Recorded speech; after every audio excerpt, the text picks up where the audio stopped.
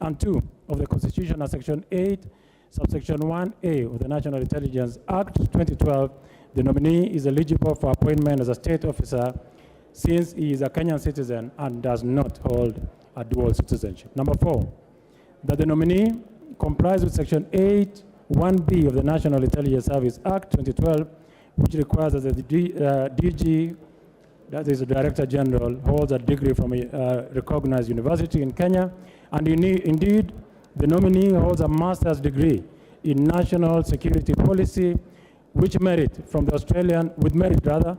Australian National University, which he acquired in 2014, a master in law, LLM, from the University of Wales, Cardiff, which he acquired in 1997, and a Bachelor of Law, LLB, from the University of Wales, which he acquired in 1996. Honorable Speaker, in terms of academic credential, Nordin Haji, you can say, is extremely knowledgeable and well-read in many fields, particularly with a bias in law. Number 5, Honorable Speaker, that the nominee has held the following positions. Number 1, Director of Public Prosecutions, which he held from March 2018 to date. Deputy Director of Counter-Organized Crime in the National Intelligence Service, which he held from June 2016 to 2017. He was the Deputy Director of Administration Internal Division of the National Intelligence Service from January 2015 to June 2016. He was the head of Somali Stabilization at the National Intelligence Service from 2010 to 2013. He was the head of countering violent extremism at the National Intelligence Service from 2009 to 2010. He was the head of legal department at the National Intelligence Service from 2005 to 2009. He was the deputy head of legal department of the National Intelligence Service 2000 to 2005. State Counsel with the Attorney General's Office from January to December of the year 2000.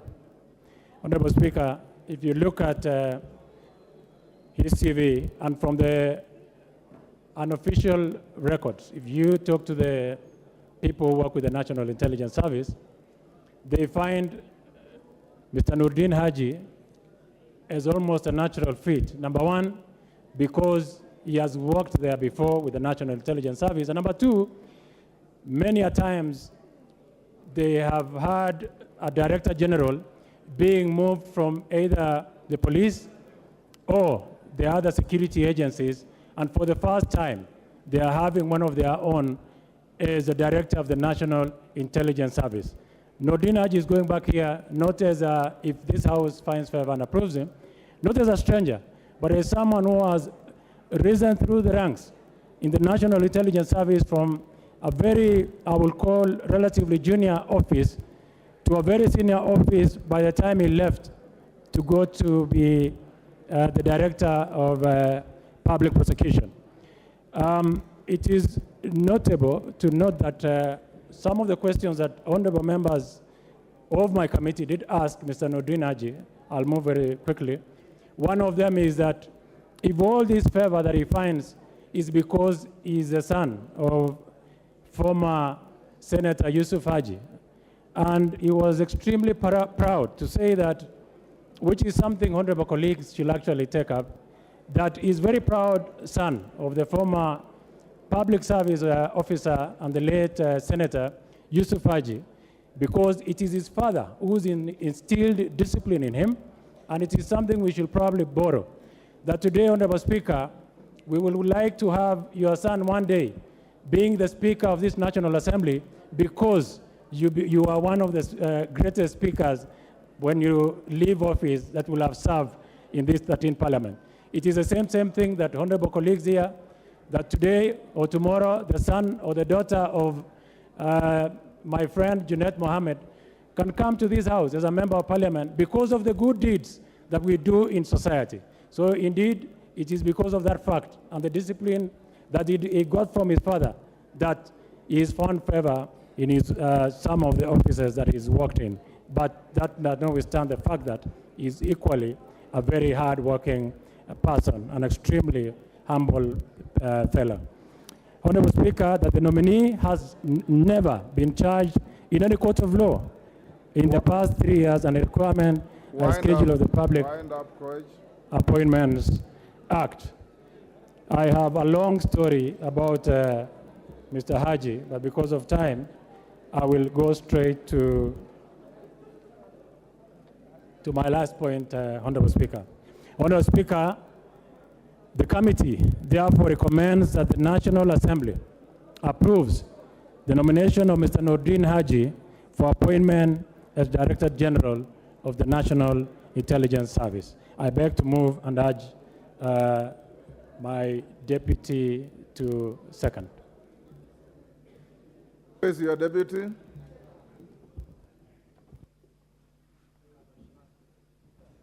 Honorable Bashir. Thank you, Honorable Speaker. Honorable Speaker, I wish to second the motion that this House approves the appointment of Mr. Nordin Mohammed Haji as the Director General of the National Intelligence Service. Honorable Speaker, as has been said by my chairman, the committee paid due regard to the procedures used to arrive at the nominee, having met all the constitutional and statutory requirements relating to the Office of the Director General of the National Intelligence Service, and suitability of the nominee for the appointment proposed, having regard to whether the nominee's abilities, experience, and qualities meet the needs of this agency. Honorable Speaker, upon conclusion of the approval hearings, we scrutinized the personal, academic, and career background of the nominee, and we are fully convinced that he fits the role of the Director General of National Intelligence Service. Indeed, we established that the nominee, Mr. Nordin Mohammed Haji, meets the requirements of Chapter 6 of the Constitution on Leadership and Integrity, having been cleared from the following statutory bodies: the Ethics and Anti-Corruption Commission, the Kenya Revenue Authority, the Director of Criminal Investigations, Office of the Registrar of Political Parties, and the Higher Education Loan Board, and all of them gave a clean bill of health. 2, the nominee complies with the Section 8(1)(b) of the National Intelligence Service Act, whereby he meets all the requirements pertaining to the appointment of the Office of the Director General. That the nominee has held the following positions, and in total has had a career spanning over 18 years in the public service, most of it having been performed at the National Intelligence Service at senior levels. Honorable Speaker, the nominee has not been charged in any court of law, and therefore this also informed us on his suitability. The nominee does not hold any office in a political party, and that also is a requirement of the schedule to the Public Appointments Parliamentary Approvals Act. Honorable Speaker, during the approval hearing, the nominee demonstrated knowledge of topical, administrative, and technical issues touching on the government, and has thus the requisite abilities, qualifications, and experience to serve the Director General of the National Intelligence Service. During the approval hearings, we received 26 memorandums. Out of this, 4 were against and 22 were in favor of the nominees. Those that were against also, we scrutinized and looked at their background, whether they could sway the government, the committee's decision. But all those memos did not stand on legal grounds, and therefore we could not consider them. Honorable Speaker, with that, and having considered the credential of the nominee, we wish to assure this House and the country at large that the right man for the job for this particular new appointment is Nordin Mohammed Haji, and he fits the bill.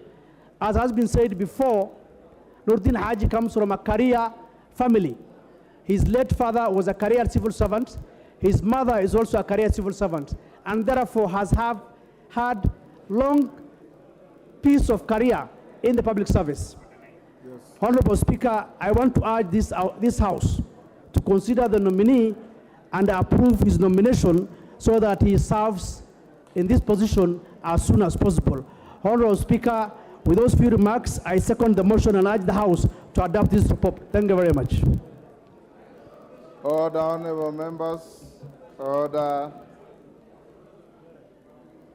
Honorable members, a question cannot be put before it is proposed.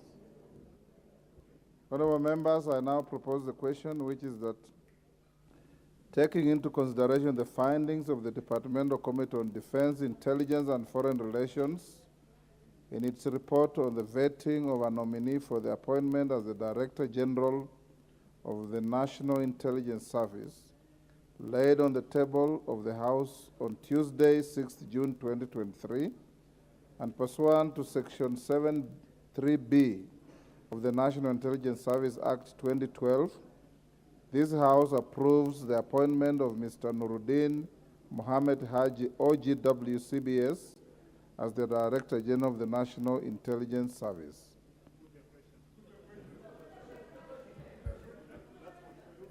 I have at least two people who have walked to me and requested to be given an opportunity.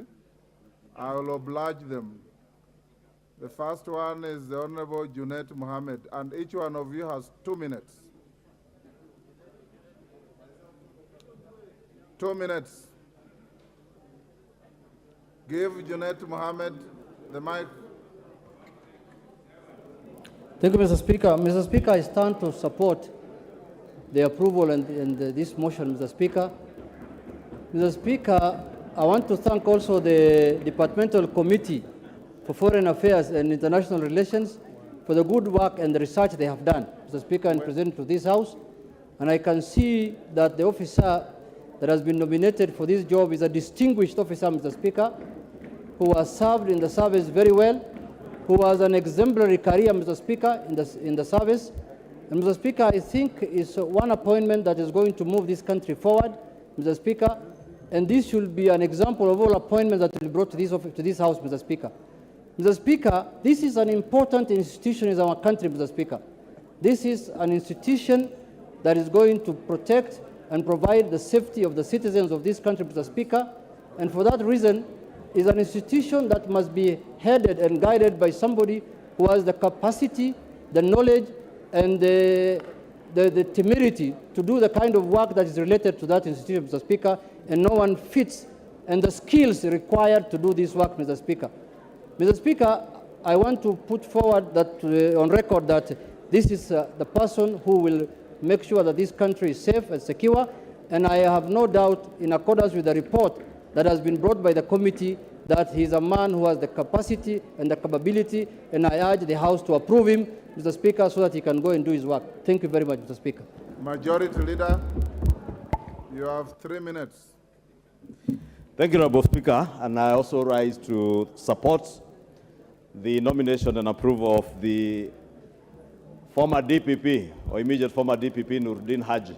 Honorable Speaker, as has been said in the report, this is a gentleman who the people of Kenya know very well, one who has served the office that he has served in as DPP with unmatched integrity, Honorable Speaker. But, Honorable Speaker, he is getting into an office that is extremely sensitive. The office of the Director General of NIS is a repository of our national security. Honorable Speaker, I am certain that the committee during vetting did engage with him in depth. And definitely knowing that matters security are not matters to delve into in depth.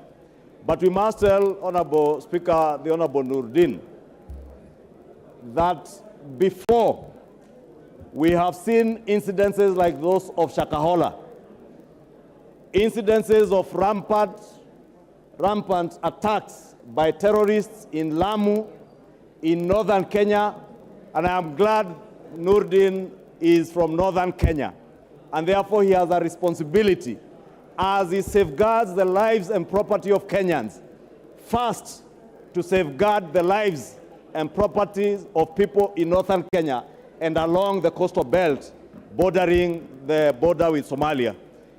Honorable Speaker, we are all in the East African region, Greater East African region, in very unsafe regions in terms of security. And therefore, the Director General of NIS will be critical in ensuring not just the safety of our country, but also guaranteeing the safety of our neighbors and ensuring that insecurity coming from our neighbors, from the war in Sudan, the war in Congo, the ongoing war in Somalia, does not in any way infringe on the safety and security of Kenyans. Honorable Speaker, I also hope and I pray, and I know that Nurdin Haji is a dedicated public servant who will never allow state capture to take over his office as Director General of NIS. That NIS will never be used like it was used before to settle political scores.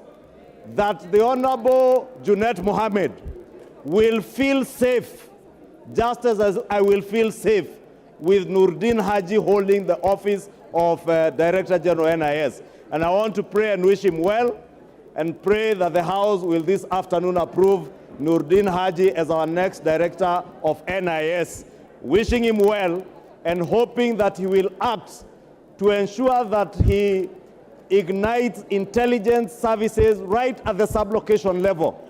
That never again will Kenyans experience the Shakahola kind of tragedy that we have experienced, where over a period of more than 10 years, Kenyans have been killed and their bodies buried in a forest in Malindi, in Shakahola. And Honorable Speaker, you must ask yourself, there are chiefs, there are intelligence officers in Malindi, in Kilifi, in Shakahola. Honorable Speaker, you remember in the last 5 years, it was said hundreds of people disappeared, and forced disappearances and extrajudicial killings. And Honorable Speaker, we have asked elsewhere, is it possible that those who are subjected to extrajudicial killings under the last regime are part of those who are buried in Shakahola? And I want to ask Nurdin Haji to ensure that he goes to the depth of the extrajudicial killings under the former regime and under DCI Kinoti, and check whether there is any correlation between Shakahola, the massacre and burying of bodies in Shakahola, and the extrajudicial killings that were perpetuated in the last 5 years, Honorable Speaker. And with those, I beg to strongly support this great son of Garissa County, a great son of Kenya, whose family also, Mr. Speaker, has served this country. His father, not just as senator, but also as an experienced administrator and security man in the past. And I do hope that the DPP Nurdin Haji will follow in the footsteps of his late father and the footsteps of other intelligence chiefs who have secured our country, and I wish him all the best. I beg to support. Honorable Zamzam, Mombasa.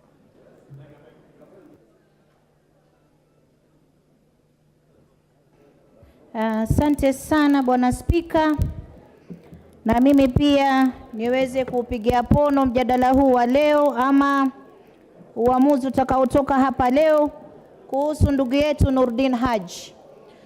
Nurdin Haji nimemjua toka nikiwa msichana mdogo, wakati walikuwa wanakaa Kakamega na babake akiwa PC. Hata babangu alipofariki, babake ndo alonilipia mimi school fees nikamaliza high school. Na Nurdin Haji toka akiwa kijana mdogo alikuwa ni mtu mtanashati, ni mtu mchapakazi. Na hata alipohudumu katika ofisi ya NIS kama naibu, alifanya kazi safi sana.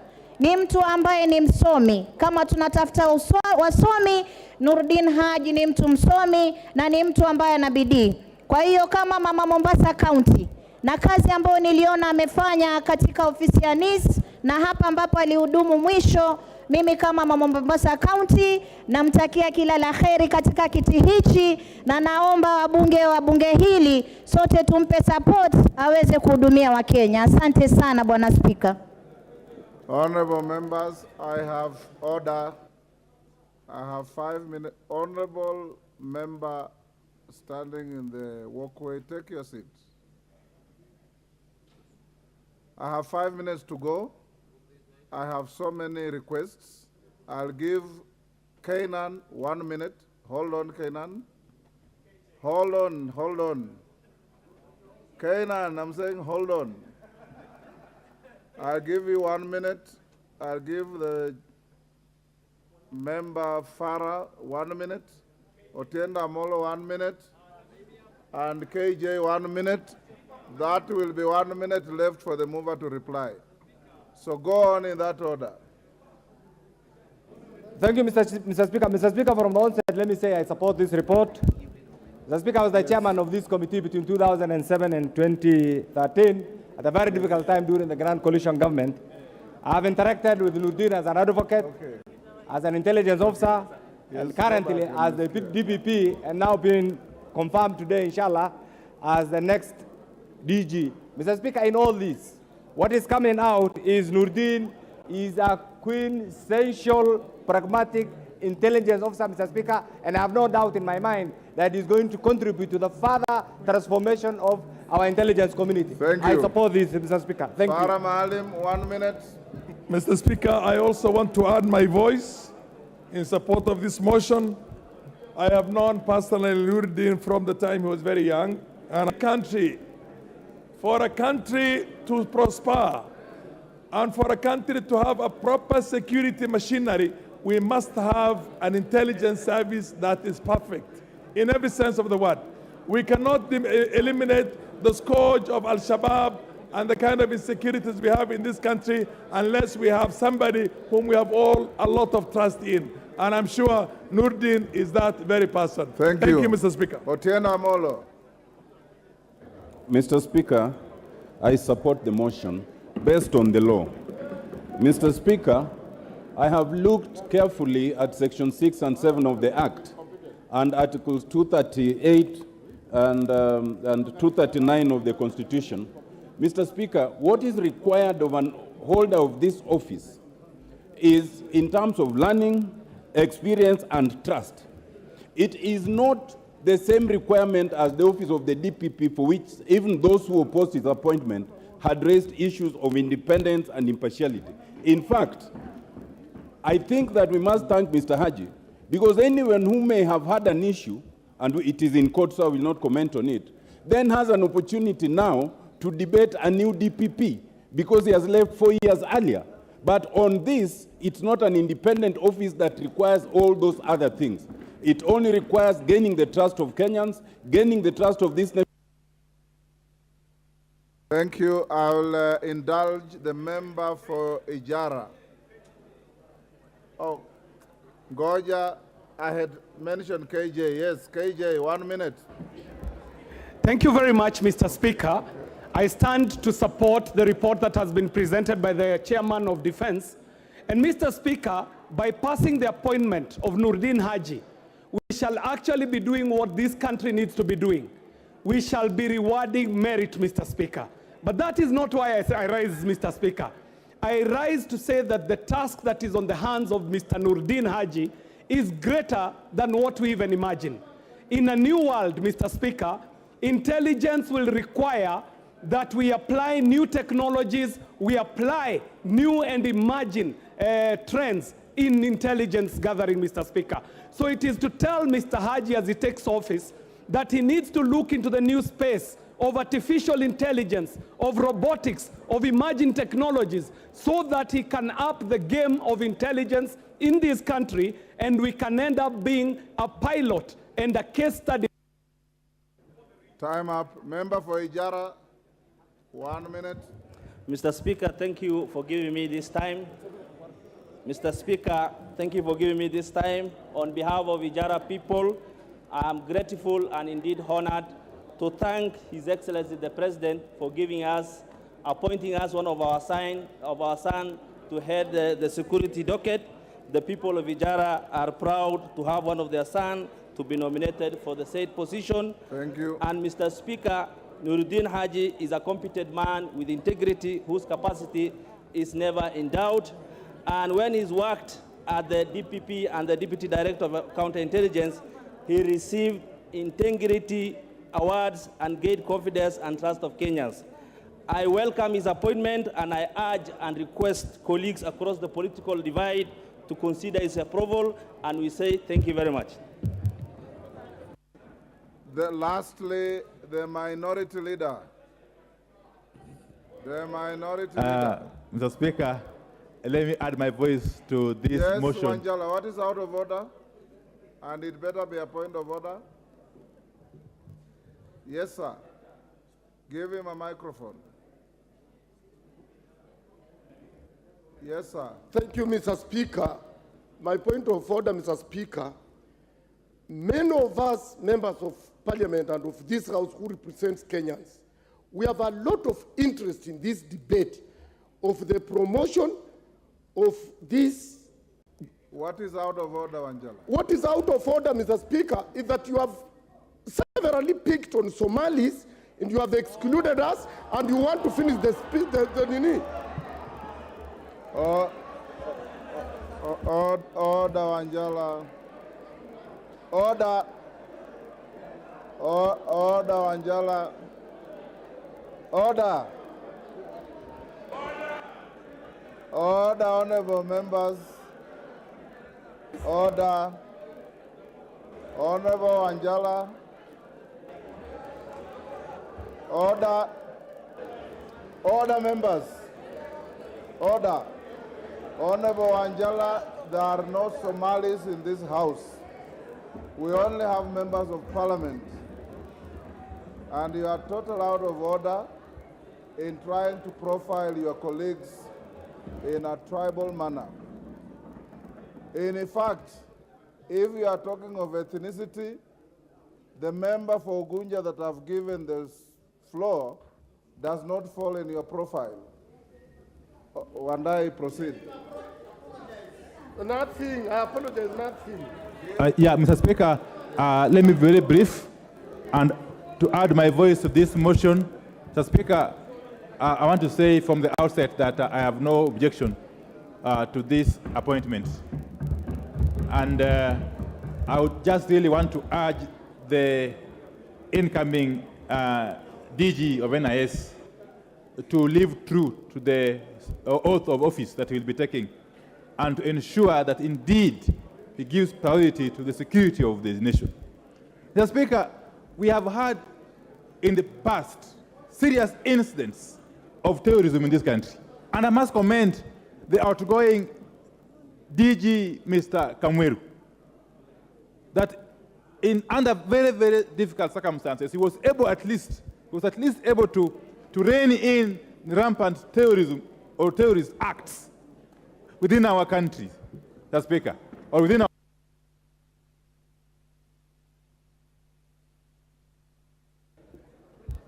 Give the leader of minority an extra minute.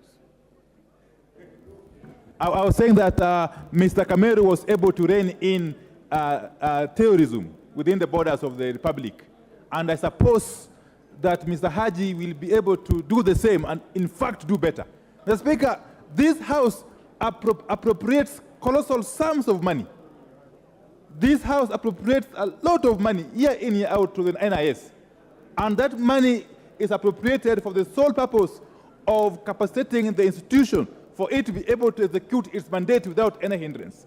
Mr. Speaker, therefore, as we conclude this debate, I suppose that this country will be safer under the new leadership of the NIS. Thank you. Thank you. Honorable members, the chair of Kewopa is protesting that too few ladies have spoken on this. I'll give to Mishimbogo 1 minute.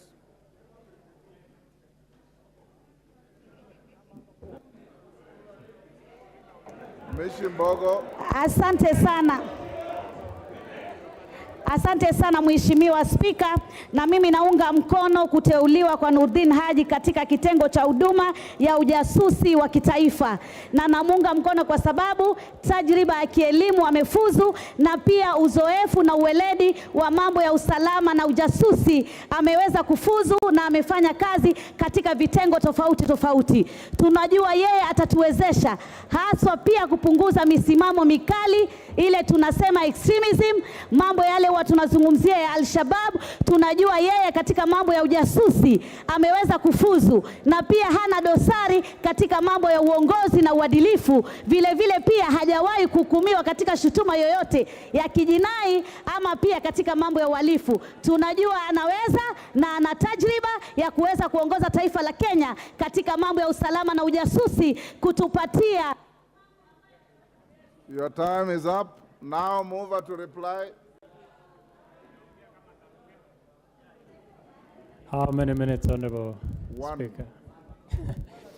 Honorable Speaker, from honorable colleagues, there is a lot of attention, and for the first time, almost 100% consensus on the person of Nordin Haji. I want to appreciate my members, honorable colleagues, for such a good job. I want to also, at the same breath, thank the former DG, the exiting one, Kameru, Major General, for a good job that he did when he took the helm of NIS. With Nordin coming in, I just want to wish him all the best, and I beg to reply.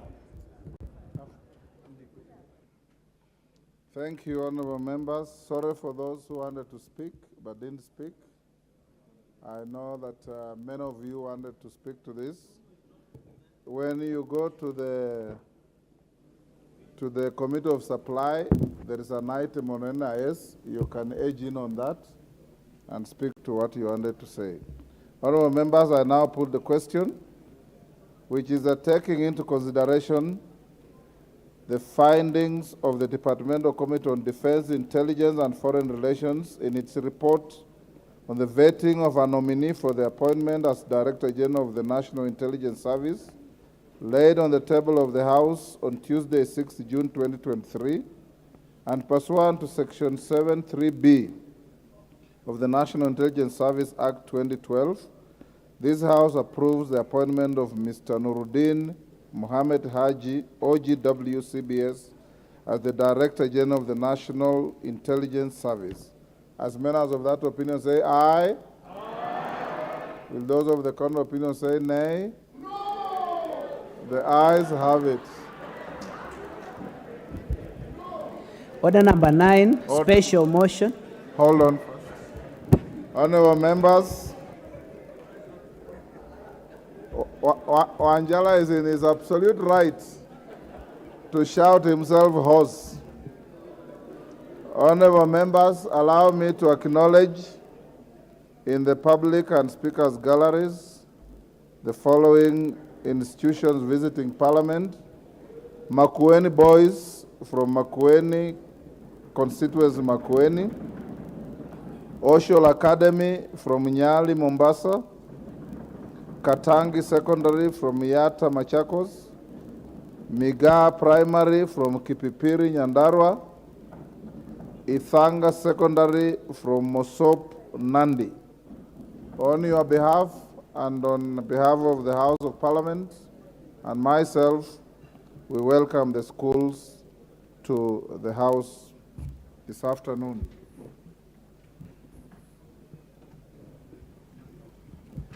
Next order. Order number 9, special motion, consideration of nominees for appointment as members of the Judicial Service Commission. Honorable members, the chairperson, Departmental Committee on Justice and Legal Affairs. This motion will also be debated for 30 minutes as directed by House Business Committee. Chairperson.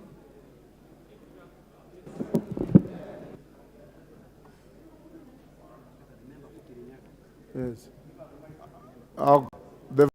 You are the vice chair? The member for Kirinyaga. Nominee. Honorable Speaker, I see you are looking for Murugara, for the vice chair. For Murugara, yes. I am the acting chair. You are the invitation of Murugara. Go on. Honorable Speaker, I beg to move the motion that taking into consideration the findings of the Departmental Committee on Justice and Legal Affairs and its report on the vetting of nominees for appointment as members of the Judicial Service Commission, laid on the table of the House on Thursday, 8th June 2023, and pursuant to the provisions of Article 171(2)(h) of the Constitution and Section 8(1) of the Public Appointments Parliamentary Approval Act 2011, This House approves the appointment of the following persons as members of the Judicial Service Commission: Ms. Caroline Zilani Kingoku Ajuoga and Honorable Isaac Ruto Kiprono Ruto, EGH. Honorable Speaker, I beg to move that this House adopts the reports of the Departmental Committee on Justice and Legal Affairs on the approval hearing of Ms. Caroline Zilani and Honorable Isaac Kiprono Ruto, nominees for appointment as members of the Judicial Service Commission.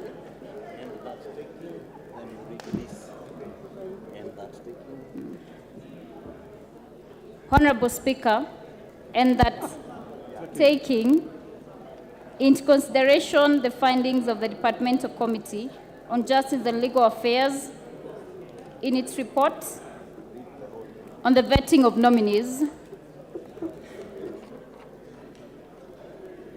for appointment as members of the Judicial Service Commission laid on the table of the House on Thursday, 8th June 2023, and pursuant to the provisions of Article 171(2)(h) of the Constitution and Section 8(1) of the Public Appointments Parliamentary Approval Act 2011, this House approves the appointment of the following persons as members of the Judicial Service Commission: Ms. Caroline Zilani and Honorable Isaac Kiprono Ruto. Honorable Speaker, the report contains proceedings of the Departmental Committee on Justice and Legal Affairs during the approval hearing of Ms. Caroline Zilani and Honorable Isaac Kiprono Ruto, as forwarded by His Excellency the President and communicated to the House by the Speaker on Wednesday, 3rd May 2023.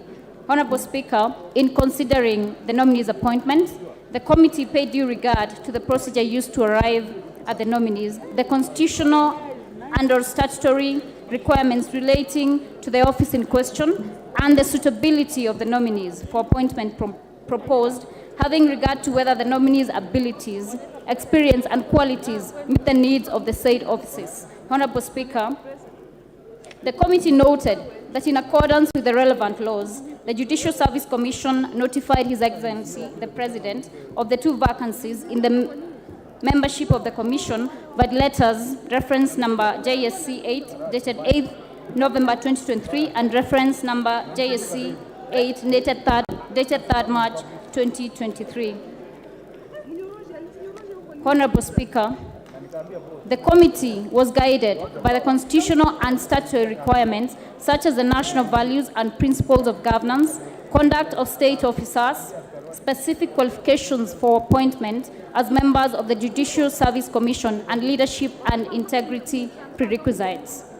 Honorable Speaker, the suitability of the nominees was assessed after scrutiny of their background, academic credentials, and professional qualifications, work, and professional experience, personal integrity, as well as their performance during the approval hearing conducted by the committee on Thursday, 25th of April, 2023, upon which the committee observed that the procedure used to arrive at the nominees was lawful and in compliance with Article 171(2)(h) of the Constitution of Kenya. The nominees met the constitutional and statutory requirements prescribed by the law. Ms. Caroline Kingoku, being a human resource management expert with a vast experience in dealing with the conditions of service, disciplinary process, and the training and development of employees, and Honorable Isaac Kiprono Ruto, EGH, having been a public servant and an active participant in public life, possesses the relevant experience for the position of members of the JSC representing the public. Mr. Speaker, the nominees also exhibited an understanding of the current issues affecting the judiciary in the dispensation of justice from the perspective of the common mwananchi. Honorable Speaker, it is for this reason that on behalf of the Departmental Committee on Justice and Legal Affairs, that I move this motion on the consideration of the nominees for appointment as members of the Judicial Service Commission. Honorable Speaker, I beg and move to request Honorable Wakili Edward Moreu of the Departmental Committee on Justice and Legal Affairs to second this motion. Thank you. Wakili Mureo, second in 3 minutes. Mr. Speaker, sir, I want to second this motion of the appointment of the proposed nominees in the Judicial Service Commission, namely Caroline Nzelani Kingoku Ajuoga and Honorable Isaac Kiprono Ruto. Mr. Speaker, sir, as a member of this committee, we took time to ensure that, number one, we remain very focused in terms of the provisions of the law, in particular on Article 171, 2H of the Constitution, and also Section 88, subsection 1 of the Public Appointments of the Parliamentary Approvals Act 2011. Mr. Speaker, sir, in view to the extremely demanding role these two members, we had to ensure that, number one, Mr. Speaker, sir, they are academically qualified. And starting with Caroline Nzelani Kingoku Ajuoga, Mr. Speaker, sir, it's good to mention that Caroline is the head of human resource in NCBA Bank, which employs over 4,000 members of staff. Mr. Speaker, sir, Judicial Service Commission is a service industry, and their strength is the quality of the members of staff in terms of motivation to ensure they are serving Kenyans the way it's supposed to be. And therefore, Mr. Speaker, sir, I would like to say, Madam Caroline Nzelani Kingoku Ajuoga will bring a lot of experience to the Judicial Service Commission in terms of managing their HRs, make sure that the staff are motivated, making sure that the issues about missing files are over, making sure that the corruption is addressed properly, and therefore we expect a well-motivated judiciary. Secondly, Mr. Speaker, sir, Isaac Kiprono Ruto comes in as a servant of the people. He's a well-known member, or he has served as member of parliament for many years. He has also served as a governor of Kericho for one term. My apologies, Mr. Speaker, sir. He has served as a governor of Obet for 5 years. He's a renowned stickler to the law. He was part of the process in terms of Constitutional Amendment 2010. And therefore, Mr. Speaker, sir, I want to second this motion and say this, that the members proposed herein are fit and proper to serve Judicial Service Commission. Thank you, Mr. Speaker, sir. Order, honorable members. Order. Order, honorable members. I now propose the question, which is that taking into consideration the findings of the Departmental Committee on Justice and Legal Affairs in its report on the vetting of nominees for appointment as members of the Judicial Service Commission laid on the table of the House on Thursday, 8 June 2023, and pursuant to provisions of Article 171(2)(h) of the Constitution and Section 8(1) of the Public Appointments Parliamentary Approval Act 2011, this House approves the appointment of the following persons as members of the Judicial Service Commission, JSC. 1. Ms. Caroline Nzelani Kingoku Ajuoga. 2. Honorable Isaac Kiprono Ruto, EGH.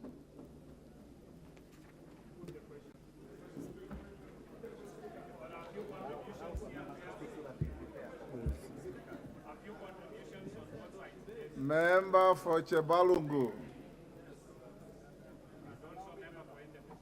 Of course. Thank you so much, Mr. Speaker. And as I stand to support this motion, I want to categorically thank the members of JLAC for a proper consideration of the two nominees. Doubt, you have 2 minutes each. Well guided, Mr. Speaker. I stand here today to support the proposal for the approval of the two nominees, and specifically, I would want to mention about Honorable Isaac Ruto, who is my immediate party leader, and for that fact, he is now resigned as the party leader, and probably members of this House beginning today, as I am the senior most politician in the party, I am going to be one of the party leaders, and I would really wish that I be recognized so by my colleague members of parliament. You remember Isaac Ruto as one of the greatest persons. In fact, in my constituency, you cannot mention a paragraph without touching the name of Isaac Ruto. He has done a lot in regards to school, in regards to education in my constituency. While he was the chairman of the Governors of Council, the first chairman in that matter, he is the only person who can be remembered as having done what was required of him. I know the independence that is required by the judiciary, and I know him as a person who is so independent in his mind. I have no doubt that he's going to give the best service. For this, Mr. Speaker, I would wish to urge my colleagues that we all stand up and support these great persons as they go to serve our nation. Thank you, Mr. Speaker. Jared Okello.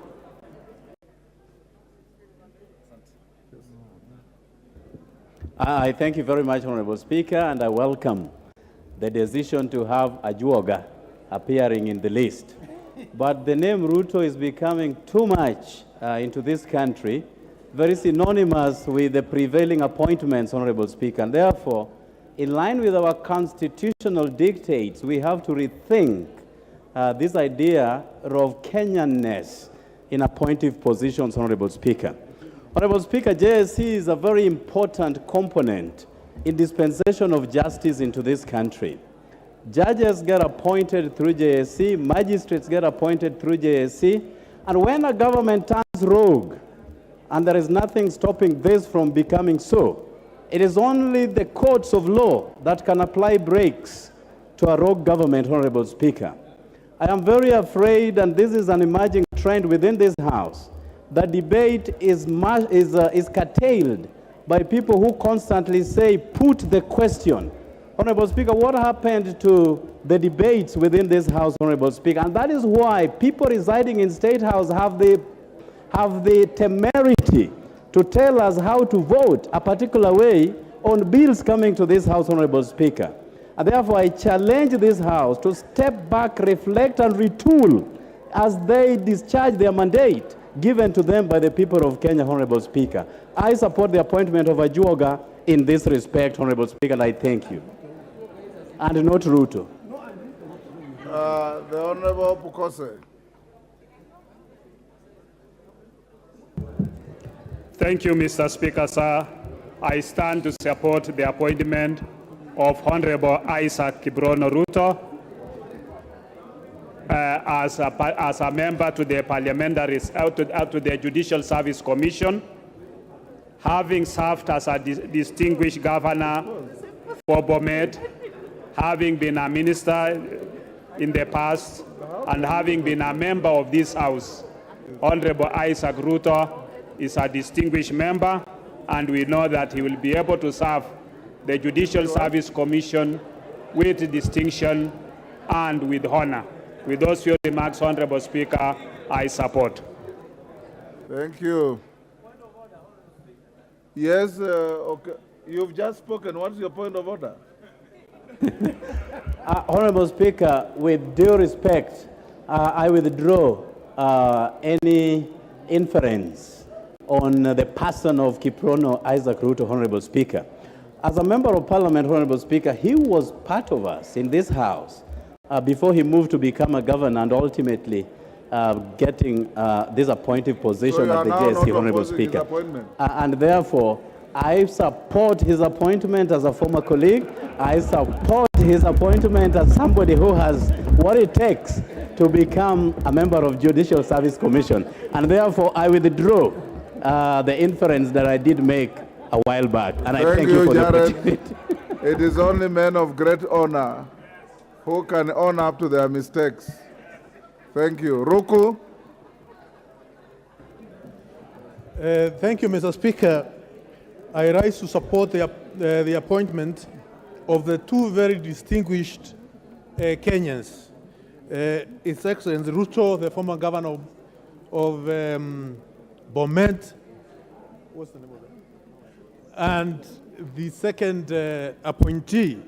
Mr. Speaker, you realize the appointment which are forwarded to this House by the President are to the point.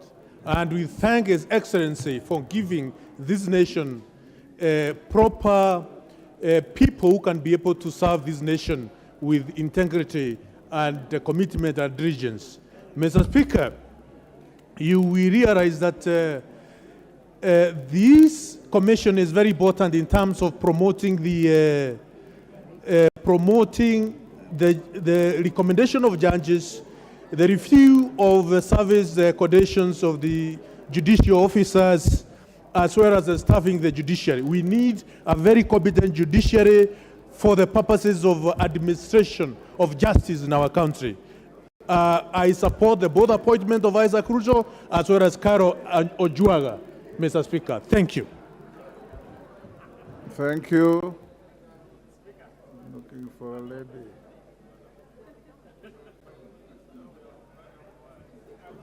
I'm looking for a lady. The Honorable... No. So that the lady from Kajiado doesn't protest. I was looking for a lady. I don't see any. I'll give the floor to David Bowen, Marakwet.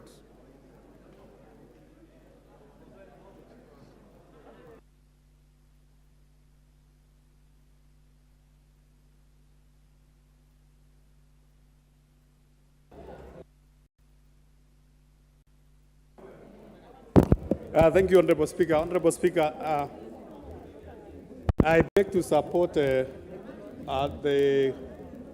two commissioners, Honorable Speaker, to the Judicial Service Commission. And Honorable Speaker, Judicial Service Commission is very important, especially to the judiciary arm of the government. The Honorable Speaker. Mr. Speaker, I want to support especially the nomination of Isaac Ruto, the former governor of Bomet. Mr. Speaker, the man I know, whom we have worked together in many fields. Mr. Speaker, the Honorable Isaac Ruto, when he was the chair of Council of Governors, the Honorable Isaac Ruto fought hard to make sure that resources and the devolution worked, Honorable Speaker, especially at a very difficult time when we were implementing our first constitution, the 2010 constitution. Mr. Speaker, I hope the Honorable Isaac Ruto will go to the Judiciary and the Judicial Service Commission with the same strength and the same courage we see when he was the chair of Council of Governors to make sure that the Judicial Service Commission and generally the Judiciary, Mr. Speaker, functions especially in dispense of justice. Mr. Speaker, with Judicial Service Commission, we would also want to see that High Court's Honorable Speaker has established all across the sub-counties in the country. Mr. Speaker, I want to support the two commissioners. Thank you. Member for Lugari. Thank you, Mr. Speaker. I raise to support the motion for appointment of the two. Mr. Speaker, I've had an opportunity to work with His Excellency Isaac Ruto. Two important things about Ruto: his independence of mind. The second point that I support Isaac for is that he's very meticulous and clear to detail. We have very few people who take time to read through documents word for word. Isaac is such a person. The Judicial Service Commission in Kenya has suffered because lack of a person who understands human resource management. I therefore support the appointment of a joker that she's going to bring into the Judicial Service Commission a competence that has been lacking. Thank you, Mr. Speaker. Honorable Toto.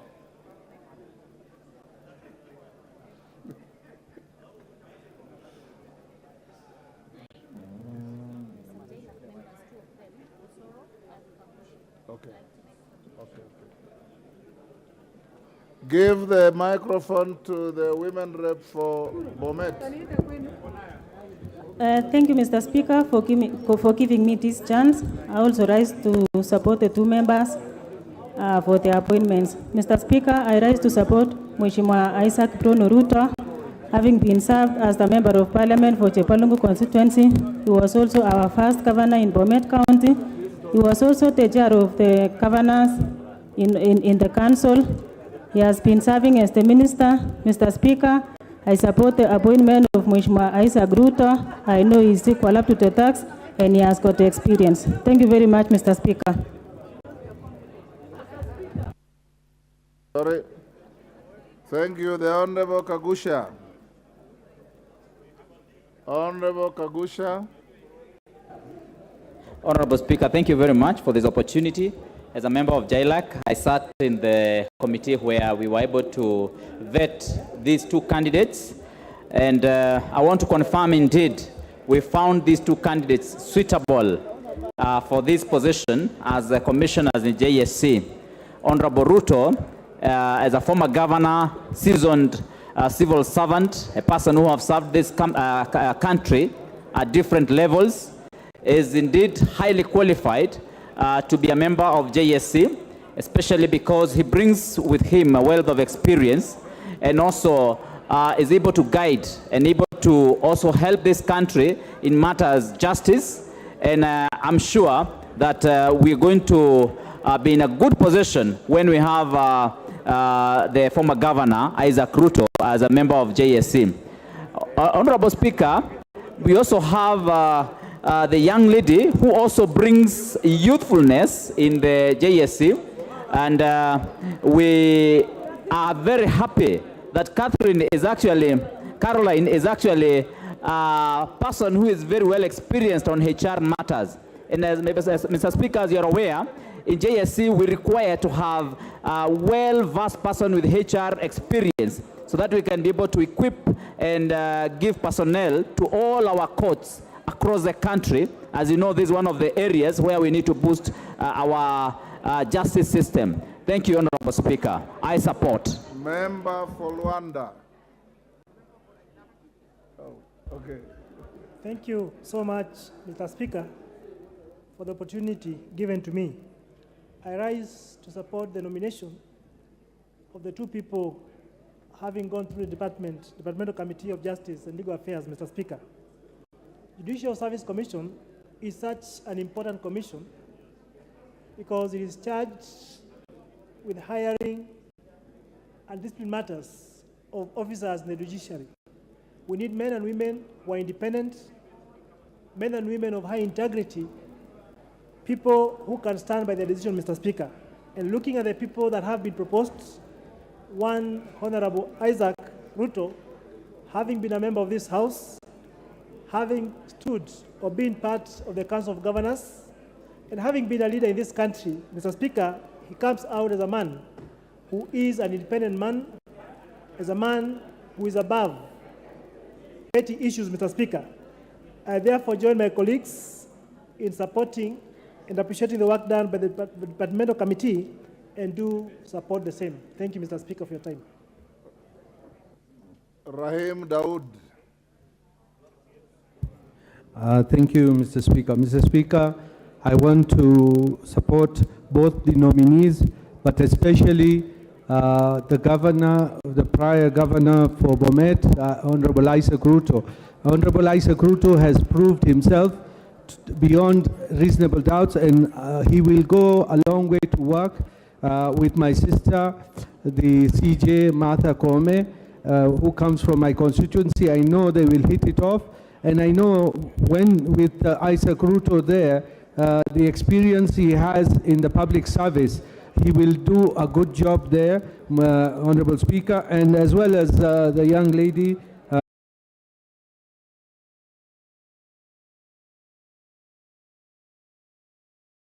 Team, Mr. Speaker, will be able to be the engine of judiciary together with the other team so that the justice are seen and to be done at the lowest level where citizens of this country will be able to get justice at their closed door. I am a believer of a man that is meticulous for the truth for Kenya, and I'm sure judiciary has the right mind and the right experience to actually inject new energy for the survival of Judicial Service Commission. I end it there and say, may we rise to support the two candidates. Thank you, Mr. Speaker. Jen Kihara.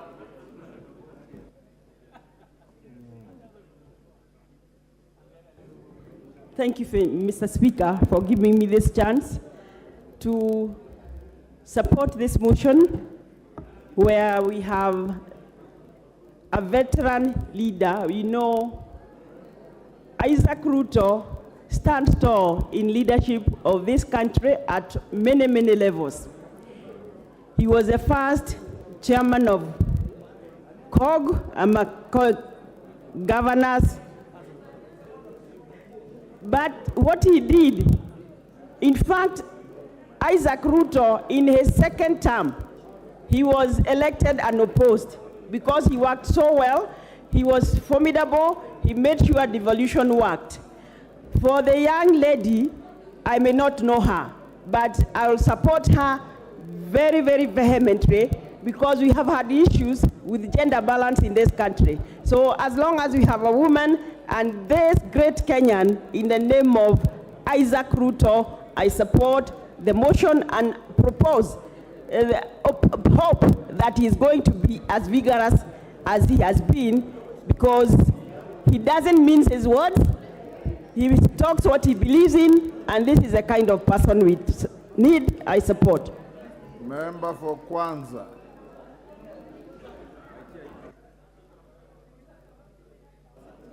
Thank you, Mr. Speaker. Mr. Speaker, I rise to support the motion, and it is said that experience is the best teacher. I have known Isaac Ruto for quite some time. Politically, he's somebody who's very, very well versed, and I remember he has come up to my constituency. I went to his constituency, and when he stood for election, he went unopposed. This is a man who will bring a lot of wealth, experience to the department, and I think this House doesn't need to actually debate on him. I don't know about the other lady, but because Ruto is somebody we know very well, Isaac Ruto, Mr. Speaker, I think we should be able to just say let him go and bring experience in Chilak. With those few remarks, I support the motion. Dr. Nyikal. Thank you, Mr. Speaker. I rise to support the two candidates. And Mr. Speaker, I must appreciate you for allowing us to discuss these two candidates. Mr. Speaker, this is the role of the House. It is a debating institution. I do appreciate that. I support the two candidates. The report that we have got from the committee indicates that they fully qualify, both of them. As for Mr. Honorable Isaac Ruto, we all know his zeal. He worked very hard as the chair of the Council of Governors when devolution started, and we hope that we believe that he will bring the same vigor in the judiciary, except that in the Council of Governors, something that he should have done that didn't do was to actually establish the Governmental Relations Technical Committee, which up to now is not working efficiently and not working in harmony with the Secretariat of the Council of Governors. I think he should look into the judiciary, and should he find similar disharmonies, clear them out so that we benefit from his zeal and his expertise. I support, Mr. Speaker. Johanna Ngeno.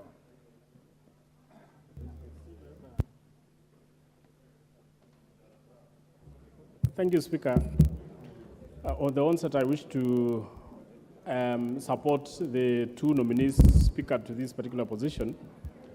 Remember, Mr. Speaker, that the judicial system in the country at times faces some problems, and I believe the two nominees will help in correcting some of the issues that we have in the judiciary. Speaker, I personally know Isaac Ruto, who is a former governor of Bomet, as a diligent man, a straightforward person, and who understands the law, since he actually participated in the constitutional making of 2010. I believe the experience that he has, even including all those times he was working as a minister and a short stint and as a member of parliament, he has the capacity to help steer the Judicial Service Commission in the right direction and help actually in guiding the judiciary in their workings. So, Mr. Speaker, I just wish to state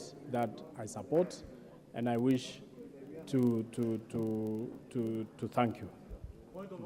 Hillary Kosgei. Yes, Roku, what is the point of order? Mr. Speaker, the Honorable John Angeno is a man who arrested police officers, 3 of them, on Saturday in Narok. Instead of him getting arrested by police officers, he arrested 3 of them. What is out of order? It's completely out of order, Mr. Speaker, to have such kind of behavior. Order, instead of him succumbing. Order, Ruku. You have no capacity to rule any member out of order. That is the preserve of the chair. Hillary, carry on. Thank you, Mr. Speaker. I join other members, Mr. Speaker, in supporting the appointment of His Excellency Isaac Ruto and Madam Caroline Nzelani, Mr. Speaker. Mr. Speaker, Isaac Ruto is a household name in this country because of the energy and commitment that he puts in whatever appointment that is given, Mr. Speaker. As the first governor of Bomet and the chair of the Council of Governors, Mr. Speaker, Isaac Ruto displayed leadership, Mr. Speaker, that is equally needed in our judiciary now. And Mr. Speaker, if there was a moment that the messes that are in the judiciary were to be corrected, they will be corrected under the leadership of Governor Isaac Ruto. Mr. Speaker, much has been said about Governor Isaac Ruto, but Mr. Speaker, Isaac Ruto is an illustrious Kipsigis son and a darling of the people of Bomet and Kericho County, Mr. Speaker, and therefore this is a very consequential appointment to our community. Mr. Speaker, I beg to support. Yes, Haika.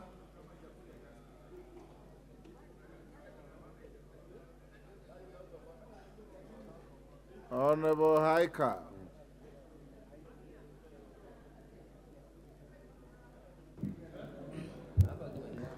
Thank you very much, Mr. Speaker, for also giving me this opportunity. And from the onset, I also want to support the report. I want to support the 2 nominees. And I also want to speak about Isaac Ruto, having known him for some time.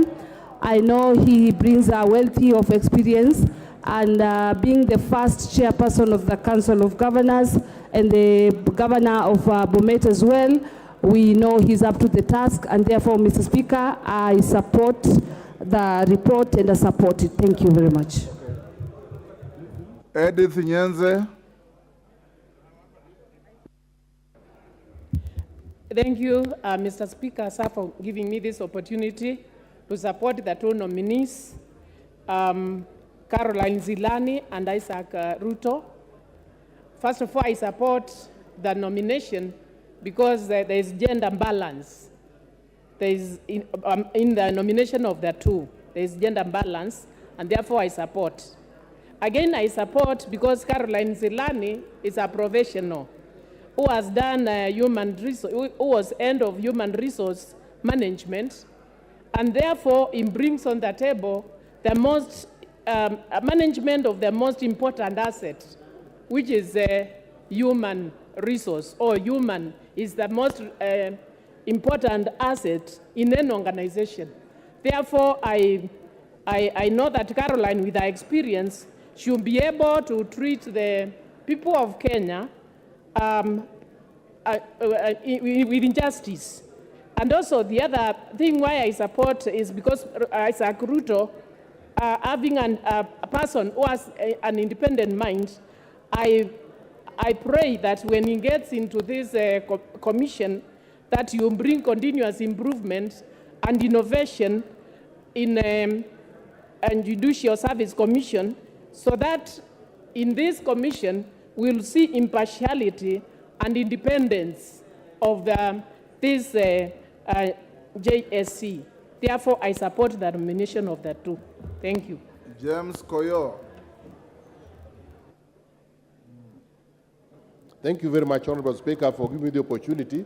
Mr. Speaker, from the onset, I want to add my voice on top of my colleagues for supporting the nomination of Honorable Isaac Ruto and Madam Ajuoga for this illustrious position that they've been considered with. I remember Honorable Ruto will come in with a lot of value, being a man who has his own legs to stand on.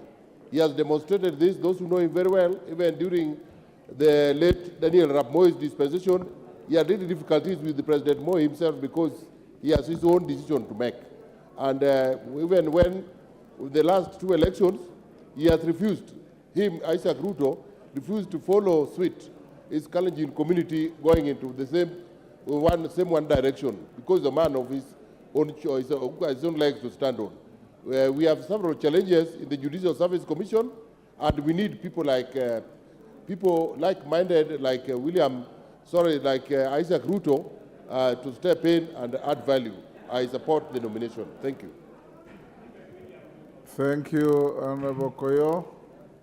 Justice Kemei.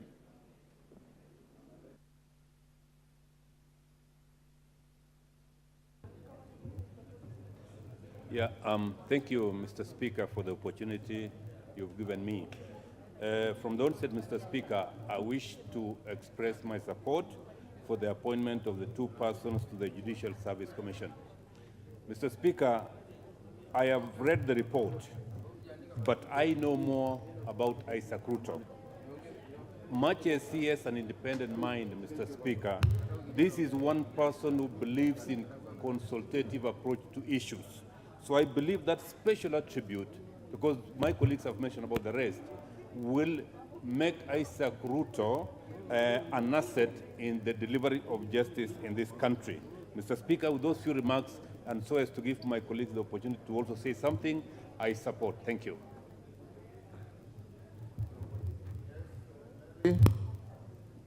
Honorable Melly. Thank you, Honorable Speaker. Honorable Speaker, I rise to support the report, and more specifically of the two candidates, Honorable Speaker, because of I've seen and read the report by the committee and found out that actually the two candidates are very suitable. More specifically, Isaac Ruto, Honorable Speaker, is a household name in this republic, more so on devolution, on the issues of human rights and fighting for the rights of the devolved units. I thank you and I support. Thank you, Honorable Speaker. Thank you. Yes, that Kirima? Oh. The member behind Rindikiri. Yes, give him the microphone. Thank you, Mr. Speaker, for giving me this opportunity so that I can add also my voice and also say that JLAC have done a commendable job by nominating the two, Honorable Isaac Ruto and Caroline. I want to say that specifically Isaac Ruto, Mr. Speaker, is a man with a lot of experience, and he comes with a wealth of experience into judiciary service, and I know that he understands the dynamics even of this country, and whatever is going to be involved, Mr. Speaker, I'm sure that he's going to perform to the standard. I know in this country, Mr. Speaker, we have a lot of work, but especially a lot of cases that have actually piled up. And I know the judiciary have been trying to make sure that they tackle those cases. And Mr. Speaker, I know that with the coming in of Mr. Ruto, or Governor Ruto is going to do a lot with his colleague. So otherwise, I stand to support and say that JLAC have done a commendable job. And support, Mr. Speaker. Thank you. Is it Elgeyo? Yes, yourself, sir. Member for Bomet. Thank you very much, Mr. Speaker. I also rise to weigh in on this very golden moment whereby I beg to support also the nomination of Isaac Ruto. Isaac Ruto, Mr. Speaker, has been a very charismatic leader, and coming from my county, he has been a very perfect leader during his reign as the governor of our county. I want to say, Honorable Isaac Ruto has demonstrated very well his leadership from the time he became the member of parliament of Jebalungu, and he repeated again coming back as a member of parliament in the same constituency until he became the governor for Bomet. Mr. Speaker, Isaac Ruto also has demonstrated during the time when he was a governor that he was the first leader of the Council of Governors, and true to his agitation of the devolution, he led the governors in making sure that all the resources are devolved to the counties. I beg to support the two leaders who have been nominated, Mr. Speaker. Thank you very much. Thank you, Honorable Yegon. Lisa Chelule. Okay.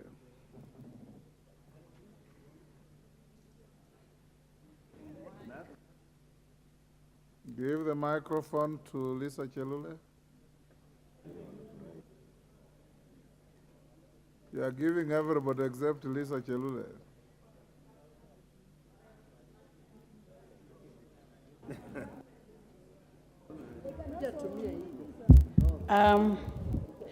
Asante sana Bwana Spika kunipatia nafasi pia kuunga mkono wenzangu ambaye wameunga hawa watendakazi wawili, Bwana Ruto na huyu msichana ambaye wako pamoja kututendea kazi katika nchi yetu ya Kenya. Nasema hivi Bwana Spika sababu sisi wote tumepata kujua mheshimiwa aliyekuwa mheshimiwa Isaac Ruto wa Bomet wakati ingine alichaguliwa kuwa mjumbe, na wakati ambaye ilifuata pia akachaguliwa kuwa governor wa Bomet. Na kazi ambaye alifanya Bwana Spika ni kazi mzuri sana. Huyu ni kiongozi ambaye tunaelewa kwamba alikasa mambo ya ukatuzi sana. Ni kiongozi ambaye alitatua shida kule Bomet. Naelewa Bwana Spika, kuna siku moja kulikuwa na communities wawili walikuwa wamekosana, upande wa Sotik, upande wa Porabu. Yeye ndiye alikuwa akiongoza maongeo katikati ya communities. Huyu ni kiongozi ambaye anaonekana hana mpaka kwa kazi yake.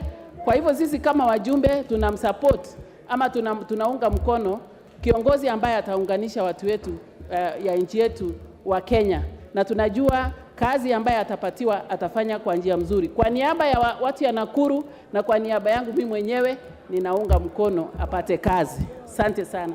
Silvano Zosoro. Thank you, Honorable Speaker. Honorable Speaker, I also rise to support this report by the committee. Honorable Speaker, I happen to sit in that particular committee, and I attended all the sittings during the vetting process of Honorable Isaac Ruto and the other nominee. And what came out, Honorable Speaker, is that despite, there is a misconception about people who are actively involved in politics. Many a times the public tends to think that when you are actively involved in matters politics, you lose your professional line. But what came out during the vetting, Honorable Speaker, is that people like Honorable Isaac Ruto are professionals in their own rights. And when given an opportunity in a professional line, they'll exercise their duties with utmost commitment, without bias, and with a lot of focus. And Isaac Ruto displayed such personality that is needed, you know, and that vigor that is needed to revamp and to grow the Judicial Service Commission. And with that, Honorable Speaker, it's important for this House to pass them, you know, and that can actually be seen from the overwhelming support that members are actually airing. And for that reason, Honorable Speaker, I support the report. Thank you. Kawanjiku. Thank you, Honorable Speaker, for giving me this opportunity to support this motion. And I like to support the JRAC committee for sitting down and coming up with this report and making sure that even the House, the character of people that they are proposing, they are people who are beyond. People like Isaac Ruto, he has been a member of this House, he has been a member of Parliament, he has been a governor of Bomet County, who has been really exhibited exceptional characters in terms of leadership, in terms of his support, and even in terms of supporting his people, Mr. Speaker.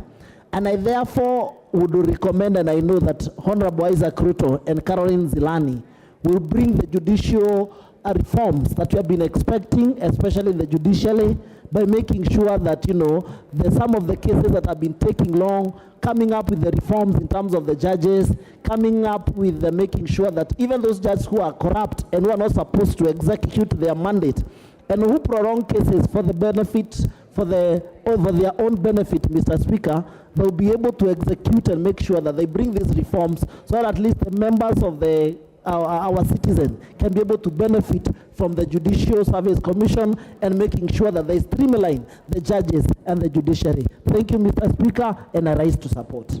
I want to bring this to an end. I'll give the member for Manyata 1 minute and your neighbor from the Honorable Sigay 1 minute. 1 minute each.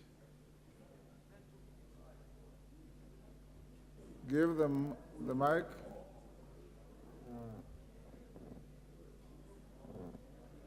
There's a light. Honorable Speaker, thank you very much for this opportunity. I rise to support the appointment of Honorable Isaac Ruto, His Excellency the former Deputy the Governor for Bomet, and Ms. Caroline Zilani in the Judiciary Service Commission. Honorable Speaker, the Judicial Service Commission requires new blood, and I feel Isaac Ruto has a lot to offer. We have seen his push when he was pushing for Pesa Mashinani, as he was calling it. And Honorable Speaker, it was something that captured the whole nation's eye, that he is a man of resolution, he is resolute, he can make decisions, something that the Judicial Service Commission requires at this time. I hope also, Honorable Speaker, he will bring in ideas of dealing with pending cases that have been affecting our judiciary system, that has backlog cases dating back to 1980s. And Honorable Speaker, we always need to put in new ideas in all these institutions that we have in this country. And Honorable Speaker, I support. Thank you. Sigay, 1 minute. Mr. Speaker, thank you very much for giving me this opportunity. I also want to add my voice on this motion. Mr. Speaker, I support these two appointments. But I know Isaac Ruto more than I know Caroline. Mr. Speaker, Isaac Ruto is a man of the people. Isaac Ruto is all-rounded. Isaac Ruto is robust, is brilliant. Whatever he has done in Bomet, people appreciate. And therefore, Mr. Speaker, I know he'll bring in a lot of support, a lot of favors to this JSC, and I'm very sure he will be able to support us. Mr. Speaker, Isaac Ruto is a nationalist, and I'm very sure he's going to assist the JSC to have a different image. and to support the local person down there. Mr. Speaker, I beg to support. Basil. Is that Basil or Olwoj? Is it Olwoj? Yes, there's a light behind you. I can't see you properly. Sorry. Okay, sorry. 1 minute, Wakili. Thank you, Honorable Speakers. I support the appointment of Isaac Ruto. I'd like to remind him and his other appointees the reason why in the Constitution we put independent commissions and constitutional office holders.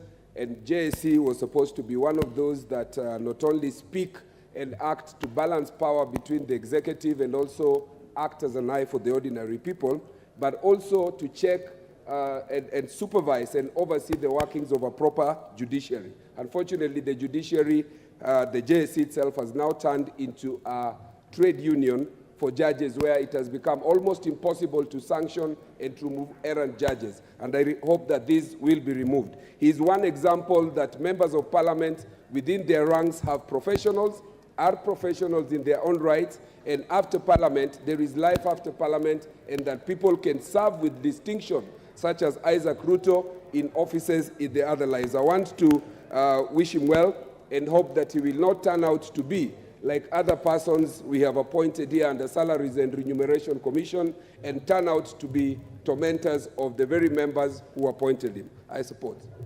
Mishimbogo, then Mover, get ready to reply. Asante Mheshimiwa Spika, naunga mkono uteuzi wa Caroline na Isaac Kiprono Ruto katika huduma za mahakama tume hii, na niweze kusema uteuzi huu umeweza kuangalia jinsia, hivyo basi sisi kama kina mama pia tumeweza kushukuru sana. Na niweze kusema Mheshimiwa Isaac Ruto nilimjua alipokuwa mbunge na pia alipokuwa gavana, na utendaji kazi wake umeonesha ni utendaji kazi ambao hauna ubaguzi, utendaji kazi ambao uko na shabaha, na amekuwa kiongozi ambaye haogopi na ni kiongozi ambaye uzungumza haswa hisia za ukweli na hisia zilioko katika moyo wake. Na pia naweza kusema ya kwamba dada yetu Caroline pia ameweza kufuzu vizuri katika tajriba ya kielimu, na pia hana dosari yoyote katika mambo ya uongozi na uadilifu. Kwa hivyo watu hawa wawili wakiwa katika tume hii ambayo ni muhimu sana iweze kuangalia mambo ya mahakama yaweze kupelekwa kwa njia ya kuweza kumsaidia Mkenya haswa katika mambo ya kisheria na haswa mambo ya hukumu, kwa sababu tumeona kuna dhulma nyingi sana ambazo zimekuwa zikifanyika. Watu wengine wanahukumiwa pasi na makosa, na wengine pia walio na makosa pia wanaweza kutumia njia ambazo si sawa ili kuepuka kuweza kuhukumiwa. Kwa hivyo mimi, Bwana Spika, Mheshimiwa, naamini ya kwamba wateuzi hawa wawili haswa Isaac Kiprono Ruto, kwa Kiingereza watu wanasema ni no nonsense man, ni kiongozi ambaye akilenga amelenga na akisema amesema, na haogopi wala hatishwi wala hatingishiki. Kwa hivyo tunajua tume hii ya mambo ya huduma za mahakama itaweza kuongozwa kwa njia ya kufuata mujibu wa sheria za katiba yetu ya Kenya. Hivyo basi Mkenya anaweza kupata haki yake bila kudhulumiwa. Naunga mkono Mheshimiwa Spika. Mover.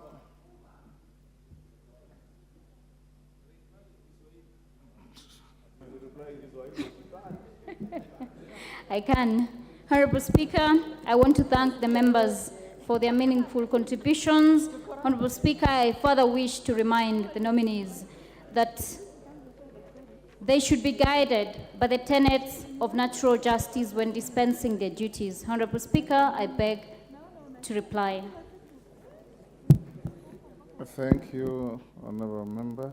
Honorable Members, I now put the question, which is taking into consideration the findings of the Departmental Committee on Justice and Legal Affairs in its report on the vetting of nominees for appointment as members of the Judicial Service Commission laid on the table of the House on Thursday, 8th June 2023, and pursuant to the provisions of Article 171 2H of the Constitution and Section 881 of the Public Appointments Parliamentary Approvals Act 2011, this House approves the appointment of the following persons as members of the Judicial Service Commission, JSC: Ms. Caroline Nzilani Kingoku Ajuoga and the Honorable Isaac Kiprono Ruto, EGH.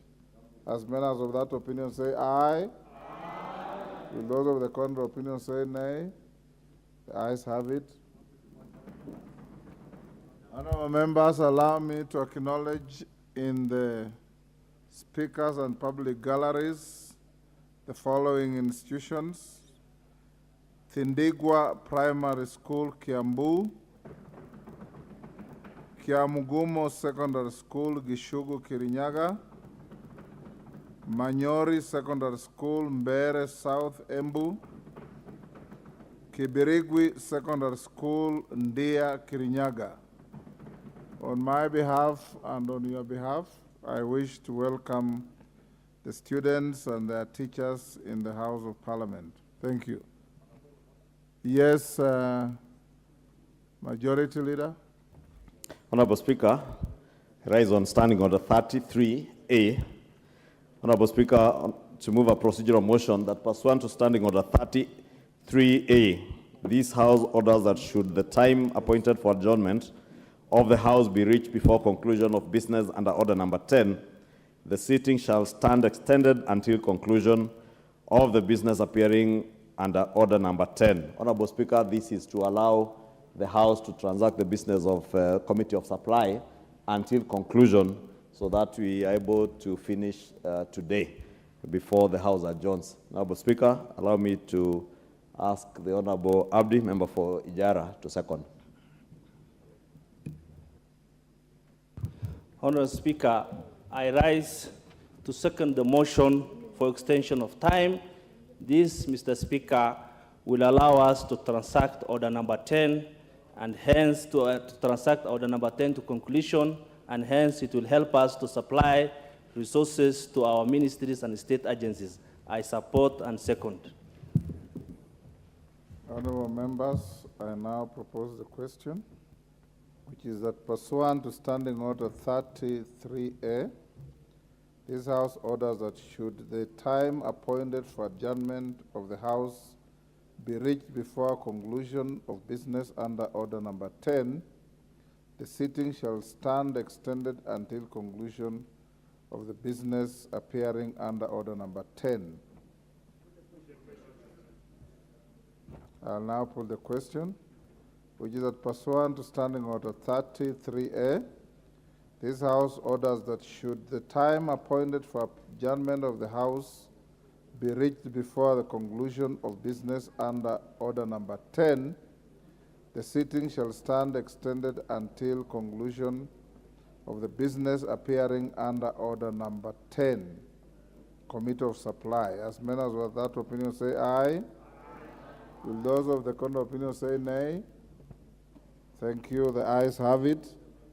Honorable members, the upshot of that is that ordinarily you would stop and adjourn the House at 7, sorry. Should we get to 7 p.m. and there is still interest in prosecuting business under Order Number 10, we may be constrained to move on up to 10 o'clock. Next order. Order Number 10, Committee of Supply.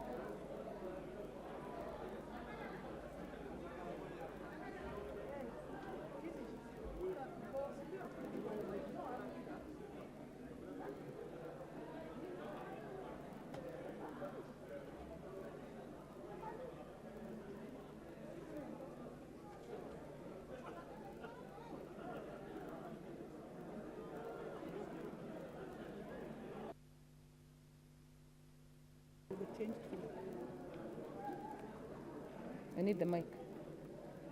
It's okay. Okay. Order, members. Order. Order, members. We are now in the Committee of Supply to consider the estimates of recurrent and development expenditure for the year ending 30th June 2024. That is order number 10.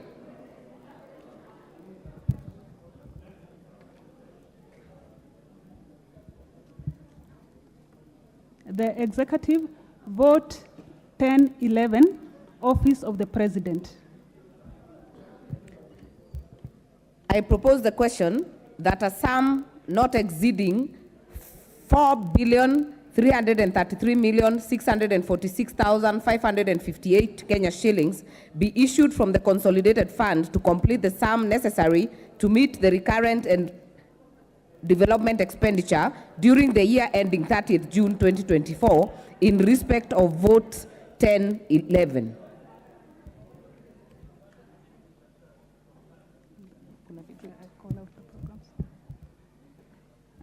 Programs under the vote: Government Printing Services, General Administration, Planning and Support Services, Government Advisory Services, and State House Affairs. I propose the question that the programs under vote 1011 as read out and sums allocated in the schedule be approved.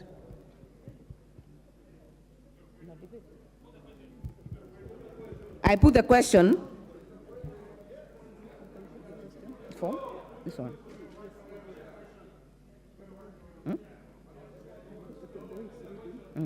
I put the question that the programs under the vote 1011 as read out and sums allocated in the schedule be approved. As many as are of that opinion say aye. As many as are of a contrary opinion say nay. The ayes have it. Don't allow, let's finish and then we come to. So which one? I now put the question that a sum not exceeding 4,333,646,558 Kenya shillings be issued from the consolidated fund to complete the sum necessary to meet the recurrent and development expenditure during the year ending 30th June 2024 in respect of vote 1011. Office of the President. As many as are of that opinion say aye. As many as are of a contrary opinion say nay. The ayes have it.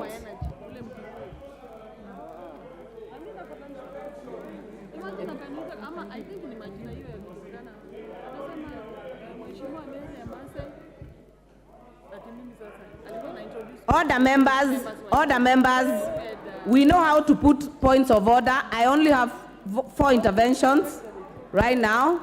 Honorable Didmas Barasa. Speaker, Madam Chair, we have always contributed to this Committee on Supply by pressing intervention. So by pressing intervention, it doesn't mean it's a point of order, or just want to contribute either to support or... Noted, Honorable Member. And I see that we have very many people on the normal requests. So I would ask that if you want to contribute on a specific vote, you put intervention during that vote so that we are able to tell what you want to contribute on.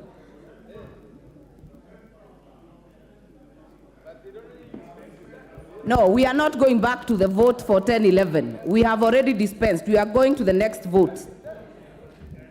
Vote 1012, Office of the Deputy President.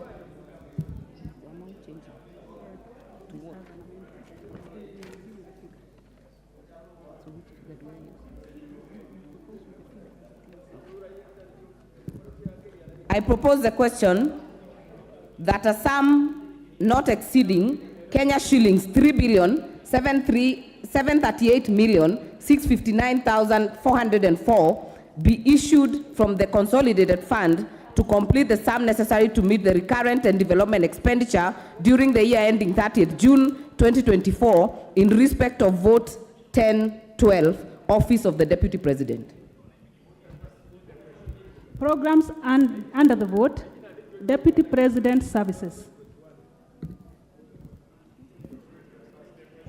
I propose the question that the program under vote 1012 as read out and sums allocated in the schedule be approved. Put the question. Chair Budget Committee. Thank you very much, Madam Speaker, Madam Chair. I beg to move that the program be amended as follows: that the schedule on the consideration of the estimates of revenue and expenditure report of financial year 23-24 and medium term be amended in vote 1012 under program 173-4000 Deputy President Services by deleting the figure Kenya shillings 3,488,259,404 shillings in column 7, that is gross current estimates, and substituting therefore the figure Kenya shillings 3,288,259,404. Madam Chair, the essence of this is that there was 200 million Kenya shillings under the office of the Deputy President, which, Madam Speaker, we are only moving to the right department because it was for the Nairobi Rivers Commission. We are now moving it to devolution, Madam Speaker. That is the essence. And it's just about tidying up the entire estimates.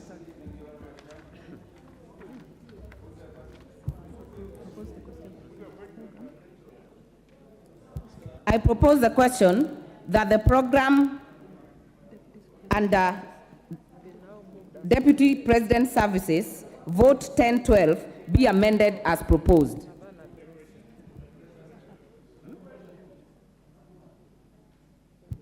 I put the question that the program Office of the Deputy President Services, vote 1012, under vote 1012 be amended as proposed.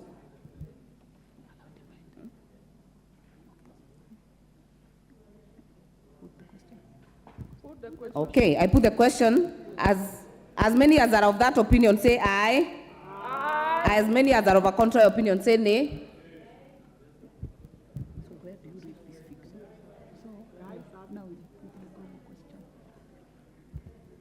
I now put the question that the program under the vote 1012 as amended and sums allocated be approved.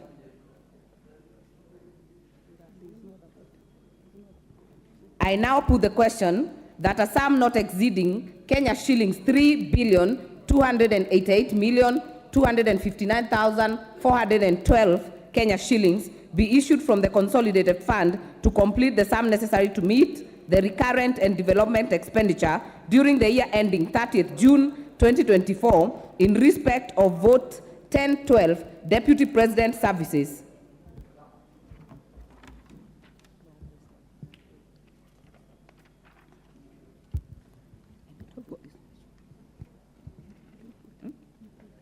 I put the question. As many as are of that opinion say aye. Aye. As many as are of a contrary opinion say nay. The ayes have it.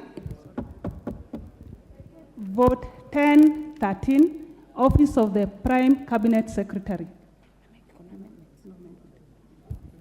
Okay. I propose the question that a sum not exceeding 1,195,570,001 Kenya shillings be issued from the consolidated fund to complete the sum necessary to meet the recurrent and development expenditure during the year ending 30th June 2024 in respect of vote 1013, Office of the Prime Cabinet Secretary.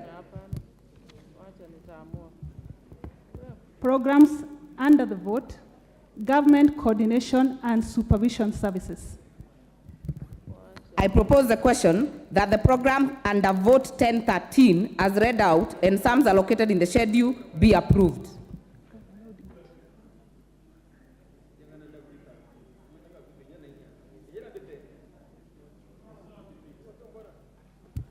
I put the question that the programs under vote 1013 as read out and sums allocated in the schedule be approved.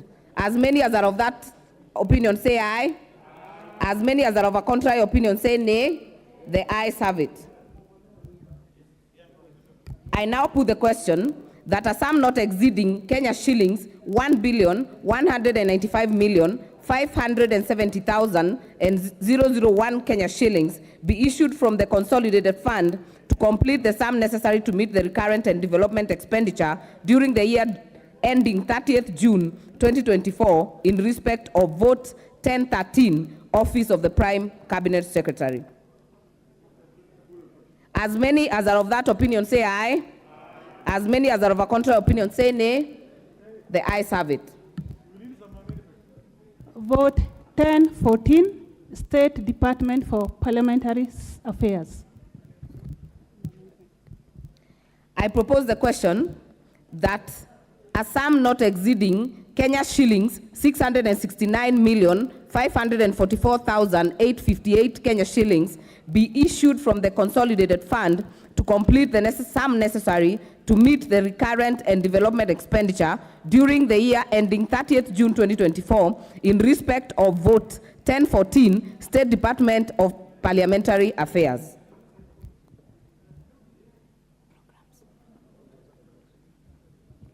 Programs under the vote: Parliamentary Liaison and Legislative Affairs, Policy Coordination and Strategy, and General Administration, Planning and Support Services. I propose the question that the program under vote 1014, State Department for Parliamentary Affairs, as read out and sums allocated in the schedule, be approved.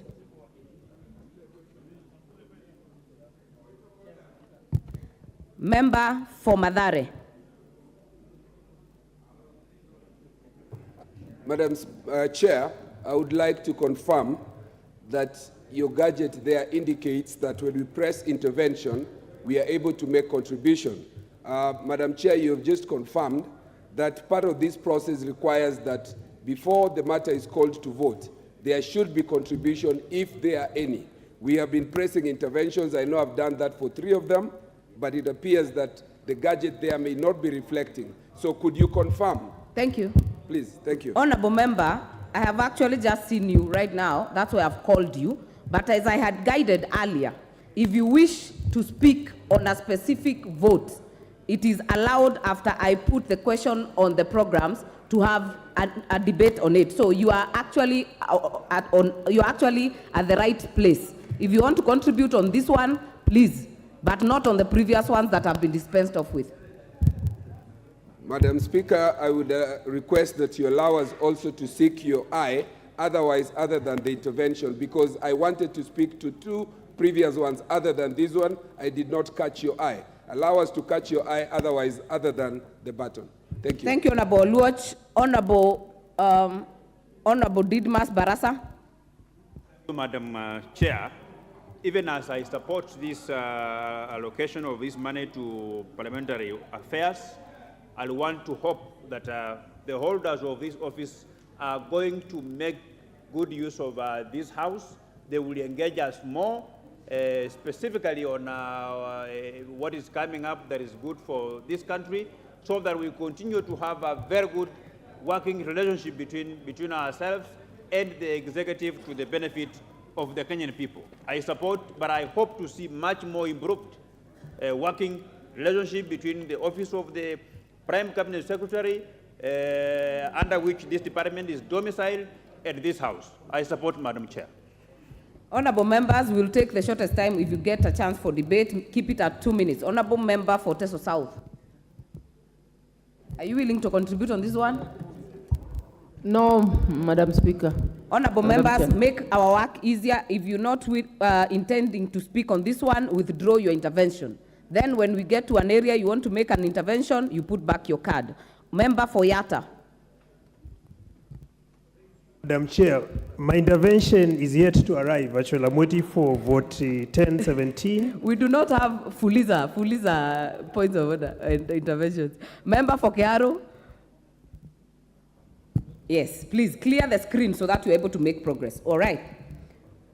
I put the question that the program under vote 1014, as read out and sums allocated in the schedule, be approved. As many as are of that opinion say aye. As many as are of a contrary opinion say nay. The ayes have it. I now put the question that a sum not exceeding Kenya shilling 669,544,858 be issued from the consolidated fund to complete the sum necessary to meet the recurrent and development expenditure during the year ending 30th June 2024 in respect of Vote 1014, State Department for Parliamentary Affairs. As many as are of that opinion say aye. As many as are of a contrary opinion say nay. The ayes have it. Vote 1015, State Department for Performance and Delivery Management. I propose the question that a sum not exceeding Kenya shillings 478,625,141 be issued from the consolidated fund to complete the sum necessary to meet the recurrent and development expenditure during the year ending 30th June 2024 in respect of Vote 1015, State Department for Performance and Delivery Management. Programs under the vote: Public Service Performance Management and Delivery Services, Government Advisory Services, and General Administration, Planning and Support Services. I propose the question that the programs under Vote 1015, State Department for Performance and Delivery Management, and as read out and sums allocated in the schedule, be approved. Honorable Member for Sigowet Soin, Honorable Justice Kemei, we keep it at 2 minutes. Yeah, Madam Chair, I'll be very brief. And thank you for the opportunity you've given me. Madam Chair, I want to support, and as I do that, Madam Chair, I want us to realize that public service in this country, we must take the scale of service up to be comparable with those of the private sector and increase productivity. Thank you, Madam Chair. Thank you. Member for Saku. Thank you, Honorable Chair. This particular department is about the working of government and looking at the use of public resources in the most effective and efficient manner. This particular department is underfunded, but the funds or the resources that are allocated must be used properly so that government projects are seen and are completed in time. Thank you, Chair. Thank you. Member for Seme. Thank you, Chair. I'm also of the opinion that actually this State Department is underfunded. This is the most critical department for performance. And in fact, performance contracting that in the past enabled superb delivery under the coalition government, it was because of the performance of this department. Therefore, the little money they have, I think they should put in place structures of monitoring and measuring performance so that each department is actually measured. What is measured will get done. I think that is what this department should do. But we should intend to finance it better than this. Thank you. Thank you, members. I have given a few. I know the main debate took place yesterday. We'll give the final one on this one. Member for Mombasa. If not there, member for Narok West. Mheshimiwa Spika, nilikuwa nataka kuuliza juu ya hii ya ofisi ya rais na State House. Naona kama ni kitu moja. Na hiyo ishapitwa mheshimiwa, tutaenda kwa mheshimiwa wa Narok West tafadhali. Thank you, Madam Chair. I want also to add my voice to the members who supported this vote. And as been said by my vice, we all note that it is underfunded. This is a very critical state department of the government, because this is where all the state corporations lies under. And the turnaround of the economy of the country lies largely on the effectiveness of this state department. So we support it. I support it. Thank you, honorable members.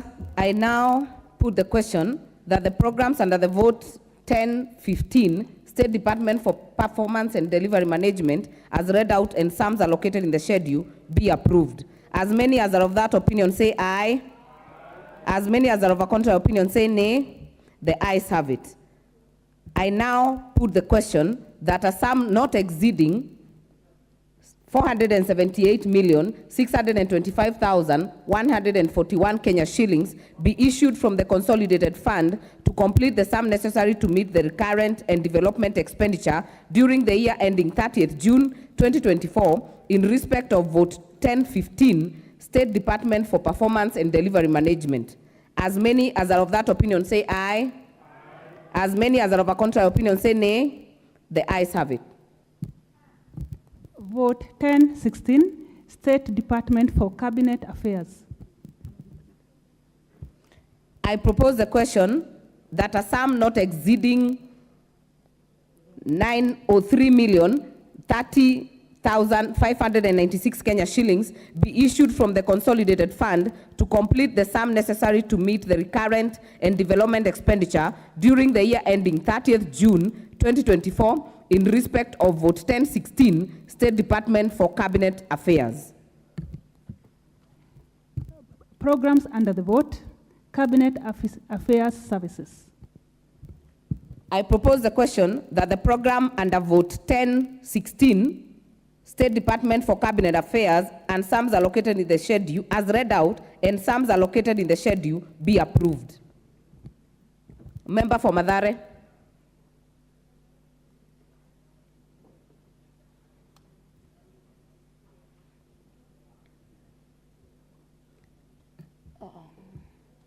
Microphone, please. Okay. Member for Kwanza. I think now that we have approved this, I think it's quite good, and we look forward to the cabinet now to include the cabinet, the CS, which I think has been waiting for this, and that's assistant ministers, so to say, so I can be able to work effectively for this country. So I support. Thank you, Member for Kwanza. Member for Kimilili. Chair, thank you. I wish to support and commend the committee for scaling down. If you look at the previous allocations, were very huge, going to billions, and we were aware that there were very few cabinet meetings that were being conducted. So I want to commend the committee for scaling down this amount of money, and at least at this time around, we see cabinet meeting quite often. I support Madam Chair. Asante, mbunge wa Mombasa.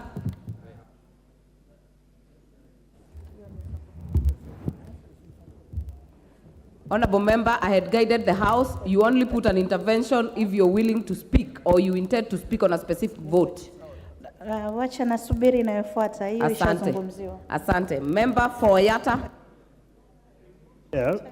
When I look at the cabinet affairs, the role performed by the Prime Minister tends to tie very well with the role of within the cabinet affairs. So I don't think we need to have that sum there separately. Either we merge with the money under the office of the Prime Minister or the Prime Cabinet Secretary. Otherwise, there is some element of duplication when you look at the two. Thank you. I now put the question that the program under vote 1016, State Department for Cabinet Affairs, as read out and sums allocated in the schedule, be approved. As many as are of that opinion say aye. As many as are of a contrary opinion say nay. The ayes have it. I now put the question that a sum not exceeding Kenya shillings 903,030,596 be issued from the consolidated fund to complete the sum necessary to meet the recurrent and development expenditure during the year ending 30th June 2024 in respect of vote 1016, State Department for Cabinet Affairs. As many as are of that opinion say aye. As many as are of a contrary opinion say nay. The ayes have it. Vote 1017, State House.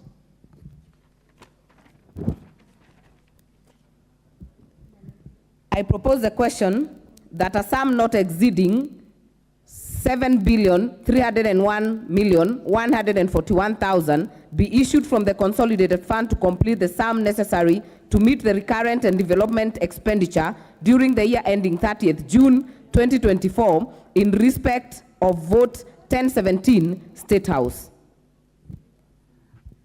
Program under the vote, State House Affairs. I propose the question that the program under vote 1017 State House, as read out and sums allocated in the schedule, be approved. Member for Kilifi North. No, I'm okay, Chair. I heard the honorable members. I already guided, will allow a few members to speak. Member for Embakasi West. Thank you, Honorable Chair. Honorable Chair, it has come to my attention that State House, as you can see, has been allocated 7.3 billion, and we've already had the Office of the President at 4.3, and we've noted that there's the amount that has been allocated to the youth is only 3 billion. The money that has been allocated to education development for teachers is about, I think, 1.6 billion. So, Honorable Chair, the main issue that we have here is how can we explain to us, and I'm hoping you'll give the Chair of the Budget the chance to respond, that we seem to have the same office, the Office of the President and State House. I don't see the Office of the Deputy President and the residence of the Deputy President here. So how do you explain? Isn't this a double allocation? And Honorable Chair might not be familiar with how to propose an amendment, but I'd like to propose that we swap around the figures, that we give this figure to the youth, and the one at the youth, we bring it. Honorable members, please note that the debate happened before this sitting for Committee of Supply, but I'll give a few more members. Member for Bumula. Chair, I honestly don't understand why we should have 7.3 billion under State House and under Office of the President have 4.3, bearing in mind that specific departments in that under the Office of the President are funded differently. This is wastage, or someone is trying to be mischievous here. And I would call upon the Honorable Nyoro to just explain to us how does it happen? Because it would make sense if he would then not give money to specific state departments and they would draw from the Office of the President. There are so many problems in this country now. Your teachers are crying, you want to tax them more. Civil servants are crying, you want to take their money. And at the same time, you want to go and tax mamambogas. Where are we headed with these double allocations in one office? Every member, maximum 2 minutes. Member for Endebess.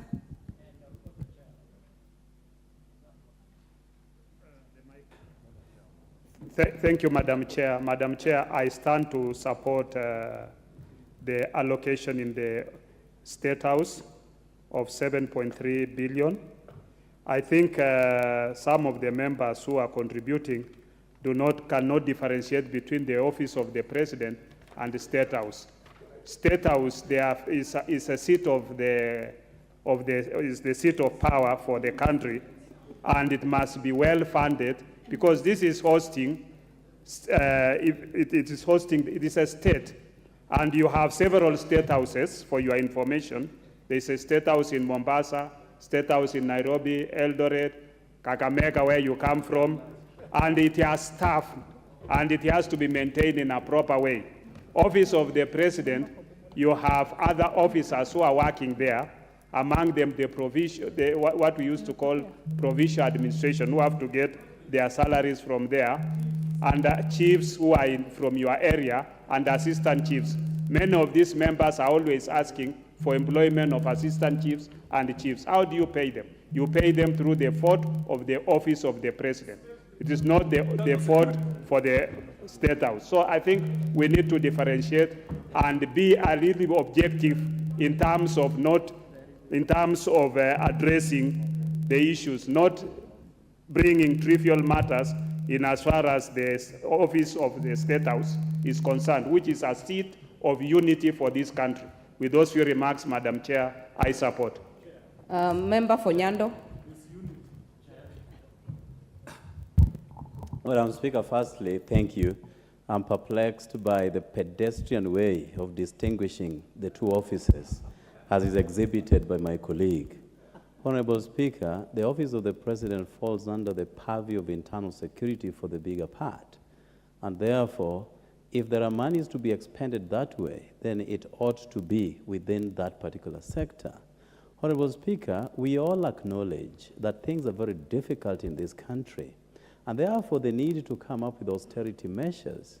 But if the office of the President and State House by extension is taking more than double the allocation for last year, yet vehicles were left there new, employees have not been increased, why is this? Is this money that will be meant to buy loyalty from the opposition? And because that is exactly what has been happening lately.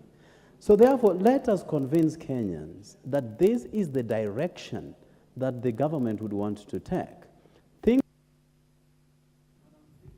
Your time is up. Member for Kiharu. Thank you very much, Madam Chair, and thank you, members, for those contributions. Number one, we have enhanced the budget for State House because, Madam Speaker, we have to cover for a multitude of pending bills from the previous administration that was paid towards, Madam Speaker, the head of the last administration. And you know, in terms of our PFM Act, Madam Speaker, pending bills forms the first charge. And therefore, Madam Speaker, as a responsible committee, we had to respond to that. I will respond to the issue about money that was mentioned by Honorable Mwenje when we get to the education sector, because education sector is actually taking up a third of our budget, precisely 630 billion. Thank you very much, Madam Chair. Member for Madeira.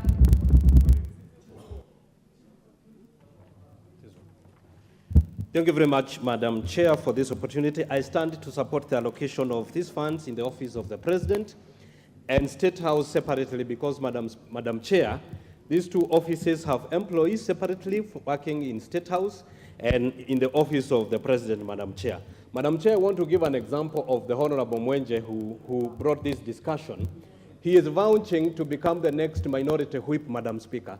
He will have a separate car, he will have a separate office, he will have separate staff in the office of minority whip, separate from his office of the Member of Parliament, Madam Speaker. This is exactly what is happening. The office of the President has separate staff from those working in the State House, Madam Speaker. So we support these allocations, Madam Chair. Thank you, Honorable Member. Member for Aldai, we are getting to close on this one. Member for Aldai. Thank you, Madam Chair. I rise to support the budget allocation for State House. And the reason being that we know that State House is a house which houses the presidency. And as we house the presidency, we need to give it budget. Remember that this same house will accommodate visitors that come from out. And these are visitors coming to Kenya to partner with us as Kenyans.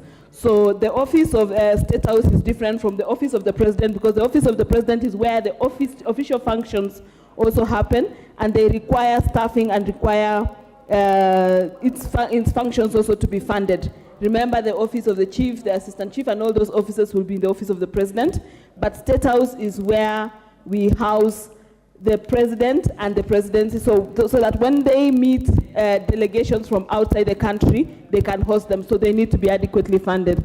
I stand to support, Madam Chair. Thank you. Member for Ijara. Madam Speaker, thanks for giving me this opportunity. Madam Chair, I stand to support the budget allocation for State House and the Office of the President. As we all know that the State House is a symbol of unity. It is a house that is hosting our President. It is a house that is, because of the status of the State House, we need to allocate more allocation, whereby we need to have proper service delivery. And as I also support the chair for budget. He said there are huge pending bills that was left behind, and the Kenya Kwanza government is ready to correct that mess. That is why you see a small increment of budget for the State House. So I support here to support the allocation of State House, and I say thank you very much.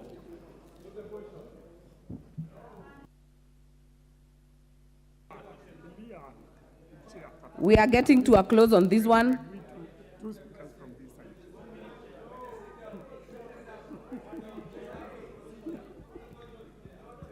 Honorable members, I will give the last chance to the chair administration. Thank you so much, Chair. I think the majority have been said, especially by the leader, the chair of budgets. And I want just to tell the members, maybe members are mixing things. The money allocated to every vote follows the program. Like the money allocated to the State House, there's several directorates, more than 8, under the same office, to include actually the packages given to the retired president, including the chair of the Azimio party, which draws his retirement package from the same vote. Actually, to be too honest, it's too small actually amount allocated. So I support. Thank you. The very last to the Deputy Majority Leader. Chair, I would like to, there's a difference, there are a huge difference between State House and the Office of the President. The state of Kenya as a unitary state has its seat at State House, and they have several programs, including when we have visiting heads of states, they come through State House. When the president goes as a guest of state in another country, goes as a state, but these presidents held at Harambee House, the office of the president at Harambee House, is where the head of public service sits. And the head of public service there and chief of staff has many programs that must be controlled from that end. So you cannot say State House equals office of the president. They're different, they're distinct, and each deserves a budget on their own. And these are two different things. I thank you. Put the question. Order, members. Honorable Mwenje. Order, members. Honorable Mwenje, you are right here and you know the situation, so don't shout from your seat. Honorable members, allow us to make progress. I put the question that the program under vote 1017, as read out and sums allocated in the schedule, be approved. As many as are of that opinion say aye. As many as are of a contrary opinion say nay. The ayes have it. I now put the question that a sum not exceeding Kenya shilling 7,301,141,000 be issued from the consolidated fund to complete the sum necessary to meet the recurrent and development expenditure during the year ending 30th June 2024 in respect of vote 1017, the State House. As many as are of that opinion say aye. As many as are of a contrary opinion say nay. The ayes have it. Vote 1023, State Department for Correctional Services. I propose the question that a sum not exceeding 35,837,200,000 be issued from the consolidated fund to complete the sum necessary to meet the recurrent and development expenditure during the year ending 30th June 2024 in respect of vote 1023, the State Department for Correctional Services. Programs under the vote: General Administration, Planning and Support Services, Prison Services, and Probation and Aftercare Services. I propose the question that the programs under vote 1023, State Department for Correctional Services as read out and sums allocated in the schedule be approved. I have people who have members who have indicated interest in this matter. I will give a few. Member for Butula.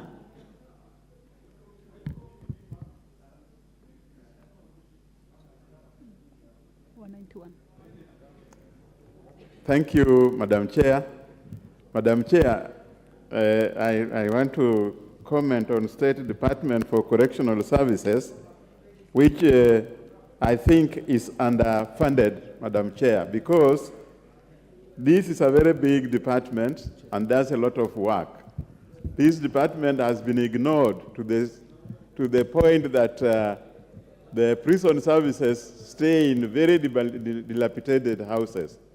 So, Madam Chair, as much as we approve this, I would ask the Chair, Budget Committee, to look into this allocation in the future. Thank you.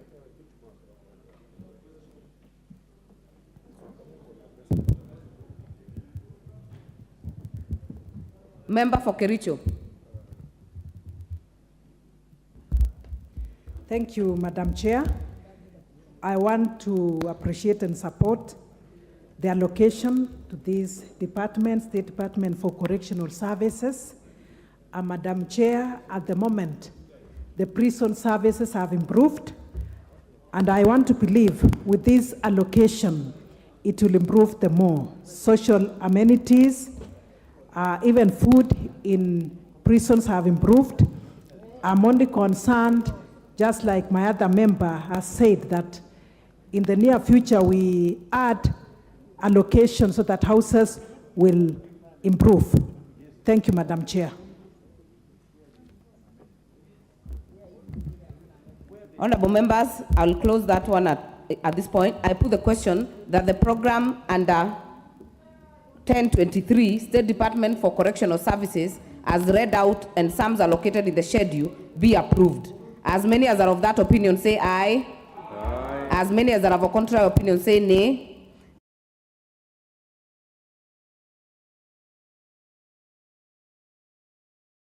37,200,000 be issued from the consolidated fund to complete the sum necessary to meet the recurrent and development expenditure during the year ending 30th June 2024 in respect of vote 1023, State Department for Correctional Services. As many as are of that opinion say aye. As many as are of a contrary opinion say nay. The ayes have it.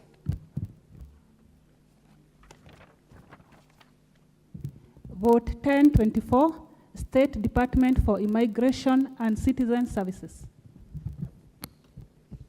I propose the question that a sum not exceeding 11,980,797,341 be issued from the consolidated fund to complete the sum necessary to meet the recurrent and development expenditure during the year ending 30th June 2024 in respect of vote 1024, State Department for Immigration and Citizen Services.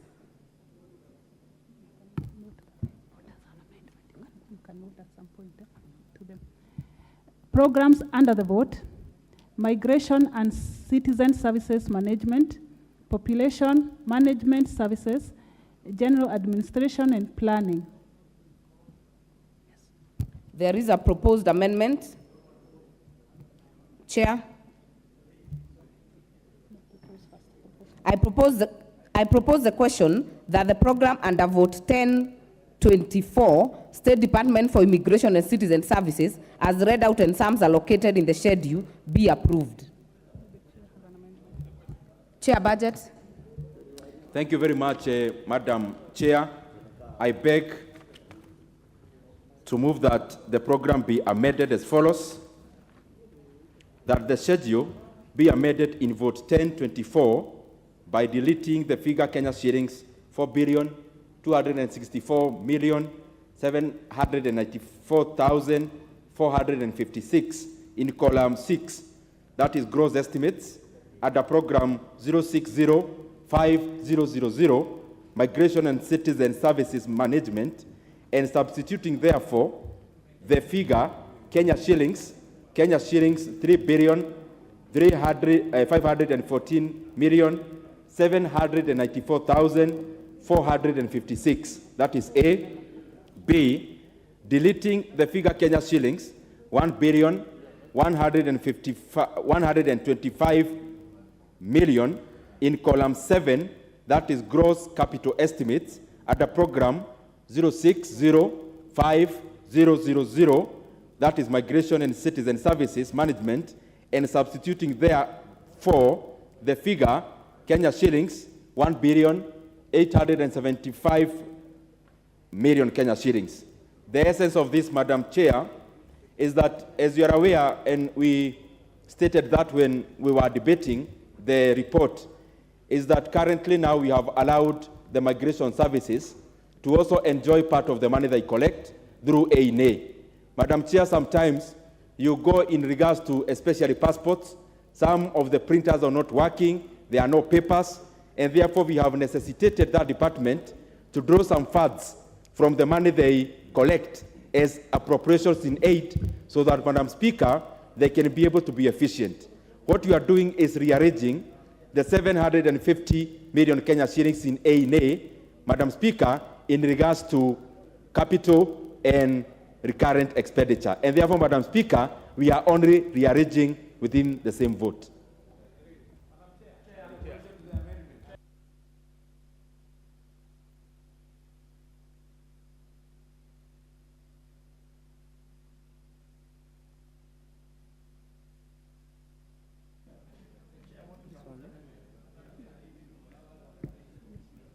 Member for Narok West, you will support, but not at this point until I propose it. I propose the question that the program under vote, program number 0605000, Migration and Citizen Services Management, under vote 1024, be amended as proposed. I put the question that the program Migration and Citizen Services Management under vote 1024 be amended as proposed. As many as are of that opinion say aye. As many as are of a contrary opinion say nay. The ayes have it. So has the figure changed? So the debate can go on. Okay. Member for Jororok.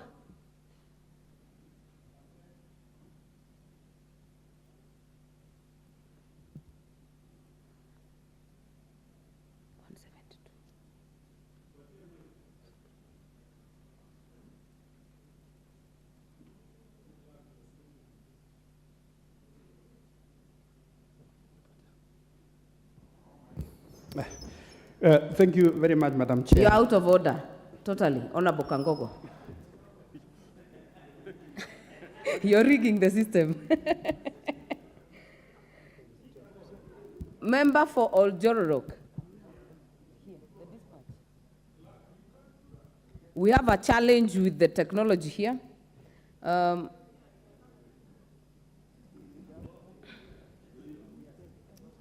Can you come to the dispatch box, Honorable Member for Jorok?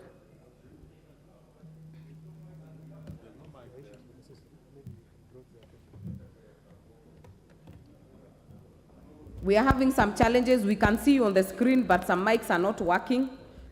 We'll use the dispatch box if necessary. Member for Jorok. Thank you, Madam Chair, and I rise to support this allocation, Madam Speaker, because as we are aware, we are currently experiencing delays in terms of passport processing.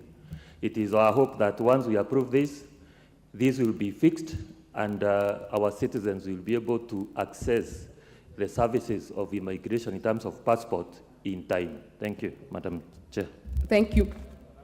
Vice Chair, Budget, Honorable Mary Emase. Thank you, Madam Chair. I want to support this amendment. As we are all aware, it's been taking very long for Kenyans even to get their passports after applying. There are Kenyans who have waited for close to a year. And we were informed that there are challenges in the equipment. The printers require replacement. Some of them are very old machinery. So this enhancement is very important so that that department has enough resources for them to procure the necessary printers so that Kenyans can get timely services and get their passports as soon as they apply for them, and so that they take the shortest time possible. Thank you, Madam Chair. Thank you. Member for Buri. Yeah, thank you, Madam Speaker. I think I would like to congratulate the chair because I think for the first time we have seen proper and a prudent reallocation and a management of resources. I think we continue encouraging that where money is being collected at source, some institutions require a lot of support, and this is one of them. And therefore, Madam Speaker, this is very nice.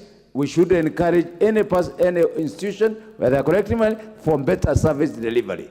Asante sana. Thank you. Member for Roiro. Thank you very much, Madam Chair.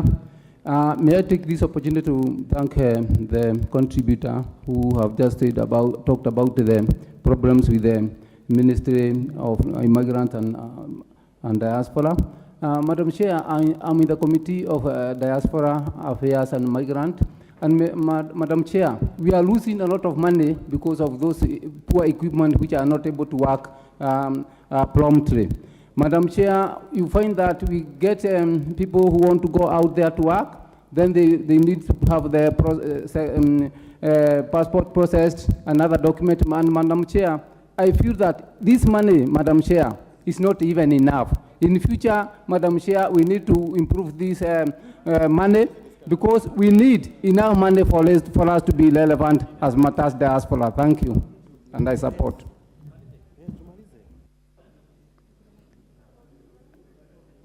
Member for Marakwet, Honorable David Bowen. Thank you, Madam Chair. Madam Chair, I want to support the amendment by the Honorable Chair, and also support the vote as it is. Madam Chair, number one, it is prudent that where a ministry or an institution generates A in A, Madam Chair, it's been the practice that the Treasury takes the entire NA. Now with the amendment, I want to support that part of that money should be used by the ministry generating the A in A. Number two, Madam Chair, we have seen the problem in immigration. The problem of the lack of papers, the machines are down, there are so many backlogs there. And Madam Chair, even when you go down at the constituencies, you will find that birth certificates, death certificates in some areas, they say they don't have papers. I hope when we pass this amendment and also this budget, it will help them to make sure they streamline the service to the people of Kenya. All right, honorable members, I put the question that the program under vote 1024, program 06005000, Migration and Citizen Service Management, be amended and sums allocated be approved. As many as are of that opinion say aye. As many as are of a contrary opinion say nay. The ayes have it. I propose the question that the program under the vote 1024, Population Management Services and General Administration and Planning, as read out and sums allocated in the schedule, be approved. As many as are of that opinion say aye. As many as are of a contrary opinion say nay. The ayes have it.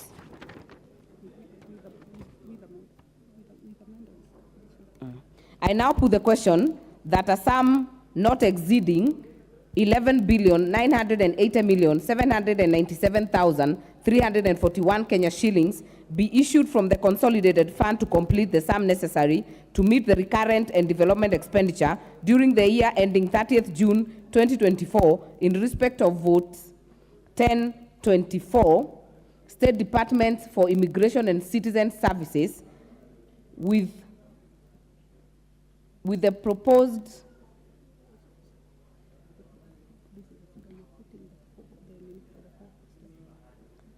expenditure during the year 30th June 2024 in respect of vote 1024, State Department for Immigration and Citizen Services. As many as are of that opinion say aye. As many as are of a contrary opinion say nay. The ayes have it. Vote 1025, National Police Service. No amendment.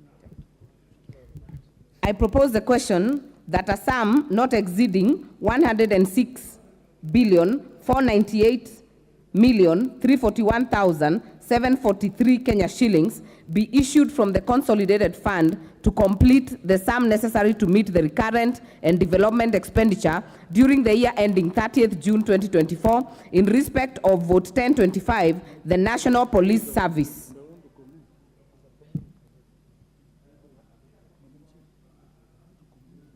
Program under the vote, policing services.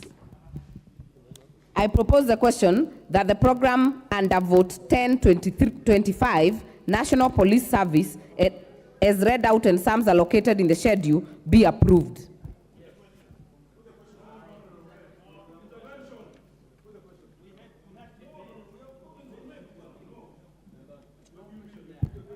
Member for Bumula. Yes. Thank you, Madam Chair. First, I want to start by appreciating the good work that we experience from our brothers and sisters who are in police service. In my opinion, if you walk around this country, Madam Chair, a lot of police in this country don't even have housing. A lot of them their salary is very, very, very little. What I therefore expected from the budget committee is that we expected even a higher figure to go to them to try and enhance their housing, to try and enhance their welfare, and to try and raise their salaries.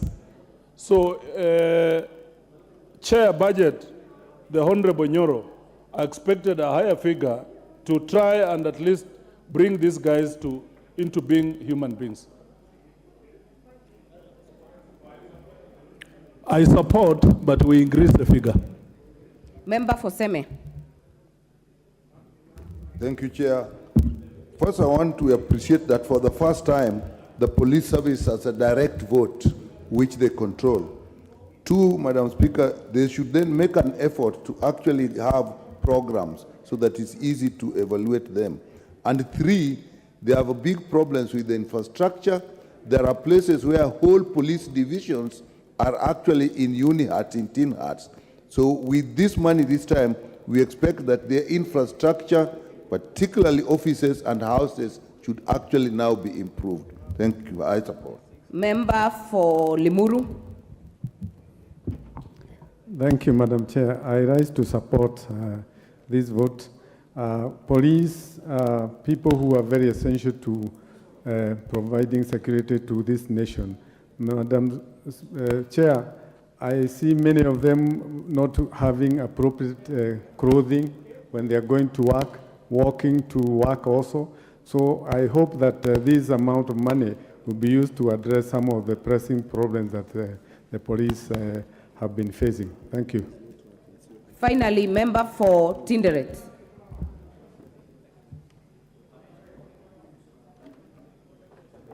Thank you, Chair.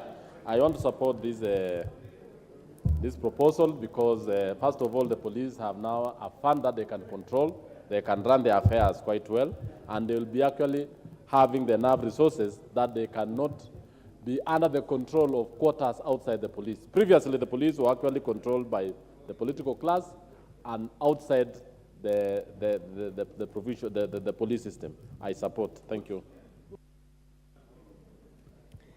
I now put the question that the program under Vote 1025, the National Police Service, as read out and sums allocated in the schedule, be approved.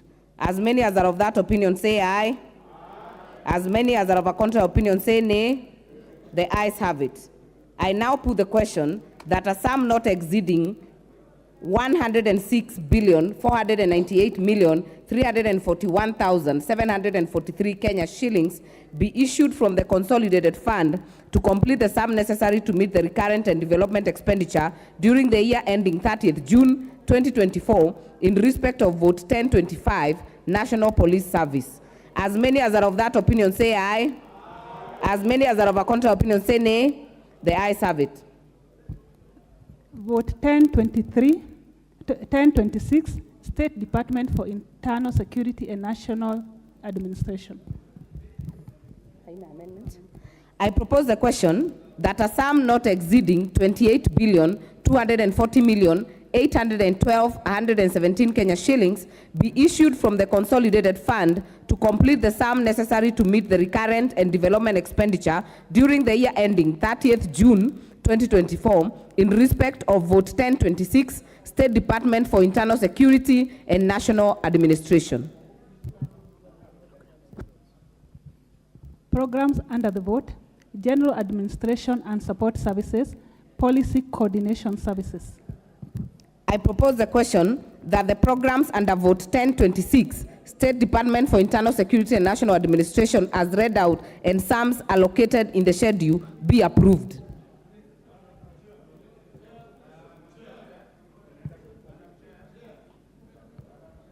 Member for Luanda. Thank you, Madam Speaker, for the opportunity given to me. I look at the budget provided, Madam Speaker, and my concern is that we have lots of new administrative units that have come into existence in the recent past. And I do believe that the Budget Committee, while preparing the estimates, did consider that such administrative units may be given, or rather supported, so that they can be able to provide services to the new administrative units. Thank you so much. Madam Chair, burning issue. Member for Fafi, Honorable Farah Yakub. Thank you, Madam Chair. I rise to support the motion because there's need for increasement of government coordination. There's need for operationalization of sub-counties which have been gazetted some 2 years ago. Like my place, there's a place called Fafi sub-county which was operationalized 2017, and up to now the DC and everything are not there. They are there, but actually the staff to support them have not been recruited. There are no vehicles. There's also need for increasement of sub-locations and locations in most of constituencies and sub-counties. So my concern and my support for this, that there's need for increasement of Ngao activities in those areas, and increasement and giving a large amount of money or monies which are possible to support the coordination of such activities. I rise to support the vote. Thank you, Madam Chair.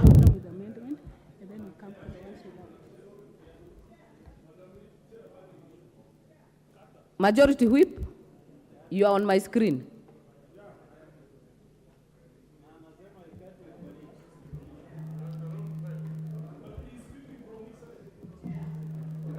You can't cross. Order members, member for Turkana Central.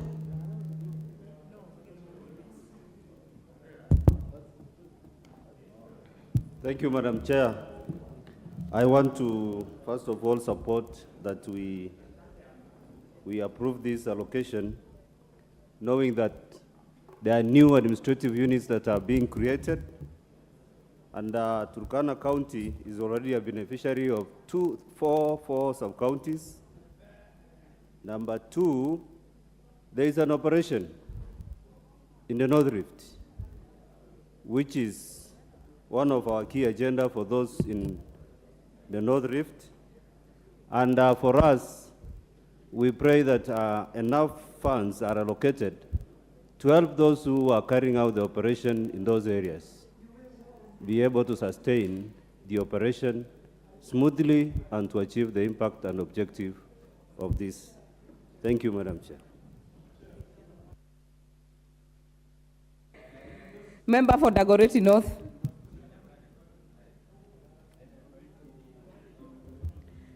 Thank you, Chair. I rise to support Chair and to really appreciate the work, but also to really request that as we do this, we will want to see more of our chiefs, and even as they do the work they are doing today, and we have so much insecurity, as we give them resources, we need to rethink also on their officers as much as CDF does, but also the ministry should now start thinking, because in some areas, we don't have land with title deeds, and therefore they're in a very worse situation than in any other place, especially in Nairobi. Thank you, Chair. Member for Kiamba. Thank you, Chair. I rise to support the amendment that the National Police Service should be given enough funds that they can be able to execute their national security issues in regards to making sure that, you know, even the police officers, they have vehicles to use in terms of even keeping the securities within our area. I therefore propose and support the amendment, this amendment, Madam Chair. Thank you.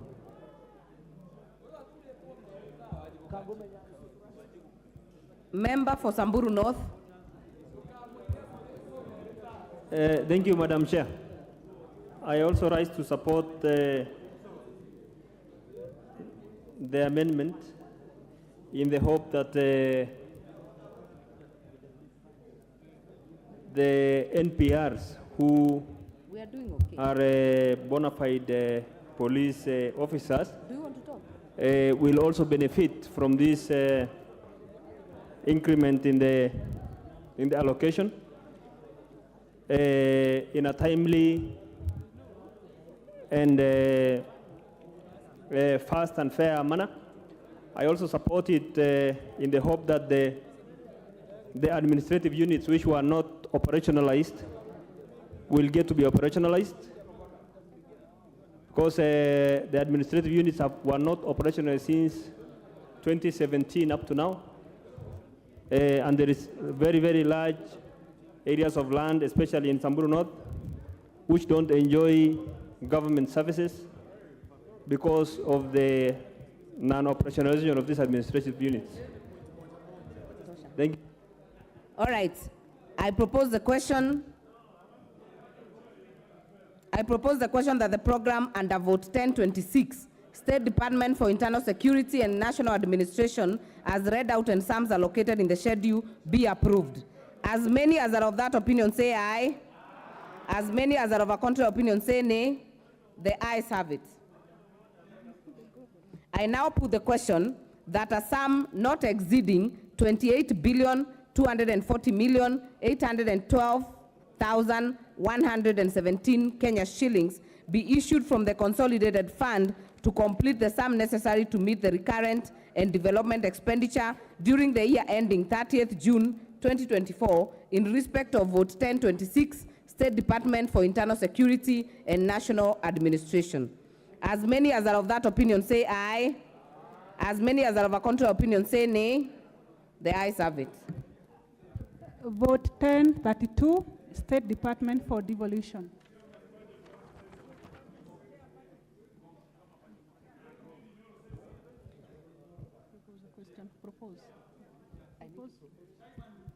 I propose the question that a sum not exceeding 1,971,120,000 be issued from the consolidated fund to complete the sum necessary to meet the recurrent and development expenditure during the year ending 30th June 2024 in respect of vote 1032, State Department for Devolution.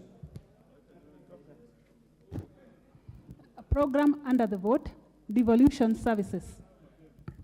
I propose the question that the program under vote 1032, State Department for Devolution, as read out and sums allocated in the schedule, be approved. Chair Budget, you have a proposed amendment. Thank you, Madam Chair. I just wanted to request before, if you permit, before I move the amendment. Madam Chair, we respect all the opinions you have been receiving from these members. It has been a very interactive process. We debated exhaustively during the time we tabled the report. We'll have another opportunity next week to debate extensively also when we are doing the appropriations bill. So I wanted to indulge humbly the members of this House, checking on the pages we have and the votes that we have to check on today, Madam Speaker. At this pace, we may not do much. I wanted to request, Madam Chair, that the members permit, especially where there is no amendment, we can just have one member on this side and one member on this other side, Madam Speaker, then we progress. Then, Madam Chair. Move your amendment, Thank you, Chair. thank you, Madam Chair. I seek to move, or I beg to move the amendment, Madam Chair, that the program be amended as follows. In vote 1032 at the program 012000 devolution services, by deleting the figure Kenya shillings 1,678,120,000 in column 7, that is gross current estimates, and substituting therefore the figure Kenya shillings 1,878,120,000, Madam Speaker. The essence of this, Madam Chair, it is in the context of the other amendment that we moved in regards to the office of the Deputy President, where we are moving the vote of 200 million, Madam Speaker, and consolidating the same to the relevant department, which is the devolution, Madam Speaker. Thank you very much, Madam Chair. I propose the question that the program devolution services under vote 1032, State Department for Devolution, be amended as proposed. I now put the question that the program devolution services under vote 1032 be amended as proposed. As many as are of that opinion say aye. As many as are of a contrary opinion say nay. The ayes have it. I now put the question that the program under vote 1032 is amended and sums allocated to be approved.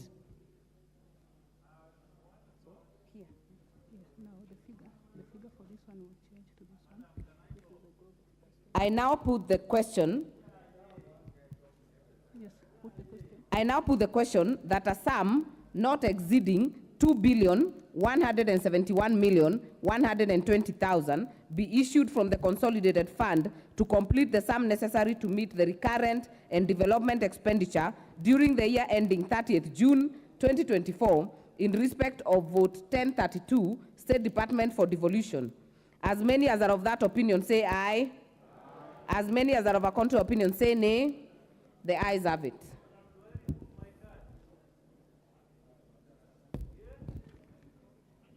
Vote 1036, State Department, Assaults and Regional Development.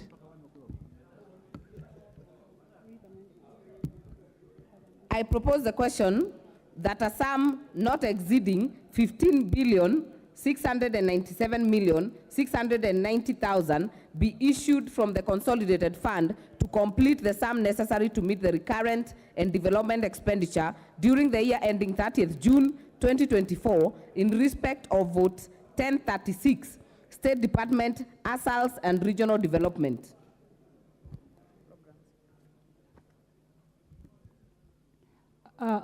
Programs under the vote: Accelerated Assault Development, General Administration, Planning and Support Services. These two don't have an amendment, so we can just propose a question. These two programs, his amendment is on integrated regional. So I propose the question on these two. These two.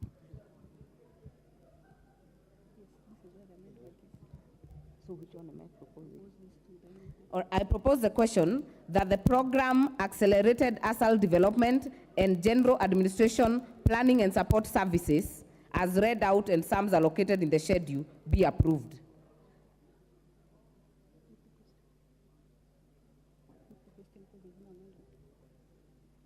I put the question that the program Accelerated Assault Development, General Administration, Planning and Support Services under vote 1036 be amended as read, as proposed.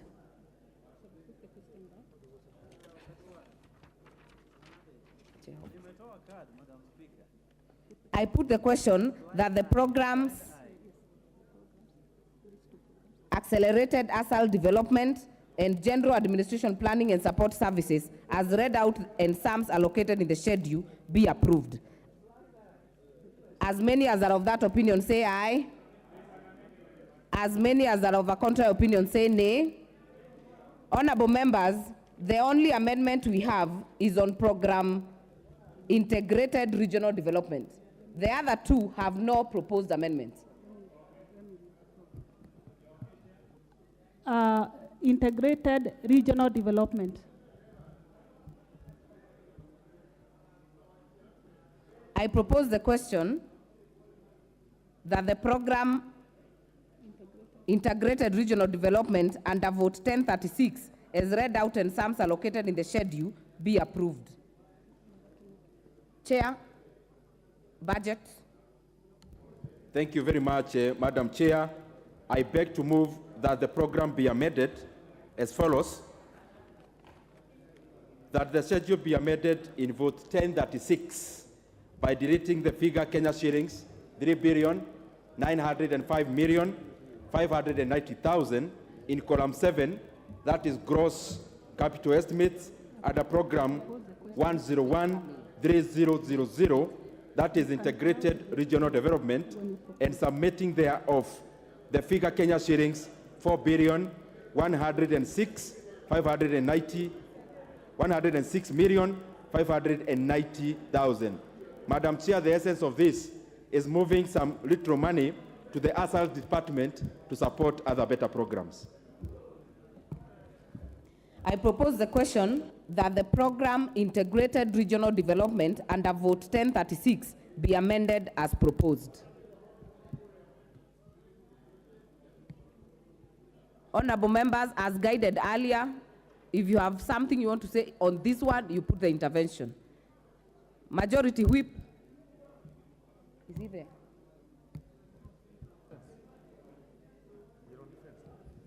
Member for Kimilili? No. No? I am here. Okay. Okay.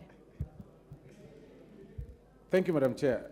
Madam Chair, I just support the amount as appropriated and say that this is the integral. The very State Department is an integral body of our country, and in terms of the budget and stuff, it's important for us to review it and look at it better. So I just support. Member for Sigor.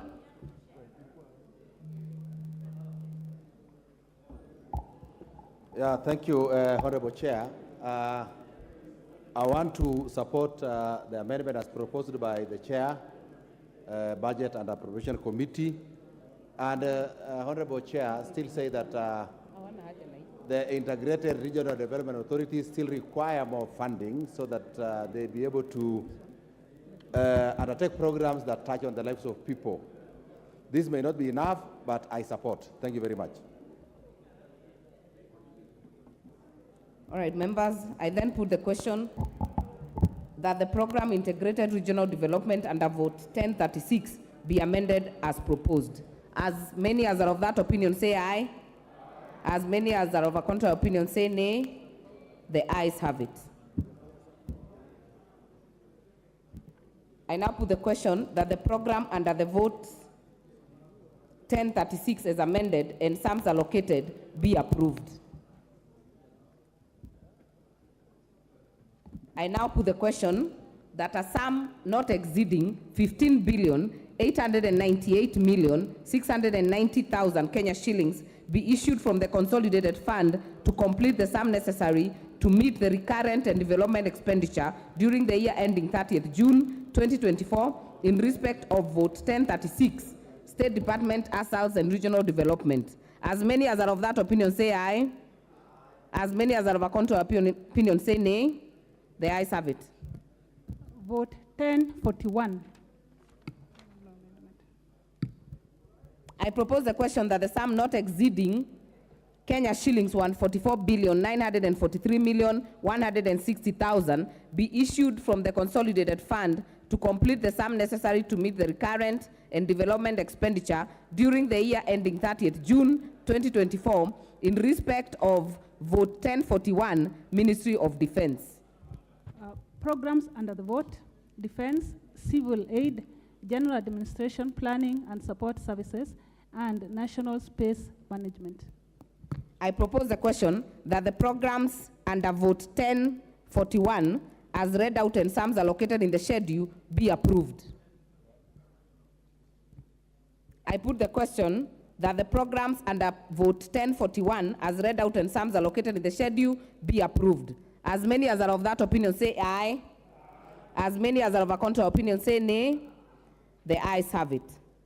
I now put the question that a sum not exceeding 144,943,160,000 be issued from the consolidated fund to complete the sum necessary to meet the recurrent and development expenditure during the year ending 30th June 2024 in respect of vote 1041.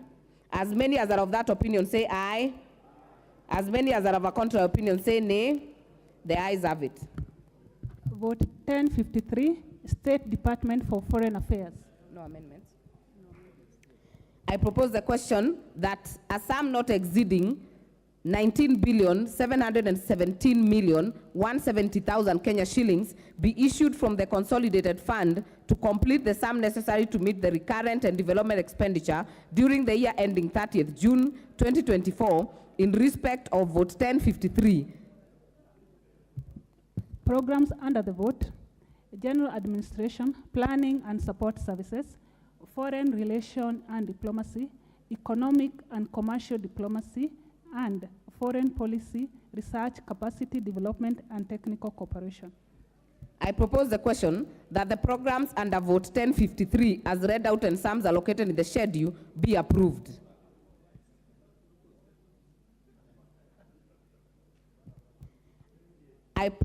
I put the question that the programs under vote 1053, State Department of Foreign Affairs as read out and sums allocated in the schedule be approved. As many as are of that opinion say aye. As many as are of a contrary opinion say nay. The ayes have it. I now put the question that a sum not exceeding 19,717,170,000 be issued from the consolidated fund to complete the sum necessary to meet the recurrent and development expenditure during the year ending 30th June 2024 in respect of vote 1053. As many as are of that opinion say aye. As many as are of a contrary opinion say nay. The ayes have it. Vote 1054, State Department for Diaspora Affairs. I propose the question that a sum not exceeding 1,314,000,000 be issued from the consolidated fund to complete the sum necessary to meet the recurrent and development expenditure during the year ending 30th June 2024 in respect of vote 1054. Program under the vote: Management of Diaspora and Consular Affairs. I propose the question that the program under vote 1054 as read out and sums allocated in the schedule be approved. Member for Roiro. Thank you, Madam Chair. I want to support, but also put this notice to this Honorable House. Madam Chair, matters diaspora once again, you find that there are more than almost 4 million Kenyans living out there. And Madam Chair, if you look at the management of diaspora and consular affairs, Madam Chair, there are many areas in the world where we are not represented. For me, I stand to say this money is not enough, and in future we should add this money so that we are able to be compliant. Thank you. Honorable Beauty Zelachi.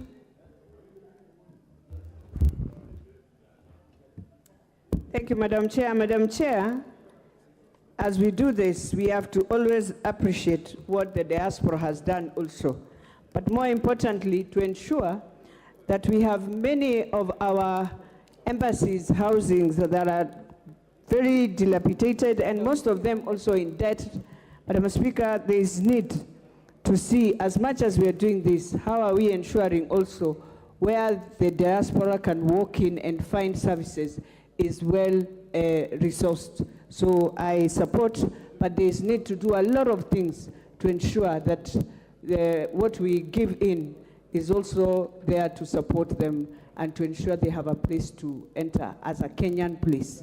Thank you, Madam Speaker. Thank you. I now put the question that the program under vote 1054, as read out and sums allocated in the schedule, be approved. As many as are of that opinion say aye.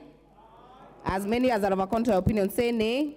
The ayes have it. I now put the question that a sum not exceeding 1,314,000,000 Kenya shillings be issued from the consolidated fund to complete the sum necessary to meet the recurrent development and expenditure during the year ending 30th June 2024 in respect of vote 1054. As many as are of that opinion say aye. As many as are of a contrary opinion say nay. The ayes have it. Vote 1064, State Department for Technical, Vocational Education and Training. I propose the question that a sum not exceeding 28,323,796,448 Kenya shillings be issued from the consolidated fund to complete the sum necessary to meet the recurrent and development expenditure during the year ending 30th June 2024 in respect of vote 1064. Programs under the vote: Technical Vocational Education and Training, Youth Training and Development, General Administration, Planning and Support Services. I propose the question that the programs under vote 1064 as read out and sums allocated in the schedule be approved. Member for Emuhaya. Let me appreciate, thank you, Chair. Let me appreciate the Budget Committee for having increased this vote to deal with the TVETs. But as we do that, I hope the increment in allocation will facilitate now every region to get a TVET. But above all, to have those TVETs get facilities and equipments for them to operate, because currently they don't have the facilities. I also want to appreciate that the remuneration for the TVET teachers was really improved, and wanted to appreciate, but there's still room to do more. Thank you, Chair. Thank you. Member for Bumula. Okay. Not on this? No, next. Member for Madare. Thank you, Madam Chair. I have looked at the figures that have been allocated to this, and my comment to this is that the figures are way below, taking into account that we still have a lot of constituencies that are yet to have TVETs, including Homa Bay Town, and Honorable Kaluma here confirms. There are also places where TVETs have been done to a certain level, and funding has been coming in bits and pieces. And given what this government has said they want to do with SMEs, small businesses, employment for young people, skills acquisition can only be achieved if you put money, and I see the Honorable Majority Leader agreeing, you put money in putting TVETs to complete my Madare one and the Homa Bay one and all the others that have not taken place. So I want to suggest that this should have been enhanced. Thank you. Majority Leader. Thank you, Honorable Speaker, Chair, and I also rise to support. And I fully agree and concur with what the member for Madare has said, that we must allocate money to complete the TVET in Madare constituency. Specifically Madare, Honorable Speaker, because it is one of the constituencies in this city that has a lot of young men and women who would benefit from the skills being taught at our TVET centers. Honorable Speaker, it's rather sad that in the last regime, Member for Nyeri, I see under your the hand. handshake Please regime, don't lift up your hand. I can see you. Honorable Chair, this particular vote suffered immensely out of politics, Honorable Speaker. And money was being removed from this particular vote with the apparent reasoning that it was William Ruto, then Deputy President, who was pushing through the agenda of TVETs. And I am glad that today, as a House, we rise to the occasion to realize that this was not a William Ruto agenda. This was an agenda for Kenya, an agenda for our young men and women who languish in poverty because they cannot access employment opportunities or even employ themselves because they lack the requisite skills. The housing agenda, Honorable Speaker, that we are about to roll out with the introduction as envisaged under the Finance Bill, Honorable Speaker, will be powered by this investment in our TVET institutions. And Honorable Speaker, last week I had a very senior member of this House who we have been in this House for 3 terms with. asking his constituents that building of houses cannot create jobs. And he led a chorus asking, how will houses create jobs for lawyers, like the Honorable Kaluma? And Honorable Kaluma knows that lawyers get jobs in housing through conveyancing. He was asking, how will engineers get jobs through housing? And engineers, like Engineer Kirago here, will tell you that civil engineers, mechanical engineers in plumbing and installation of lifts, electrical engineers will all access job opportunities. And I'm glad, Honorable Speaker, that we find convergence with my brother, the member for Mathare, on this particular issue of TVET. And I can see the member for Homa Bay Town is also itching to contribute to it, because it is such an important agenda for our young people. And I do hope and pray that even as we begin the debate on the finance bill, we will appreciate that these votes that we are supplying money to today will have to be financed through the finance bill by raising money from the Kenyan people through taxation. And therefore invite the Honorable member for Mathare to also be very active tomorrow and the day after during the finance bill debate to contribute to ensure that we not only supply money to these votes, but we raise that money to be able to change the lives of the people of Kikuyu, Mathare, and the young men and women of our country. Thank you, Honorable Speaker. I support. Member for Kuria West. And for those who are coming in as the committee of supply is going on, we agreed we use the intervention button for this specific, if you want to speak to a specific issue, so that I'm able to pick you. Member for Kuria West, Honorable Matthias Robbie.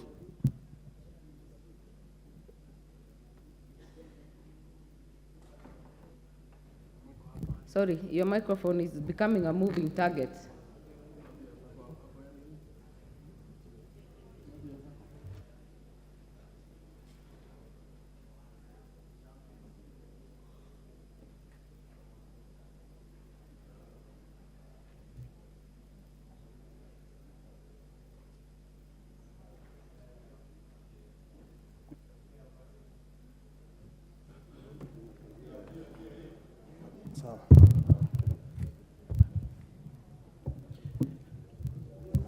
Thank you, Madam Chair, for this opportunity. Also, I stand here to support the allocation for technical vocational education and training. We know this has uplifted many of our students, so I stand to support, and we know if this even can be increased so that it can support our people. Thank you, Madam Chair. Member for Nyeri, Honorable Rahab Mukami. Thank you, Chair. Chair, I want to support the TVET because we considered that many TVET colleges, many of them have stalled. The buildings are not complete, and the ones which are complete, they don't have training materials. And it is one of our agenda in our manifesto. And we want to make sure that our young people are going to get technical skills and business skills to have their own employment. Thank you, Honorable Speaker. Member for Masinga. Thank you, Honorable Chair. I really want to support this vote that has increased the money for the TPETs, because this is where our young people are getting the skills. And I'm a proud member of Parliament to announce that last year class of Masinga TPET, we produced the best student who was in Kenya, actually, and was able to be sponsored by the Chinese government to go and further the studies, a full scholarship. So these TPET institutes are really helping our young people who are not able to proceed to the universities, but we are creating jobs for them through their skills. Thank you, Madam Speaker. Madam Chair. Thank you. I'll give Member Chairman Education, Honorable Meli. Thank you, Madam Chair. Madam Chair, I rise to support this, that the State Department for TVET had an increased allocation because we have hundreds of youth who need to be skilled and who need to actually get the requisite skills for the market. Right now we have, with the housing development, we'll need a lot of plumbers, a lot of artisans, a lot of painters, a lot of builders, so that actually the market will actually not lack the skilled manpower. Two, it will also be essential that this country produce the requisite skills that we can export to the market in the region, like in Uganda, like in other countries, where we can actually send these people to go and work. The other day, there was a visit by my committee in Germany and Western Europe. There is a real lack of skilled manpower. And actually, we need to produce enough manpower to feed the aging population in other parts of the world. I support, and we need to add even more. Thank you. Just to get to almost closing this one, member for Homa Bay Town. Thank you for giving me the last chance, Madam Chair. Madam Chair, I support this vote to technical, vocational, and education and training for the reason that has been given. Madam Chair, the current president has visited Homa Bay Town constituency twice. And on those visits, in my absence, he's seen the need for a technical and vocational training, facility in Homa Bay Town. Madam Chair, which is the headquarters of Homa Bay County, and you know what that means. All those young people are there, idling, not trained, jobless. Madam Speaker, I want to agree with the people who are saying that we give this particular vote not only this money, but if there is opportunity and resources allow in future, we give it. And Madam Chair, let me underscore that once this money is supplied, I'm tired of visiting the Ministry of Education and particularly this department over that need in Homa Bay. May they, if they still want to avoid it, just honor the word of the president so that the people of Homa Bay Town, those young people can also be trained. Madam Chair, otherwise I fully support. Thank you. I now put the question that the programs under the vote 1064, as read out and sums allocated in the schedule, be approved. As many as are of that opinion say aye. As many as are of a contrary opinion say nay. The ayes have it. I now put the question that a sum not exceeding 28,323,796,448 Kenya shillings be issued from the consolidated fund to complete the sum necessary to meet the recurrent and development expenditure during the year ending 30th June 2024 in respect of vote 1064. As many as are of that opinion say aye. As many as are of a contrary opinion say nay. The ayes have it. Vote 1065, State Department for Higher Education and Research.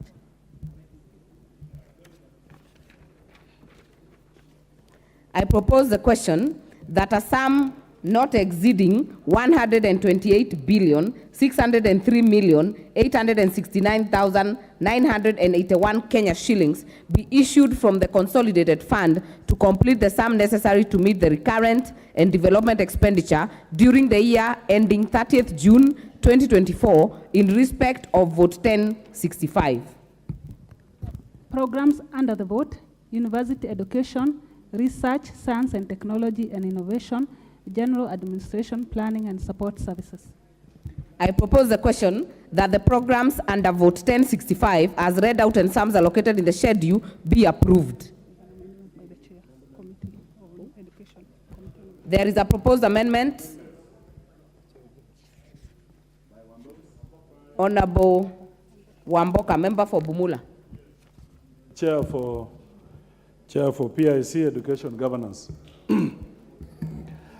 Honorable Chair, I beg to move that the schedule be amended in vote 1065 by deleting the figure 124,039,641,117 in column 6, gross current estimates, under program 0504000 University Education, and substituting thereof the figure 123,439,641,117, and B, deleting the figure 3,455,000,000 in column 7 in gross capital estimates under program 0504000 university education, and substituting therefore the figure 4,055,000,000. Madam Chair, the intention of the proposed amendment is to reduce Kenya shillings 600 million from the allocation of GOK-sponsored students who are admitted in the private universities and reallocate the same amount, 600 million, for infrastructural support for public universities.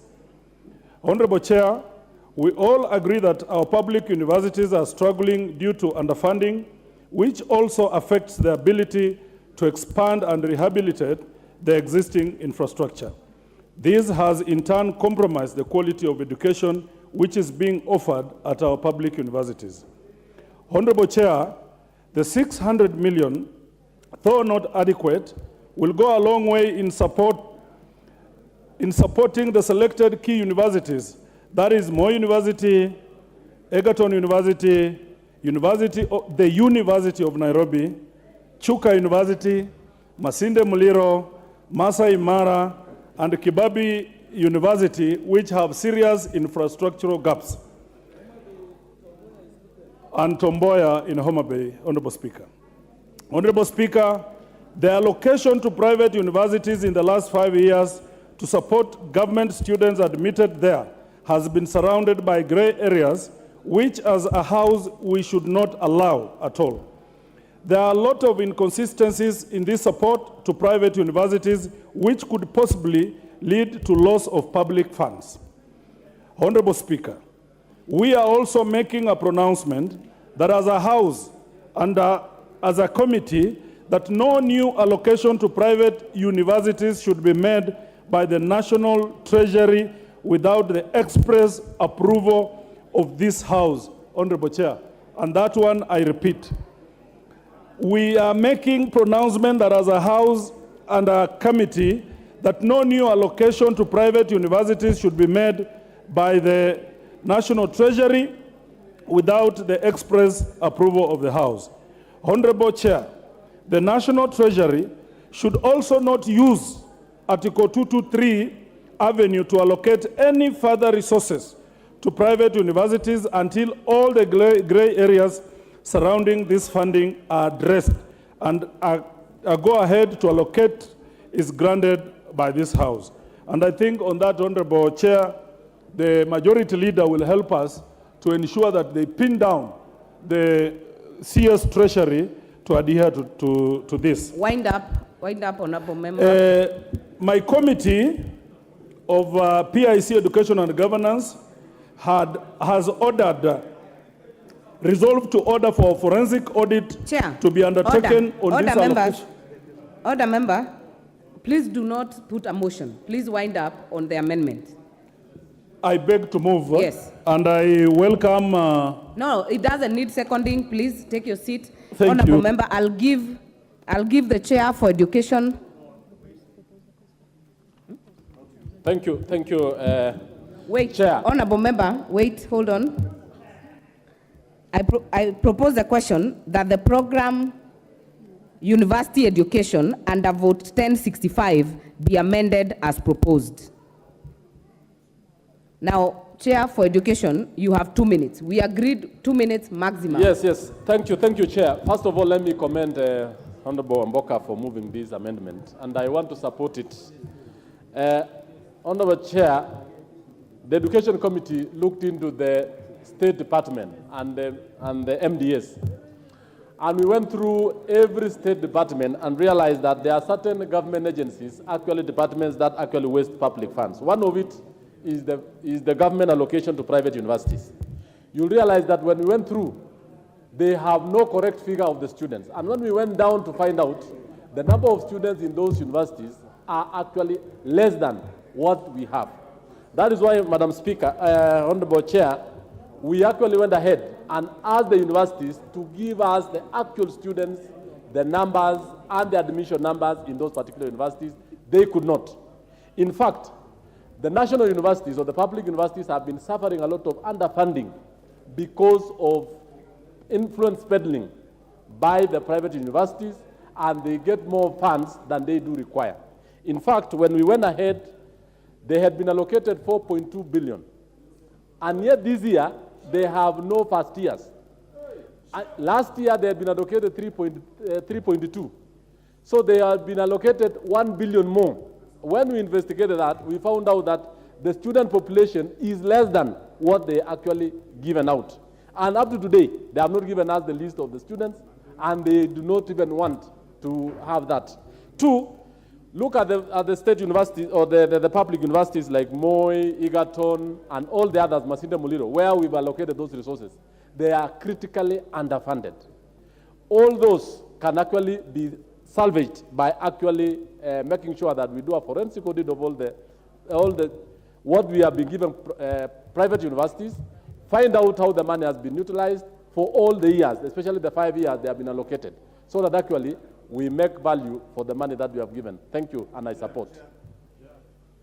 Member Fonjoro. Member Fonjoro not ready. Majority Leader. Honorable Speaker, allow me to support that particular amendment. And I like the wording by the Honorable Amboka that even the National Treasury be debarred from allocating further resources to that vote for private universities, Honorable Chair, without the prior approval of this House. And it is time, Honorable Speaker, that this House took its work seriously, Honorable Speaker, because we pride ourselves as a budget-making House, but we continuously allow the National Treasury to abuse our mandate by allocating money through under Article 223 without being verified, Honorable Speaker. Last week, Honorable Speaker, the CS education was right here. And remember, you remember, Honorable Speaker, me putting it to the CS, that there are indeed cartels that have taken over the running of the State Department for University Education. Honorable Speaker, it is surprising if you looked at the documents that were tabled by the CS. Mount Kenya University is being allocated in the last financial year a figure of 731 million when Karatina University is down on its knees. Egerton University, Honorable Speaker, is being closed down. The same with Moi University. Our premier university, the University of Nairobi. Yes, it is the University of Nairobi. You know, Honorable Speaker, I went to the University of Nairobi. And the university, Mr. Speaker, the premier university, which I am sure you also attended, Madam Chair, is also on its knees financially. It is immoral. It is unethical of us as leaders to be allocating money to private businesses in the pretext, and I say this without flinching an eyelid, Honorable Speaker, in the pretext that we are funding university students, what we call publicly funded university students in private universities. I did put it to the CS here last week, Honorable Speaker, that until they give us a forensic audit showing us who are these students in these private universities. If you go to some of these universities getting 700 million, Speaker, this money is being allocated to mere numbers, not students. There are no students in classrooms. Honorable Speaker, look at the figures going to Kabarak University. And when we spoke about state capture in this country, people thought we were playing around or we were just playing politics. State capture is real. Business people have taken over the running of government ministries. Business cartels have taken over the work of legislating and appropriating resources on behalf of the people. It is you members here who are charged with that responsibility of appropriating money, not business people out there who are appropriating money for profit, not for public good. Honorable Speaker, we must now rise to the occasion and appropriate money appropriately for public good, not for private profit. Honorable Speaker, I support this amendment. And I want to re-emphasize that the National Treasury must not allocate any further resources to the State Department for private universities without the prior approval of this House, so that the forensic audit we sought from the CS is tabled before this House.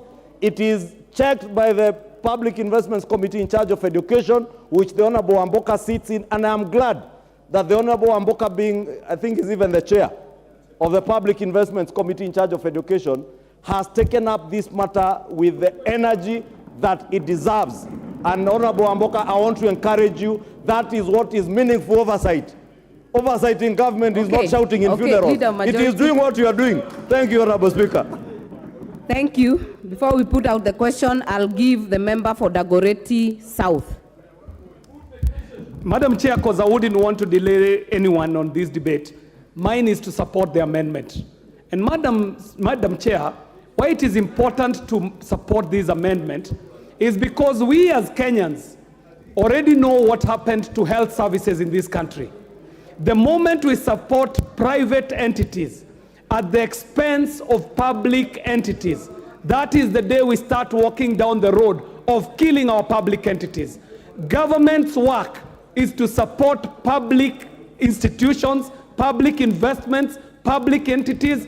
Government is not here to support private entities. So, Madam Speaker, I want to congratulate the mover of this amendment, and I support it, Madam Speaker. Thank you very much.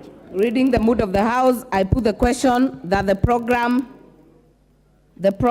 University Education under Vote 1065 be amended as proposed. As many as are of that opinion say aye. As many as are of the contrary opinion say nay. The ayes have it.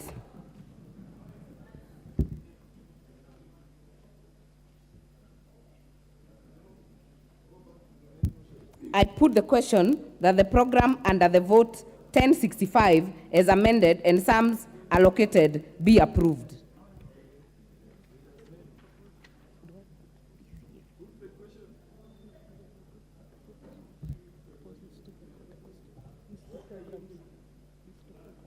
I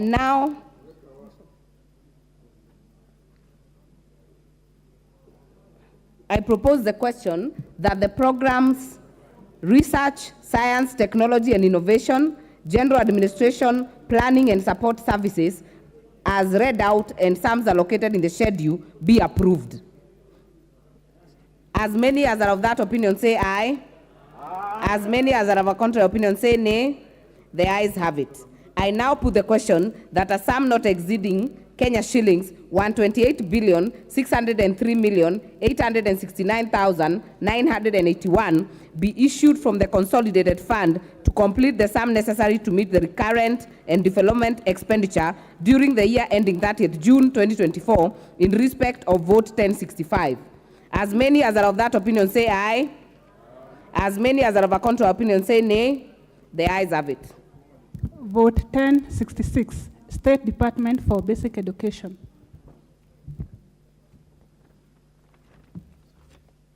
I propose the question that a sum not exceeding 147,824,978,050 shillings be issued from the consolidated fund to complete the sum necessary to meet the recurrent and development expenditure during the year ending 30th June 2024 in respect of vote 1066. Programs under the vote: primary education, secondary education, quality assurance and standards, general administration, planning and support services. I propose the question that the programs under vote 1066 as read out and sums allocated in the schedule be approved.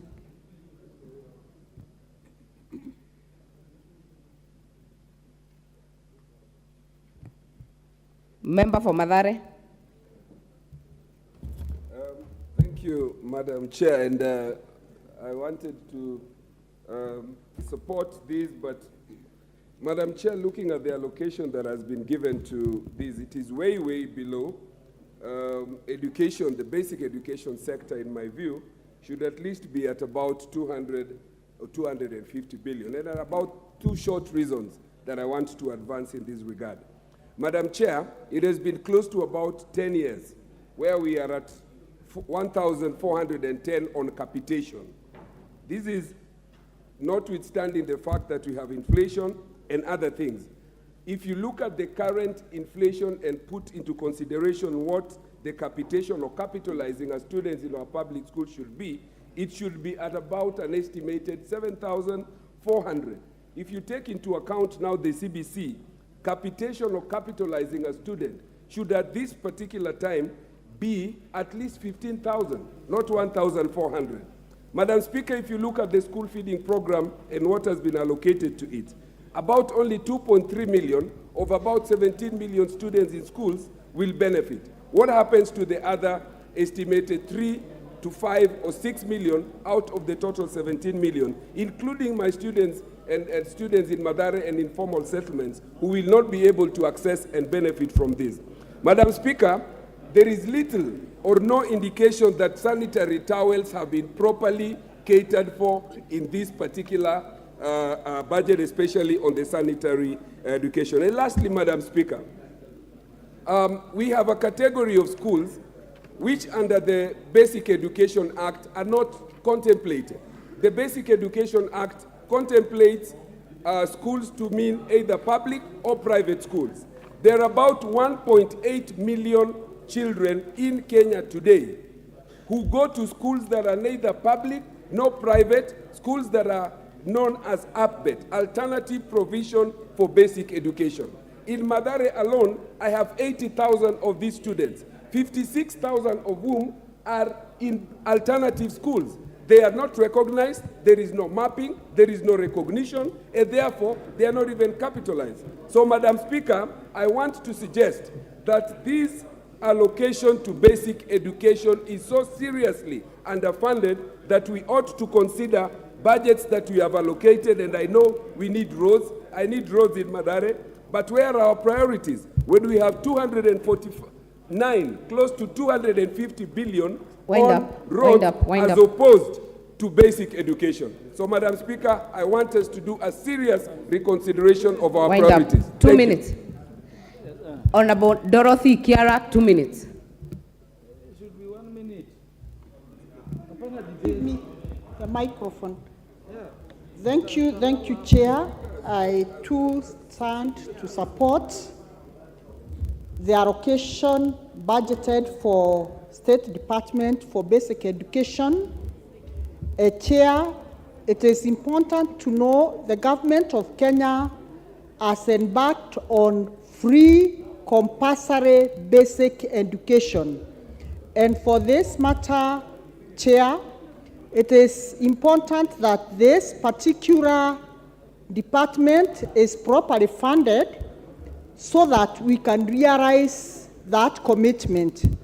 Madam Chair, I support this budgetary allocation. Madam Chair, I support this particular budgetary allocation. Thank you, Madam Chair. I now put the question that the programs under the vote 1066 as read out and sums allocated in the schedule be approved. As many as are of that opinion say aye. As many as are of a contrary opinion say nay. The ayes have it. I now put the question that a sum not exceeding 147,824,978,050 Kenya shillings be issued from the consolidated fund to complete the sum necessary to meet the recurrent and development expenditure during the year ending 30th June 2024 in respect of vote 1066. As many as are of that opinion say aye. As many as are of a contrary opinion say nay. The ayes have it. The National Treasury.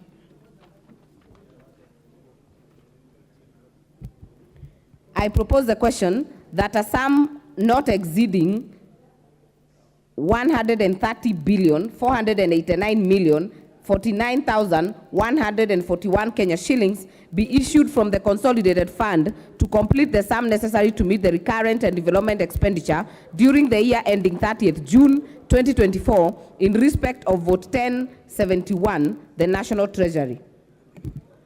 programs under the vote: general administration, planning and support services, public financial management, economic and financial policy formulation and management, and market competition.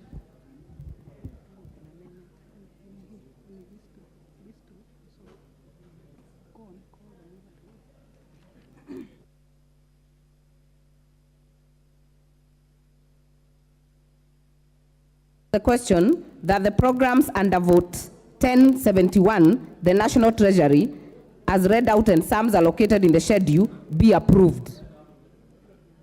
There are some proposed amendments. Mover. Thank you very much, Madam Chair. I beg to move that the program be amended as follows. That the schedule be amended in vote 1071 by A, deleting the figure 67,450,462,127 shillings in column 6, that is gross current estimates, at the program 0717000, General Administration, Planning and Support Services, and substituting therefore, the figure Kenya shillings 67,350,462,127. B, deleting the figure Kenya shillings 9,366,602,765 in column 7, that is gross capital estimates, at the program 0717000, General Administration, Planning and Support Services, and substituting therefore the figure Kenya shillings 9,266,602,765. C, deleting the figure Kenya shillings 36,320,482,310 in column 7, that is gross capital estimates, at the program 0718000, that is public finance management, and substituting therefore the figure Kenya shillings 720,482,310. Madam Speaker, what you are doing is just aligning some programs, Madam Speaker, insofar as other bottom-up projects are concerned. Also, Madam Speaker, we are transferring some other little money to other interventions that are urgent. Thank you very much, Madam Speaker. I propose the question that the programs 1, General Administration, Planning and Support Services, 2, Public Financial Management, under vote 1071 be amended as proposed.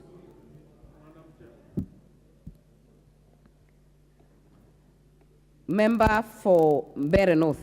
Thank you, Madam Chair. I just want to... Mic, please. Madam Chair, I just want to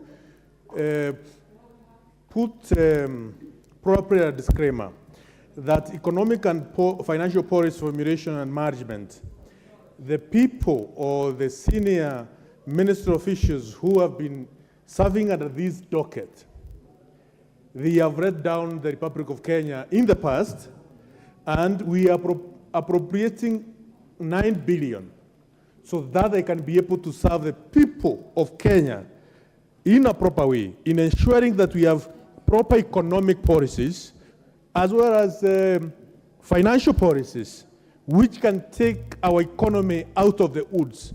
Therefore, they must make sure that 9 billion is properly utilized because they have not done a good job in the past. And Madam Speaker, it is important if we can have some shake-up, some realignment of those who have been serving under economic and financial policy formulation management. Member for Molo. Thank you, Madam Chair. Mine is to really thank the Budget Committee for taking into consideration the view that you said. Part of this reallocation goes to migration of our accounting system from our cash to accrual system, and you're hoping that this will also handle the big problem we've had of pending bills in this country.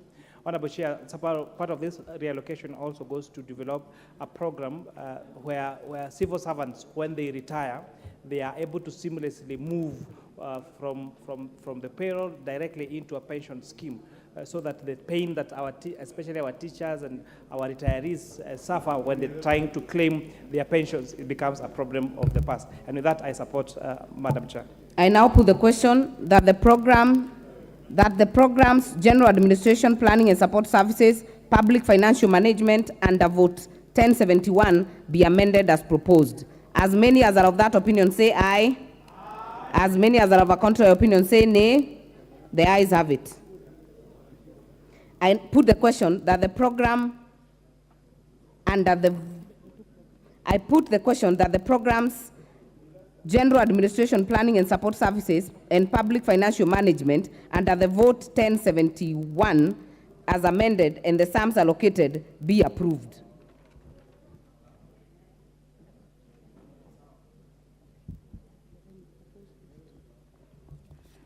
I propose the question that the program's economic and financial policy formulation and management and market competition under Vote 1071 as read out and sums allocated in the schedule be approved.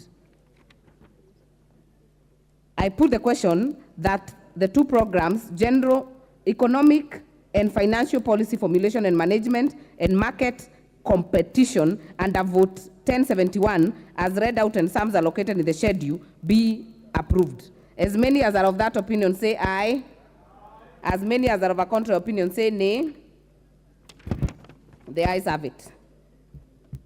I now put the question that a sum not exceeding 128,689,049,141 Kenya shillings be issued from the consolidated fund to complete the sum necessary to meet the recurrent and development expenditure during the year ending 30th June 2024 in respect of Vote 1071.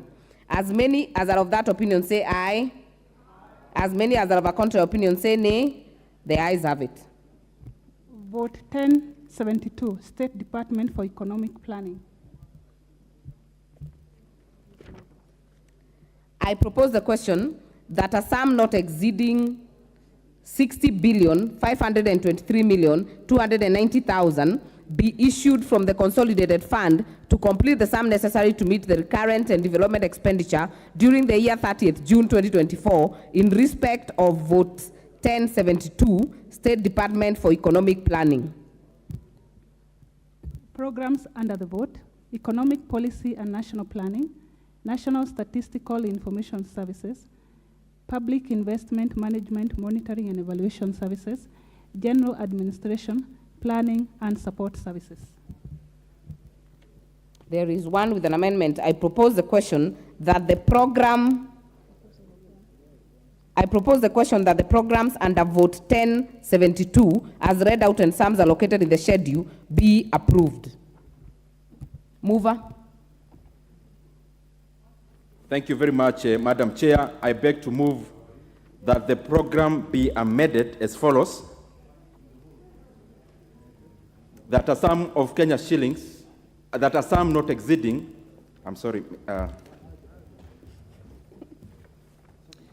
I beg to move the following amendment: that the schedule be amended in Vote 1072 by deleting the figure Kenya shillings 2,533,750,000 in column 7, that is gross capital estimates, under program 0707000, National Statistical Information Services, and substituting therefore the figure Kenya shillings 2,433,750,000.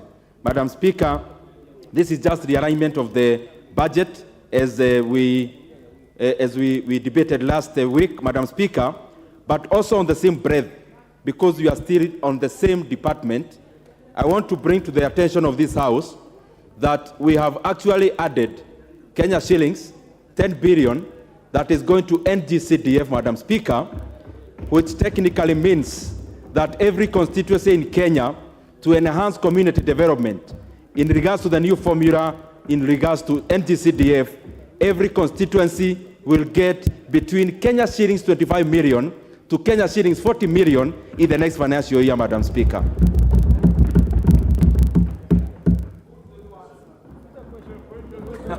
Thank you. Thank you, Chairman. I propose the question that the program National Statistical Information Services under Vote 1072 be amended as proposed. I now put the question that the program National Statistical Information Services under Vote 1072 be amended as proposed. As many as are of that opinion say aye.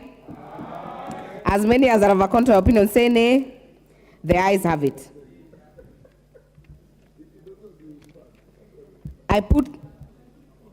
I put the question that the program under the Vote National Statistical, I put the question that the program National Statistical Information Services under the Vote 1072 as amended and sums allocated be approved.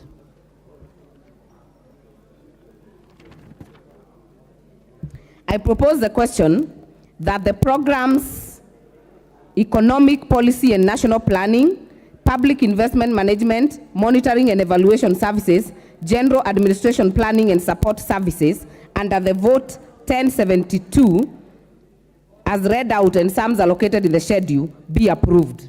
I put the question that the program's Economic Policy and National Planning, Public Investment Management, Monitoring and Evaluation Services, General Administration Planning and Support Services as read out and sums allocated in the schedule be approved. As many as are of that opinion say aye. As many as are of a contrary opinion say nay. The ayes have it. I now put the question that a sum not exceeding 60,423,290,000 Kenya shillings be issued from the consolidated fund to complete the sum necessary to meet the recurrent and development expenditure during the year ending 30th June 2024 in respect of Vote 1072, State Department for Economic Planning. As many as are of that opinion say aye. As many as are of a contrary opinion say nay. The ayes have it.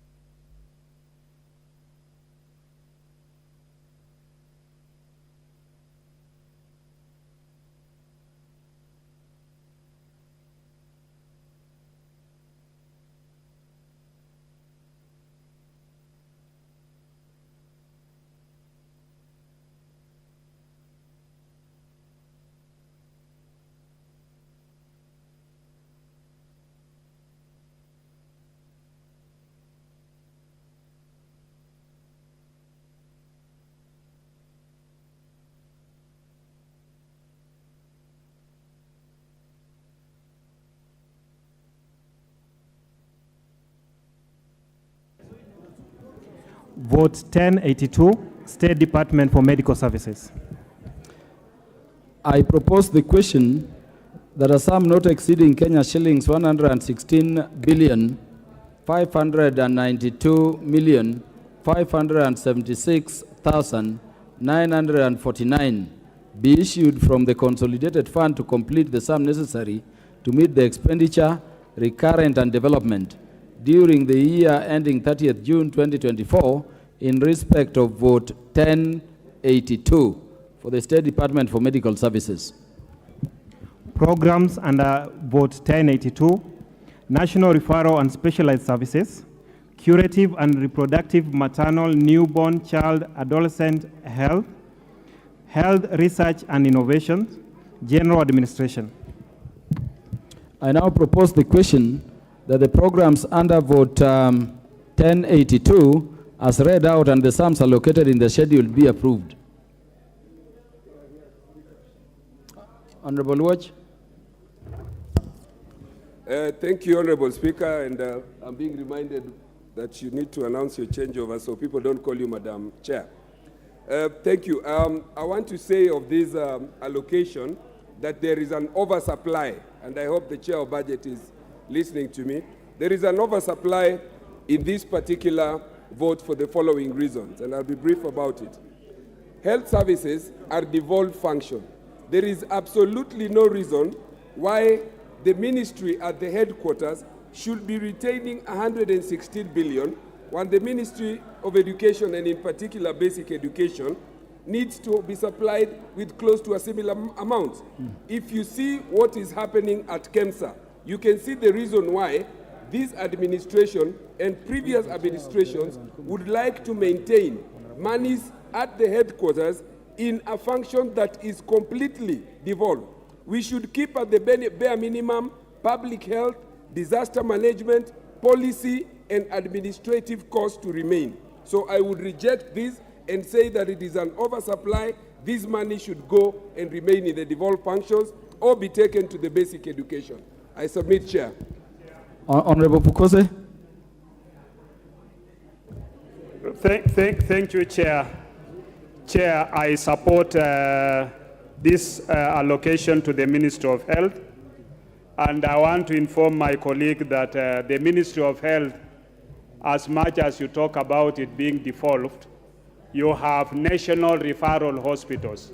Kenyatta National Hospital, Moi Teaching and Referral Hospital, Kenyatta University Research Teaching and Referral Hospital.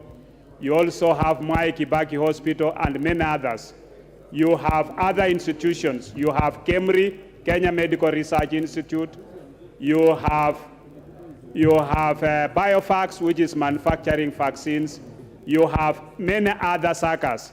Under the Ministry of Medical Services, you have many other state departments. Therefore, these state departments need resources, even for the policy and standards. Under our Constitution, training is a national function. Therefore, and you have Kenya Medical Training Colleges, which even honorable members have built KMTCs within the country. To run those KMTCs, you need... Because we did general debate during budget estimates. Let us speak for a maximum of 2 minutes. If possible, 1 minute. Keep it short and sweet. Thank you, Chair. Thank you, Chair. So I wanted to let my colleague know that this is money meant for those services, and money for the counties have already been given to the counties. Thank you, Honorable Chair. Didmas Barasa last. Honorable Chair, thank you. I support and I hope that even the ministry will also move further to ensure standards are met. There are some governors who will go to just pay a very small, funny building. They are calling it a clinic. We should have standards on what should qualify to be called a clinic, not just a place where even when you admit some women, they will say, just take me home. Because when you are admitted in that kind of structures, you appear to have lost hope. So I support, and the ministry should go further in setting and designing and deciding the standards of what should be called a clinic or a healthcare facility. I support, Honorable Chair. I now put the question that the programs under the vote, as read out and sums allocated in the schedule, be approved. As many as are of that opinion say aye. As many as are of a contrary opinion say nay. I now put the question that a sum not exceeding 116 billion, 592 million, 576 million, 949 be issued from the consolidated fund to complete the sum necessary to meet the recurrent and development expenditure during the year ending 30th June 2024 in respect of vote 1082. As many as are of that opinion say aye. As many as are of the contrary opinion say nay. Next. The ayes have it. Vote 1083, State Department for Public Health and Professional Standards. I propose that a sum not exceeding Kenya shillings 24 billion 593 million 940,000 be issued from the consolidated fund to complete the sum necessary to meet the expenditure, recurrent and development during the year ending 30th June 2024 in respect of vote 1080 for State Department for Public Health and Professional Standards. Programs under vote 1083, Preventive and Promotive Health Services, Health Resources Development and Innovation, Health Policy Standards and Regulations, General Administration. I propose the question that the programs under vote 1083 as read out and the sums allocated in the schedule be approved.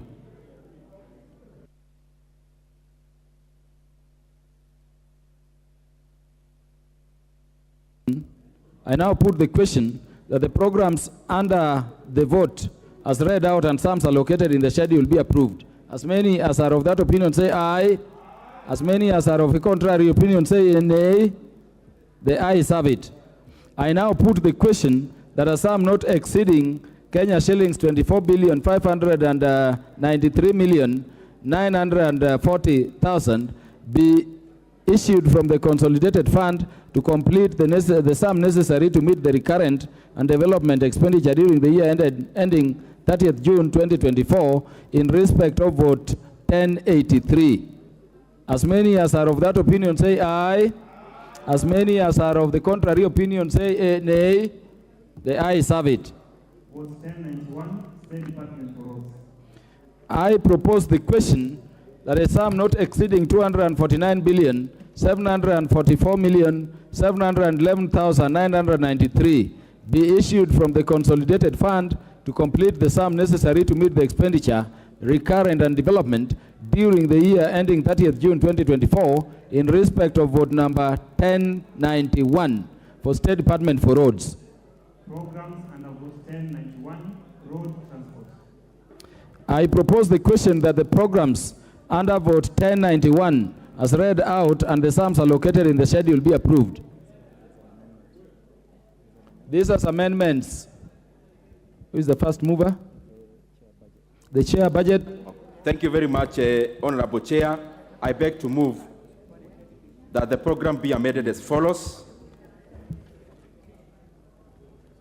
That the schedule be amended in vote 1091 by deleting the figure Kenya shillings 166 billion 851 million in column 7, that is gross capital estimates, at the program 0202000, that is road transport, and substituting therefore with the figure 167 billion 951 million, Honorable Chair.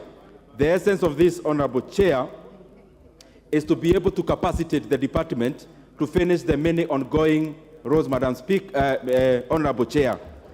Honorable Chair, it is also instructive to note that we have allocated an unprecedented figure in the Department for Roads this particular year, with the focus being on completion of the ongoing roads. Honorable Chair, we are no longer allocating monies to new projects because we need, first of all, the Kenyan people to enjoy the utility of the roads that I have already, Mr. Speaker, started. Mr. Speaker, out of the 249 billion Kenya shillings allocated to the department, around 83 billion Kenya shillings is from the fuel levy. We have monies around 80 billion, Madam Honorable Chair, from GOK development, and we have just around 75 billion from development partners. Thank you, Honorable Chair. I now propose the question that the program under vote road transport as read out and the sums allocated in the schedule be approved. Sorry, I propose the question that the program road transport under vote 1091 be amended as proposed. The chairman, the Departmental Committee on Roads, Honorable GK, George Karaoke.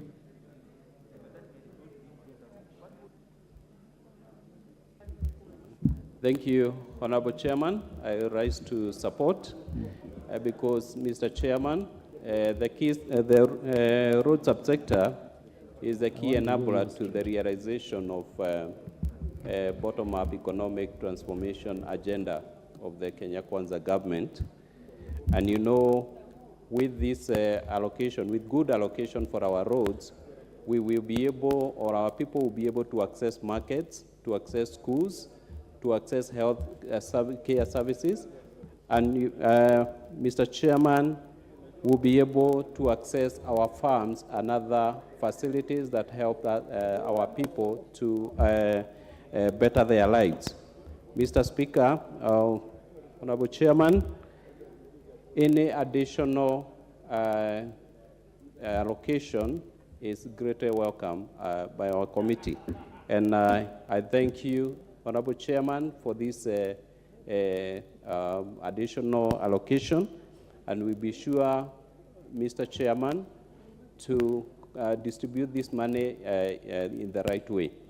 Mr. Speaker, Honorable Chairman, you know, the road subsector has pending bills as of now of about 160 billion.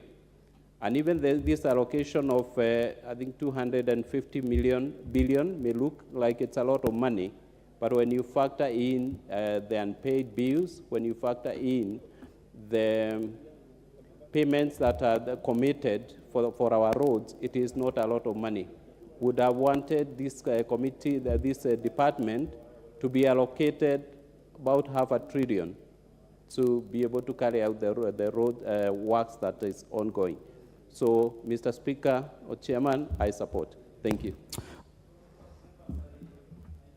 Question that the program road transport under vote 1091 be amended as proposed.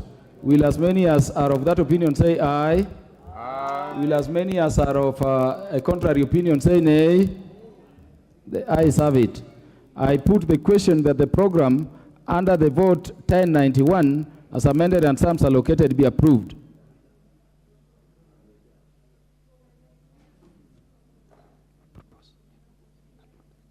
I now put the question that a sum not exceeding 250 billion 884 711 993 be issued from the consolidated fund to complete the sums necessary to meet the recurrent and development expenditure during the year ending 30th June 2024 in respect of vote 1091. As many as are of that opinion say aye.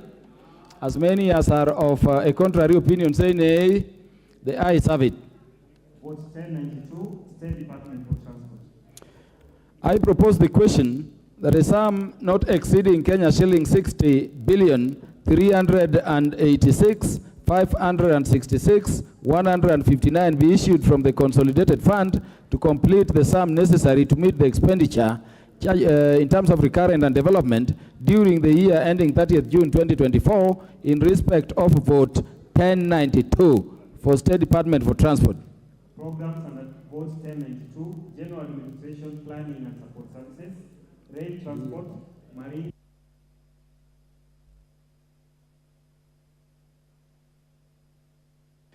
I propose the question that the programs under vote 1092 as read out and the sums allocated in the schedule be approved.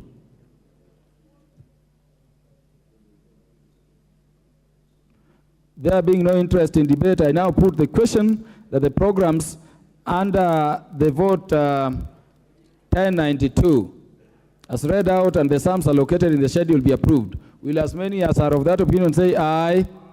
Will as many as of a contrary opinion say nay? The ayes have it. I now put the question that the sum not exceeding 60 billion 386 566,159 be issued from the consolidated fund to complete the sum necessary to meet the expenditure for current and development during the year ending 30th June 2024 in respect of vote 1092 for the State Department for Transport. Will as many as are of that opinion say aye? As many as are of a contrary opinion say nay. The ayes have it. Vote 1093, State Department for Shipping and Maritime Affairs. I propose the question that a sum not exceeding Kenya shillings 29,702,700,000 be issued from the consolidated fund. Oh, sorry, we jumped. Sorry, honorable members, that part has been expunged. I propose the question that a sum not exceeding Kenya shillings 28,423,521,755 be issued from the consolidated fund to complete the sum necessary to meet the expenditure for recurrent and development during the year ending 30th June 2024 in respect of vote 1093 for State Department for Shipping and Maritime Affairs. Programs under vote 1093, Shipping and Maritime Affairs. There is an amendment on this mover. Thank you very much, Honorable Chair.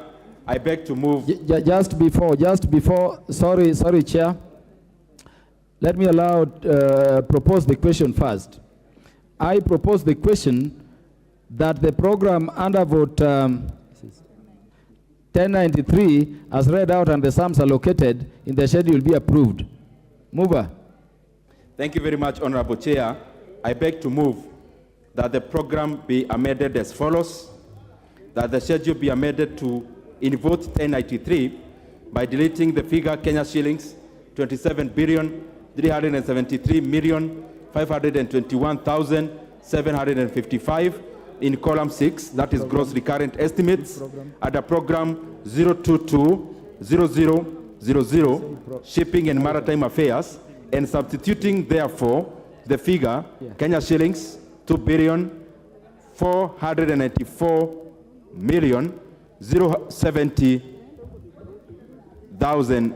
Honorable Chair, the essence of this is that, Honorable Chair, we are moving Kenya shillings 24.8 billion Kenya shillings from fuel stabilization, Madam Honorable Chair, to be able to cater for the arrears of the fuel subsidy that the Kenyan people enjoyed last this ending financial year. Mr. Chairman, that is why we keep saying, Mr. Chairman, that the other administration promised the people of Kenya subsidy, but it is the current administration that is actually paying for that subsidy. Thank you very much, Mr. Chairman.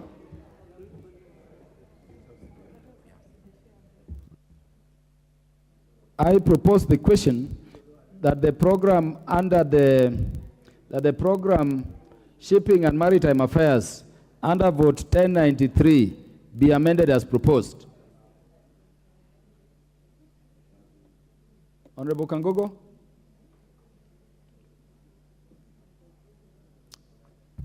Absent. I now put the question that the program Shipping and Maritime Affairs under vote 1093 be amended as proposed. As many as are of that opinion say aye. As many as are of a contrary opinion say nay.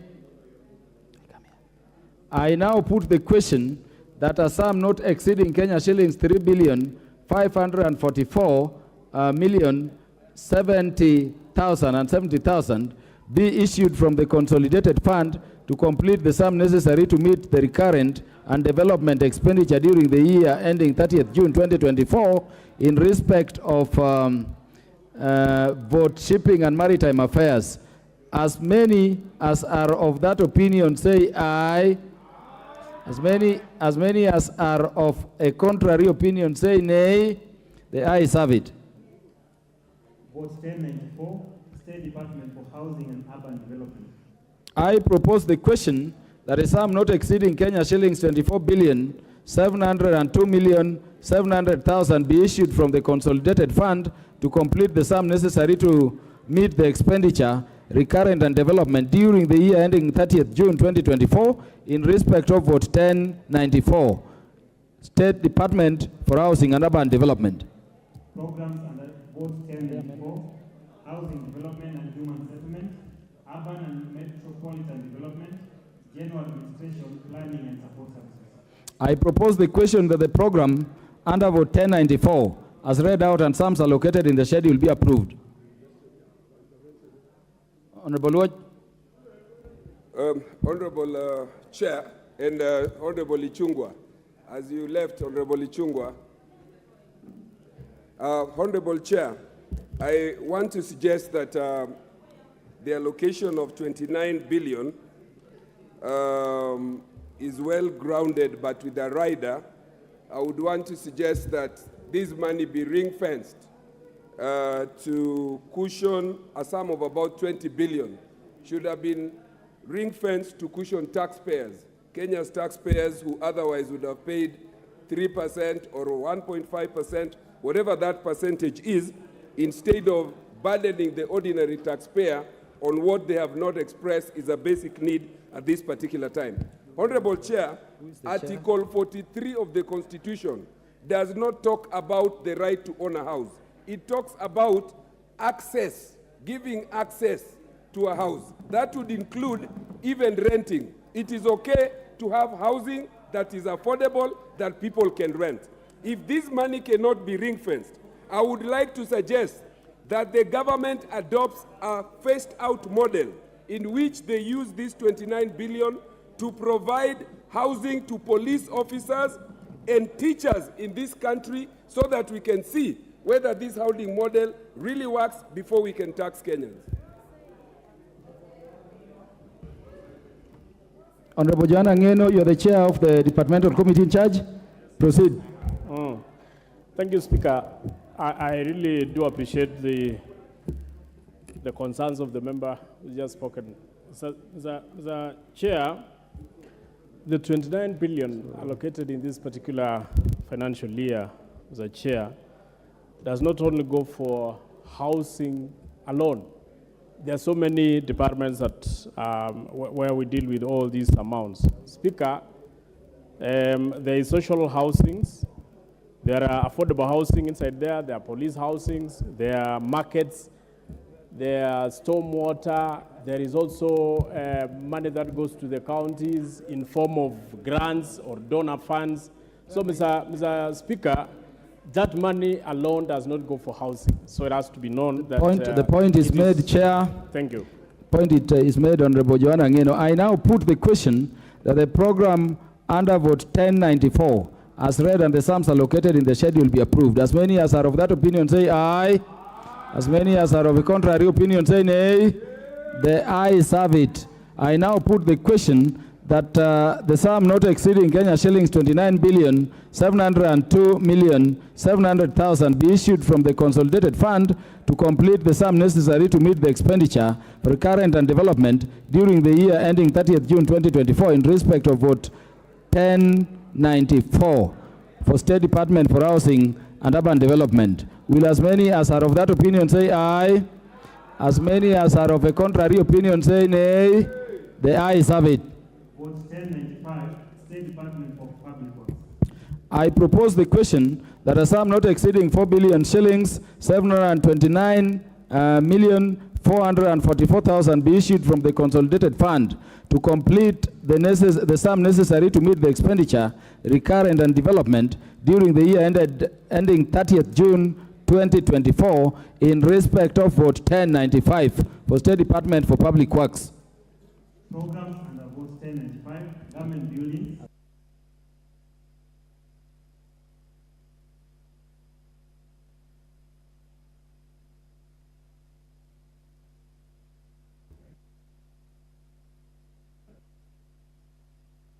Yes, I propose the question that the program under vote 1095 as read out and the sums allocated in the schedule be approved. There being no interest in contribution, I now put the question that the programs under the vote 1095 as read out and the sums allocated in the schedule be approved. As many as are of that opinion say aye. As many as are of a contrary opinion say nay. The ayes have it. I now put the question that the sum not exceeding Kenya shillings 4,728,440,000 be issued from the consolidated fund to complete the sum necessary to meet the expenditure, recurrent and development during the year ending 30th June 2024 in respect of vote 1095 for State Department for Public Works. As many as are of that opinion say aye. As many as are of a contrary opinion say nay. The ayes have it. Vote 1104, State Department for Irrigation. Other amendments? I propose the question that a sum not exceeding 24,724,000,000 be issued from the consolidated fund to complete the sum necessary to meet the expenditure, recurrent and development during the year ending 30th June 2024 in respect of vote 1104, State Department for Irrigation. Programs under vote 1104, Irrigation and Land Reclamation, Water Storage and Flood Control, Water Harvesting and Storage for Irrigation, General Administration, Planning and Support Services. I propose the question that the program under vote 1104, as read out and the sums allocated in the schedule, be approved. No interest. I now propose the question. I propose. What is it?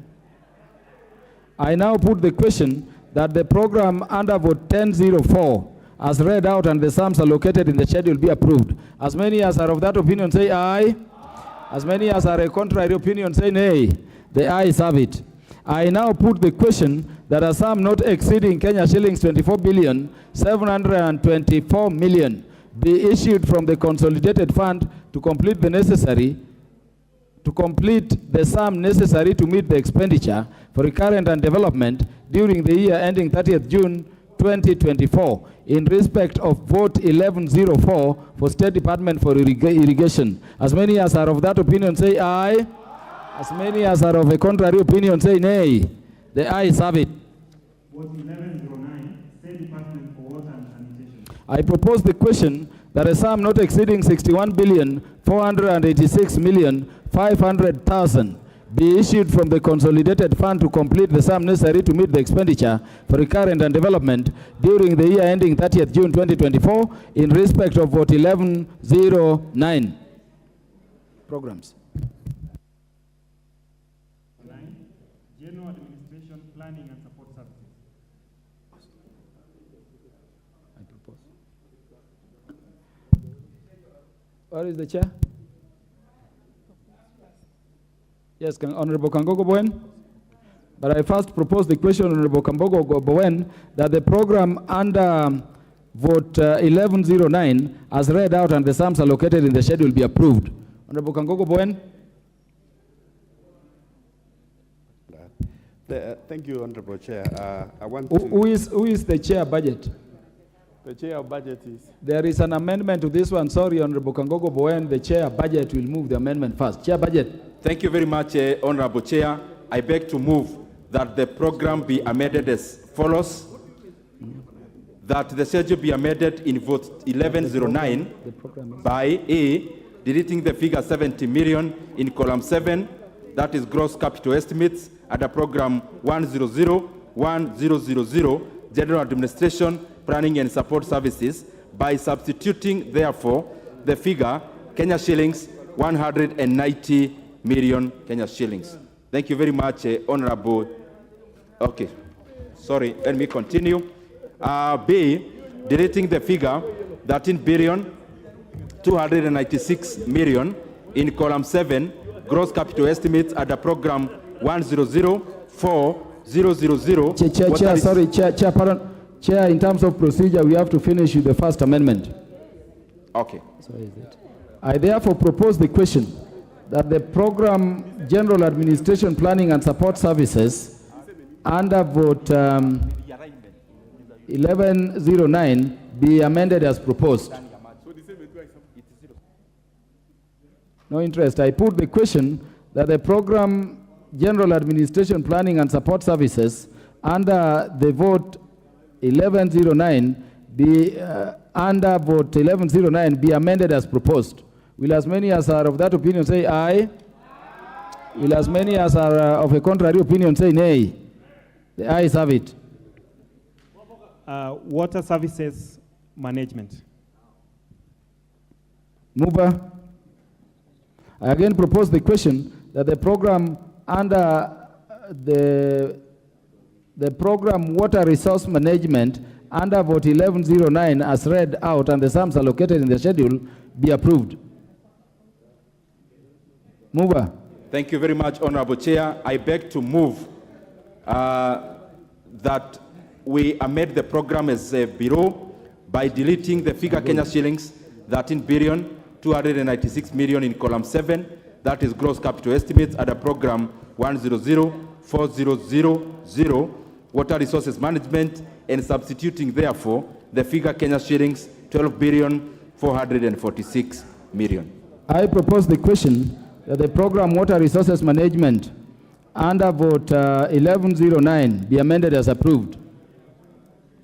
I now put the question that the program water resources management under vote 1109 be amended as approved. As many as are of that opinion say aye. As many as are of a contrary opinion say nay. The ayes have it. Water and sewerage infrastructure development. I propose the question that the program under vote 1109, water and sewerage infrastructure development, as read out and the sums allocated in the schedule be approved. Mover. Thank you very much, Honorable Chair. I beg to move bureau amendments on the program, deleting the figure Kenya shillings 42 billion 578 million in column 7, that is gross capital estimates, under program 1017000 water and sewerage infrastructure development, and substituting therefore the figure Kenya shillings 43 billion 308 million shillings. Thank you very much, Honorable Chair. I propose the question that the program water and sewerage infrastructure development under vote 1109 be amended as proposed.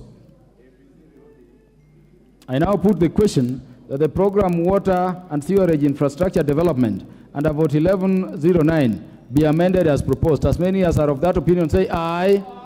As many as are of a contrary opinion say nay. The ayes have it. I now put the question that the program under vote 1109 as amended and the sums allocated be approved. As many as are of that opinion say aye. As many as are of a contrary opinion say nay. The ayes have it.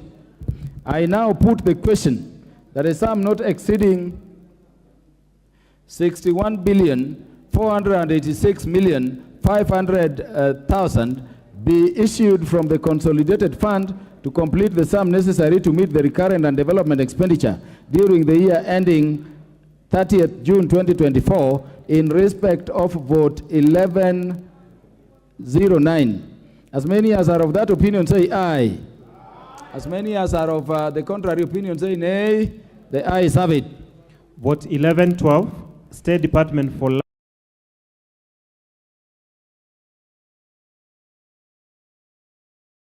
982,863 be issued from the consolidated fund to complete the sum necessary to meet the expenditure, recurrent and development during the year ending 30th June 2024 in respect of vote 1112 for State Department for Lands and Fiscal Planning. Programs under vote 1112, Land Policy and Planning, Land Information Management, General Administration, Planning and Support Services. I propose the question that the programs under vote 1112 as read out and the sums allocated in the schedule be approved. I put the question that the programs under vote 1112 as read out and the sums allocated in the schedule be approved. As many as are of that opinion say aye. As many as are of a contrary opinion say nay. The ayes have it. I now put the question that a sum not exceeding 8,867,982,863 be issued from the consolidated fund to complete the sum necessary to meet the expenditure, recurrent and development during the year ending 30th June 2024 in respect of vote 1112 for State Department for Lands and Physical Planning. As many as are of that opinion say aye. As many as are of a contrary opinion say nay. The ayes have it. Vote 1122, State Department for Information, Communication Technology and Digital Economy. I propose the question that a sum not exceeding 20,999,300,000 be issued from the consolidated fund to complete the sums necessary to meet the expenditure, recurrent and development during the year ending 30th June 2024 in respect of vote 1122, State Department for Information, Communication Technology and Digital Economy. Programs under vote 1122, General Administration, Planning and Support Services, ICT Infrastructure Development, e-government services. I propose the question that the programs under vote 1122 as read out and the sums allocated in the schedule be approved.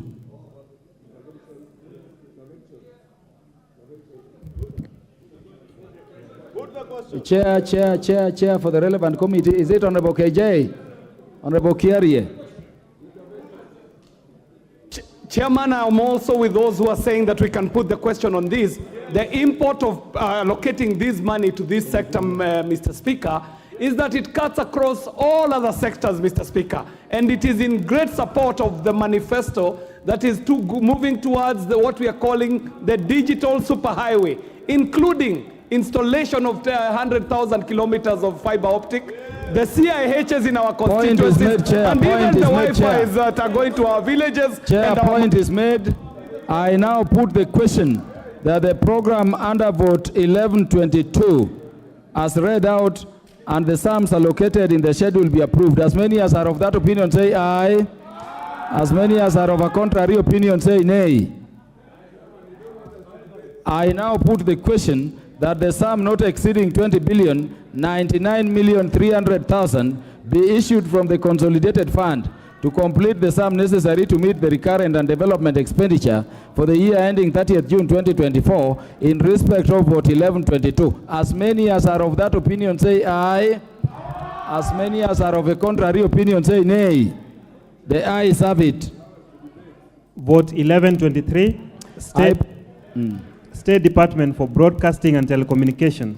I propose the question that a sum not exceeding Kenya shillings 7,179,972,277 be issued from the consolidated fund to complete the sum necessary to meet the expenditure, recurrent and development during the year ending 30th June 2024 in respect of vote 1123 for State Department for Broadcasting and Telecommunications. Programs under vote 1123, General Administration, Planning and Support Services, Information and Communication Services. I propose the question.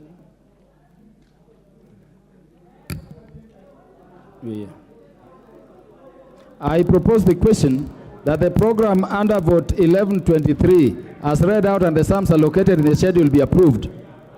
Mover.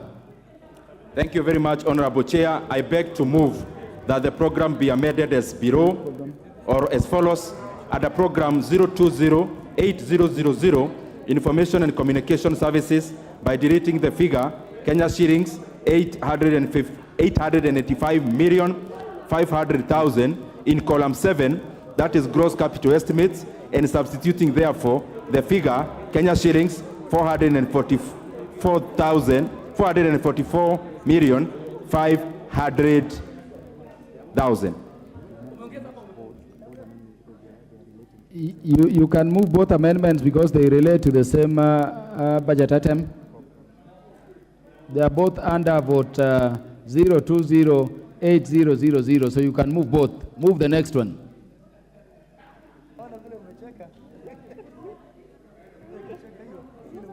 Thank you.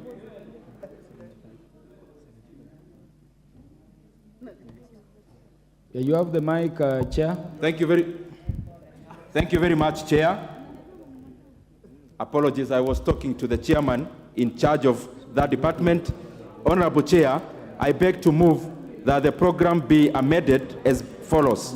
Under program 020-8000, 000 Information and Communication Services by deleting the figure Kenya shillings 5,585,833,488 in column 6, gross current estimates, and substituting therefore the figure Kenya shillings 6,34,833,488. Basically, Honorable Chair, we are only rearranging the monies from recurrent to development and nothing else, Honorable Chair. I propose the question that the program Information and Communication Services under vote 1123 be amended as proposed. The committee chair, Honorable Kiarie. Honorable Chair, I'm in support with the amendment that has been moved by the Chair Budget and Appropriation Committee. And for the information of this House, the import of this does not change the monies allocated to the sector. It is actually a rearrangement to ensure that the monies that is allocated, the great amount goes to development and a sizable good amount goes into media monitoring recurrent expenditure. I'm in support, Mr. Chair. I now put the question that the program Information and Communication Services under vote 1123 be amended as proposed. As many as are of that opinion say aye. Aye. As many as are of a contrary opinion say nay. The ayes have it. Additional program under vote 1123, mass media skills development. Mover. There is no amendment. Yes, so we go. I propose the question that the program under vote 1123 as read out and the sums allocated in the schedule be approved. I now put the question that the program under vote 1123 as read out and the sums allocated in the schedule be approved. As many as are of that opinion say aye. As many as are of a contrary opinion say nay. I now put the question that a sum not exceeding Kenya shilling 7,179,972,277 be issued from the consolidated fund to complete the sum necessary to meet the expenditure, recurrent and development during the year ending 30th June 2024 in respect of vote 1123, State Department for Broadcasting and Telecommunications. As many as are of that opinion say aye. As many as are of a contrary opinion say nay. The ayes have it. Vote 1132, State Department for Sports. I propose the question that a sum not exceeding Kenya shilling 17,723,769,939 be issued from the consolidated fund to complete the sum necessary to meet the expenditure, recurrent and development during the year ending 30th June 2024 in respect of vote 1132. Programs under vote 1132, sports. I propose the question that the program under vote 1132 as read out and the sums allocated in the schedule be approved. Honorable Anthony Lodge. Chair, I actually want to support this. This is an important intervention for constituencies such as mine, where you have a lot of talented young people who earn a living from sports. But I want to suggest that there is an undersupply in this particular allocation, and which perhaps the committee could check that in future could be realized. You remember that in the last parliament, we took the sports lottery from this ministry and took it to the Ministry of Treasury. I want to suggest that that particular Nini should be brought back to this so that we can have proper allocations and to ensure that our constituency have sports stadiums and our young people are able to benefit from their skills in sports. I support it. I now put the question that the program under vote 1132 as read out and the sums allocated in the schedule be approved. As many as are of that opinion say aye. As many as are of a contrary opinion say nay. The ayes have it. I now put the question that a sum not exceeding Kenya shilling 17,723,769,939 be issued from the consolidated fund to complete the sum necessary to meet the expenditure, recurrent and development during the year ending 30th June 2024 in respect of vote 1132, State Department for Sports. As many as are of that opinion say aye. As many as are of contrary opinion say nay. The ayes have it. Vote 1134, State Department for Culture and Heritage. I propose the question that a sum not exceeding Kenya shillings 2,889,450 million be issued from the consolidated fund to complete the sum necessary to meet the expenditure, recurrent and development during the year ending 30th June 2024 in respect of vote 1134 for State Department for Culture and Heritage. Programs under vote 1134. Culture and Heritage. General Administration, Planning and Support Services. I propose the question that the program under vote 1134 as read and the sums allocated in the schedule be approved. Mover. This one as amendments. Mover. Thank you very much, Honorable Chair. Thank you very much, Honorable Chair. I beg to move that the program be amended as below. In vote 1134, under program 0905000, General Administration, Planning and Support Services, by deleting the figure Kenya shillings 199,784,949 in column 7, gross current estimates, and substituting therefore the figure Kenya shillings 249,784,949. Honorable Chair, this is just rearranging within the same ministry so that we capacitate the department to run its affairs. I propose the question that the program General Administration, Planning and Support Services under vote 1134 be amended as proposed. I put the question that the program under General Administration, Planning and Support Services under vote 1134 be amended as proposed. As many as are of that opinion say aye. Any as are of a contrary opinion say nay. The ayes have it. Additional program, Public Records Management. Mover. Which one? I propose the question that the program under vote 1134 as read out and the sums allocated in the schedule be approved. I now put the question that the program under vote 1134 as read out and the sums allocated in the schedule be approved. As many as are of that opinion say aye. As many as are of a contrary opinion say nay. The ayes have it. I now put the question that a sum not exceeding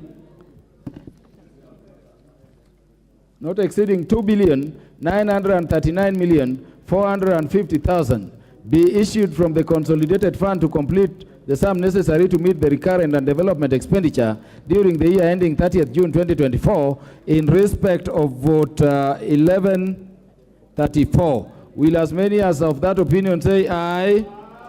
As many as are of a contrary opinion say nay. The ayes have it. Vote 1135, State Department for Youth Affairs and the Arts. I propose the question that a sum not exceeding Kenya shillings 3,974,372,614 be issued from the consolidated fund to complete the sum necessary to meet the expenditure, recurrent and development during the year ending 30th June 2024 in respect of vote 1134 for State Department for Youth Affairs and Arts. Programs under vote 1135, Youth Empowerment Services, Youth Development Services, General Administration, Planning and Support Services, the Arts, Library Services. I propose the question that the program under vote 1135 as read out and the sums allocated in the schedule be approved.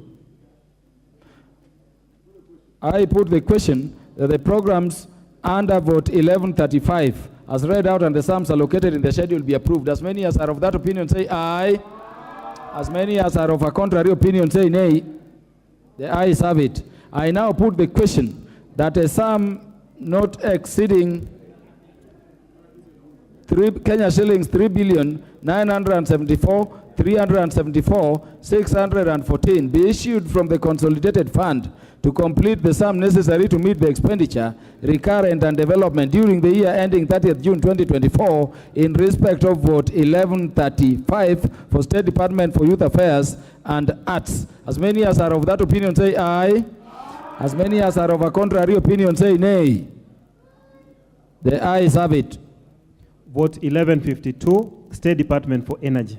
I propose the question that a sum not exceeding Kenya shilling 62,998,517,822 be issued from the consolidated fund to complete the sum necessary to meet the expenditure, recurrent and development during the year ending 30th June 2024 in respect of vote 1152 for State Department for Energy. Programs under vote 1152. General Administration, Planning and Support Services, Power Generation, Power Transmission and Distribution.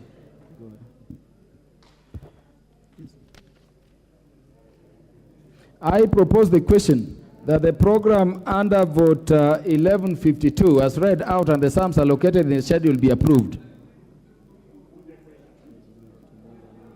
Mover to move amendment.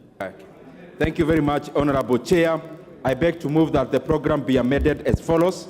In vote 1152, under the program 0213000, Power Transmission and Distribution, by deleting the figure Kenya shillings 41 billion 76 million in column 7, gross capital estimates, and substituting therefore the figure Kenya shillings 41 billion 190 million, Honorable Chair, under the alignment within the department, Honorable Chair, and additional of some few resources with consultation with the chair in charge of that department. I propose the question, the program Power Transmission and Distribution under vote 1152 be amended as proposed. I put the question. Chair, you want to speak to this? Honorable Vincent Musyoki.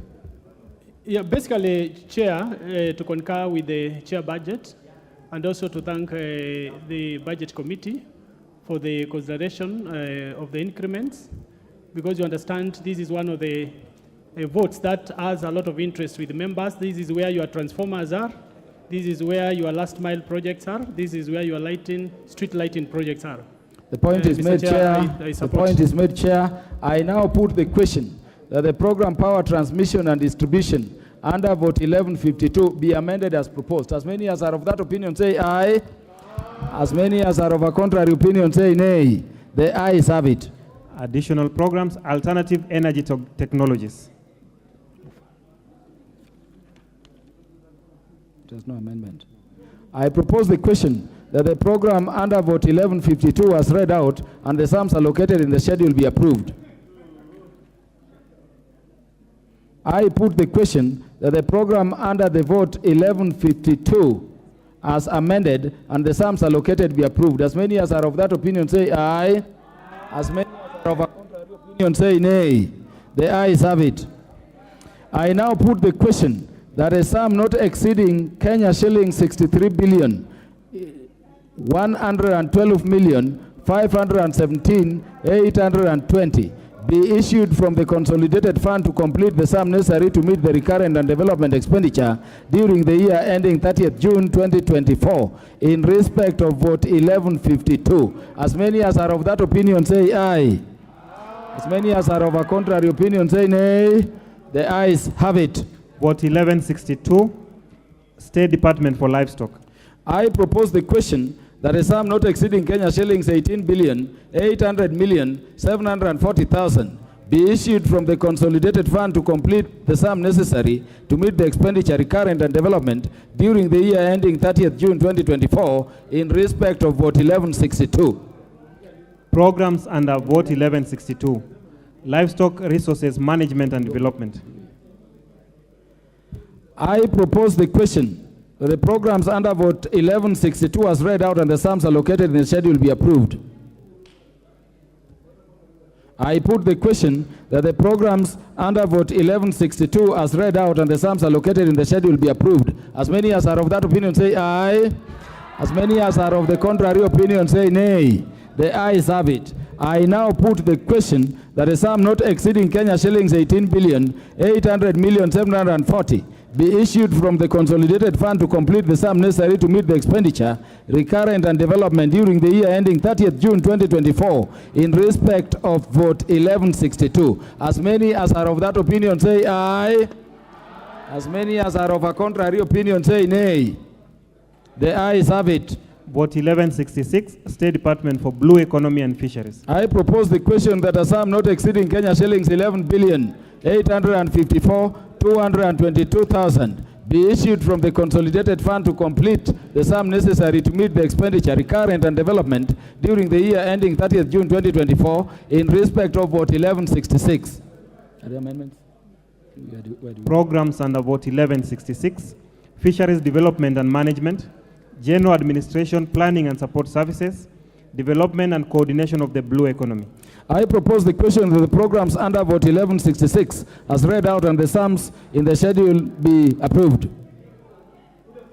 I put the question that the programs under vote 1166 as read out and the sums allocated in the schedule be approved. As many as are of that opinion say aye. As many as are of a contrary opinion say nay.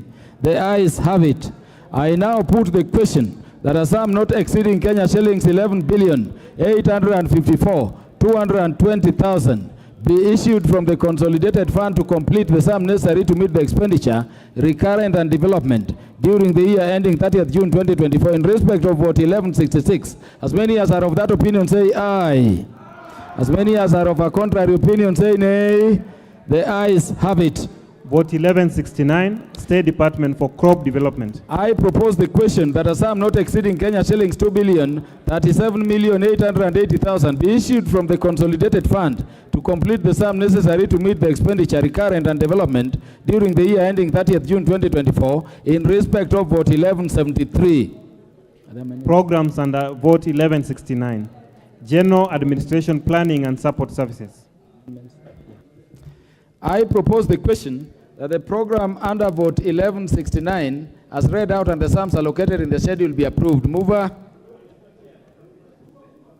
Thank you very much, Honorable Chair. I beg to move that the program be amended as follows.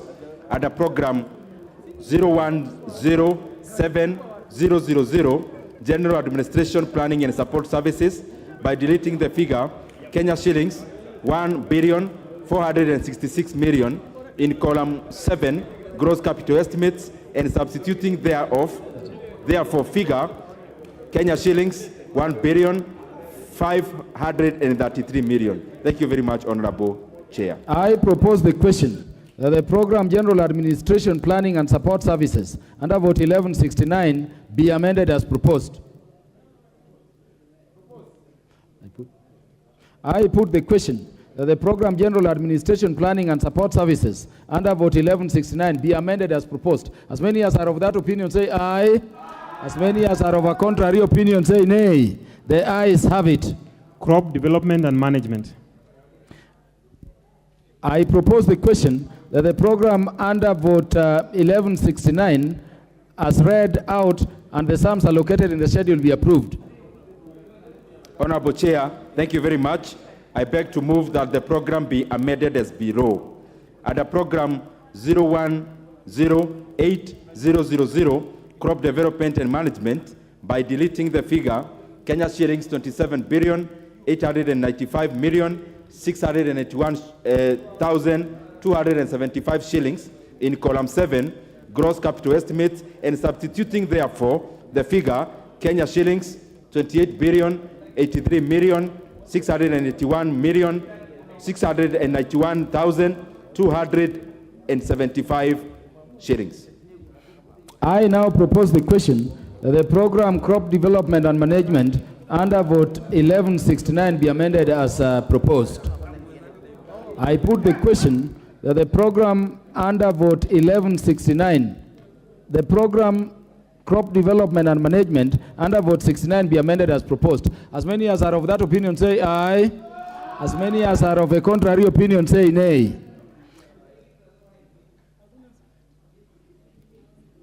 I now put the question, sorry. Agribusiness and information management, agricultural research and development. I propose the question that the program under vote 1169 as read out and the sums allocated in the schedule be approved. Mover? There is no amendment. I put the question that the program under vote 1169 as amended and the sums allocated be approved. As many as are of that opinion say aye. As many as are of a contrary opinion say nay. The ayes have it. I now put the question that a sum not exceeding Kenya shillings 46,669,941,275 be issued from the consolidated fund to complete the sum necessary to meet recurrent and development expenditure during the year ending 30th June 2024 in respect of vote 1169. As many as are of that opinion say aye. As many as are of a contrary opinion say nay. The ayes have it.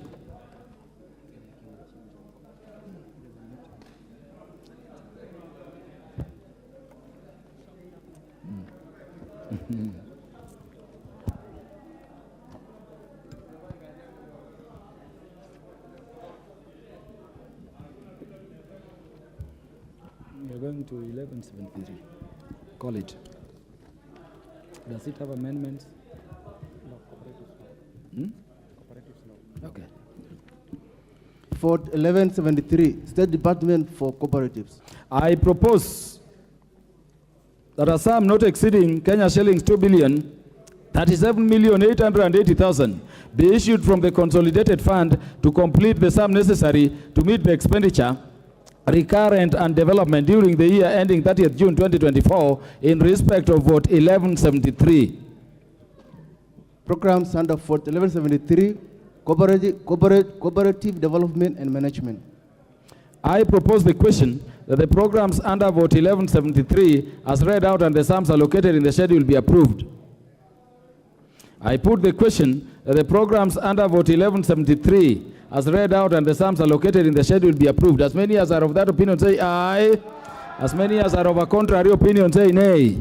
The ayes have it. I now put the question that a sum not exceeding Kenya shillings 2,037,880,000 be issued from the consolidated fund to complete the sum necessary to meet the expenditure, recurrent and development during the year ending 30th June 2024 in respect of vote 1173. As many as are of that opinion say aye.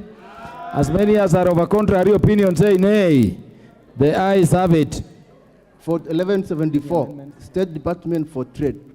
I propose the question that a sum not exceeding Kenya shillings 2,412,900,000 be issued from the consolidated fund to complete the sum necessary to meet the expenditure, recurrent and development during the year ending 30th June 2024 in respect of vote 1174. Programs under vote 1174, domestic trade and enterprise development, fair trade practices and compliance of standards, international trade development and promotion, general administration, planning and support services. I propose the question that the programs under vote 1174 as read out and the sums allocated in the schedule be approved.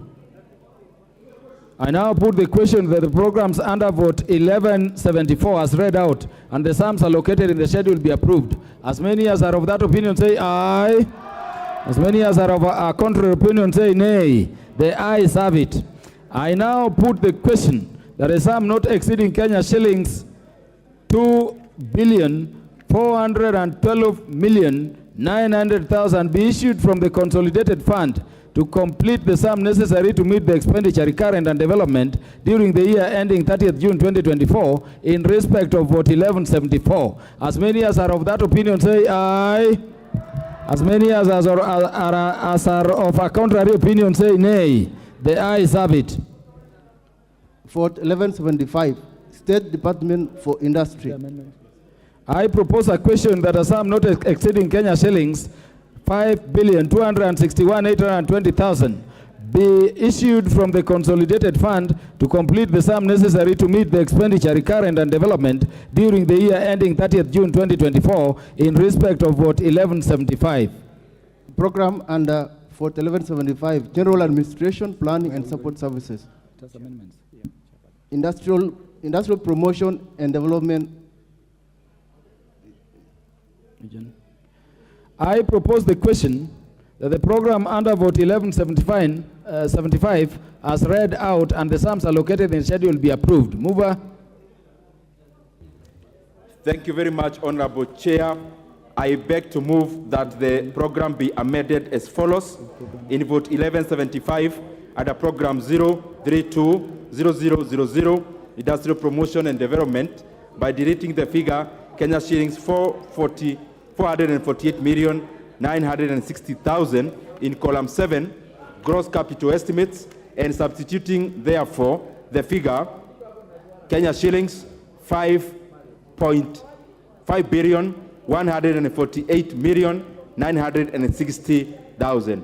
Honorable Chair, basically what we are doing, we are moving the industrial and aggregation centers from the Department of Trade to the right Department of Industry. I propose the question that the program Industrial Promotion and Development under vote 1175 be amended as proposed. I put the question that the program Industrial Promotion and Development under vote 1175 be amended as proposed. As many as are of that opinion say aye. As many as are of a contrary opinion say nay. The ayes have it. I put the question that the program under vote 1175 as read and the sums allocated as approved and the sums allocated be approved. As many as are of that opinion say aye. As many as are of that opinion say nay. The ayes have it. I now put the question that the sum not exceeding Kenya shillings 9,961,820,000 be issued from the consolidated fund to complete the sum necessary to meet the recurrent and development expenditure during the year ending 30th June 2024 in respect of vote 1175. As many as are of that opinion say aye. As many as are of a contrary opinion say nay. The ayes have it. Vote 1176, State Department for Micro, Small and Medium Enterprises Development.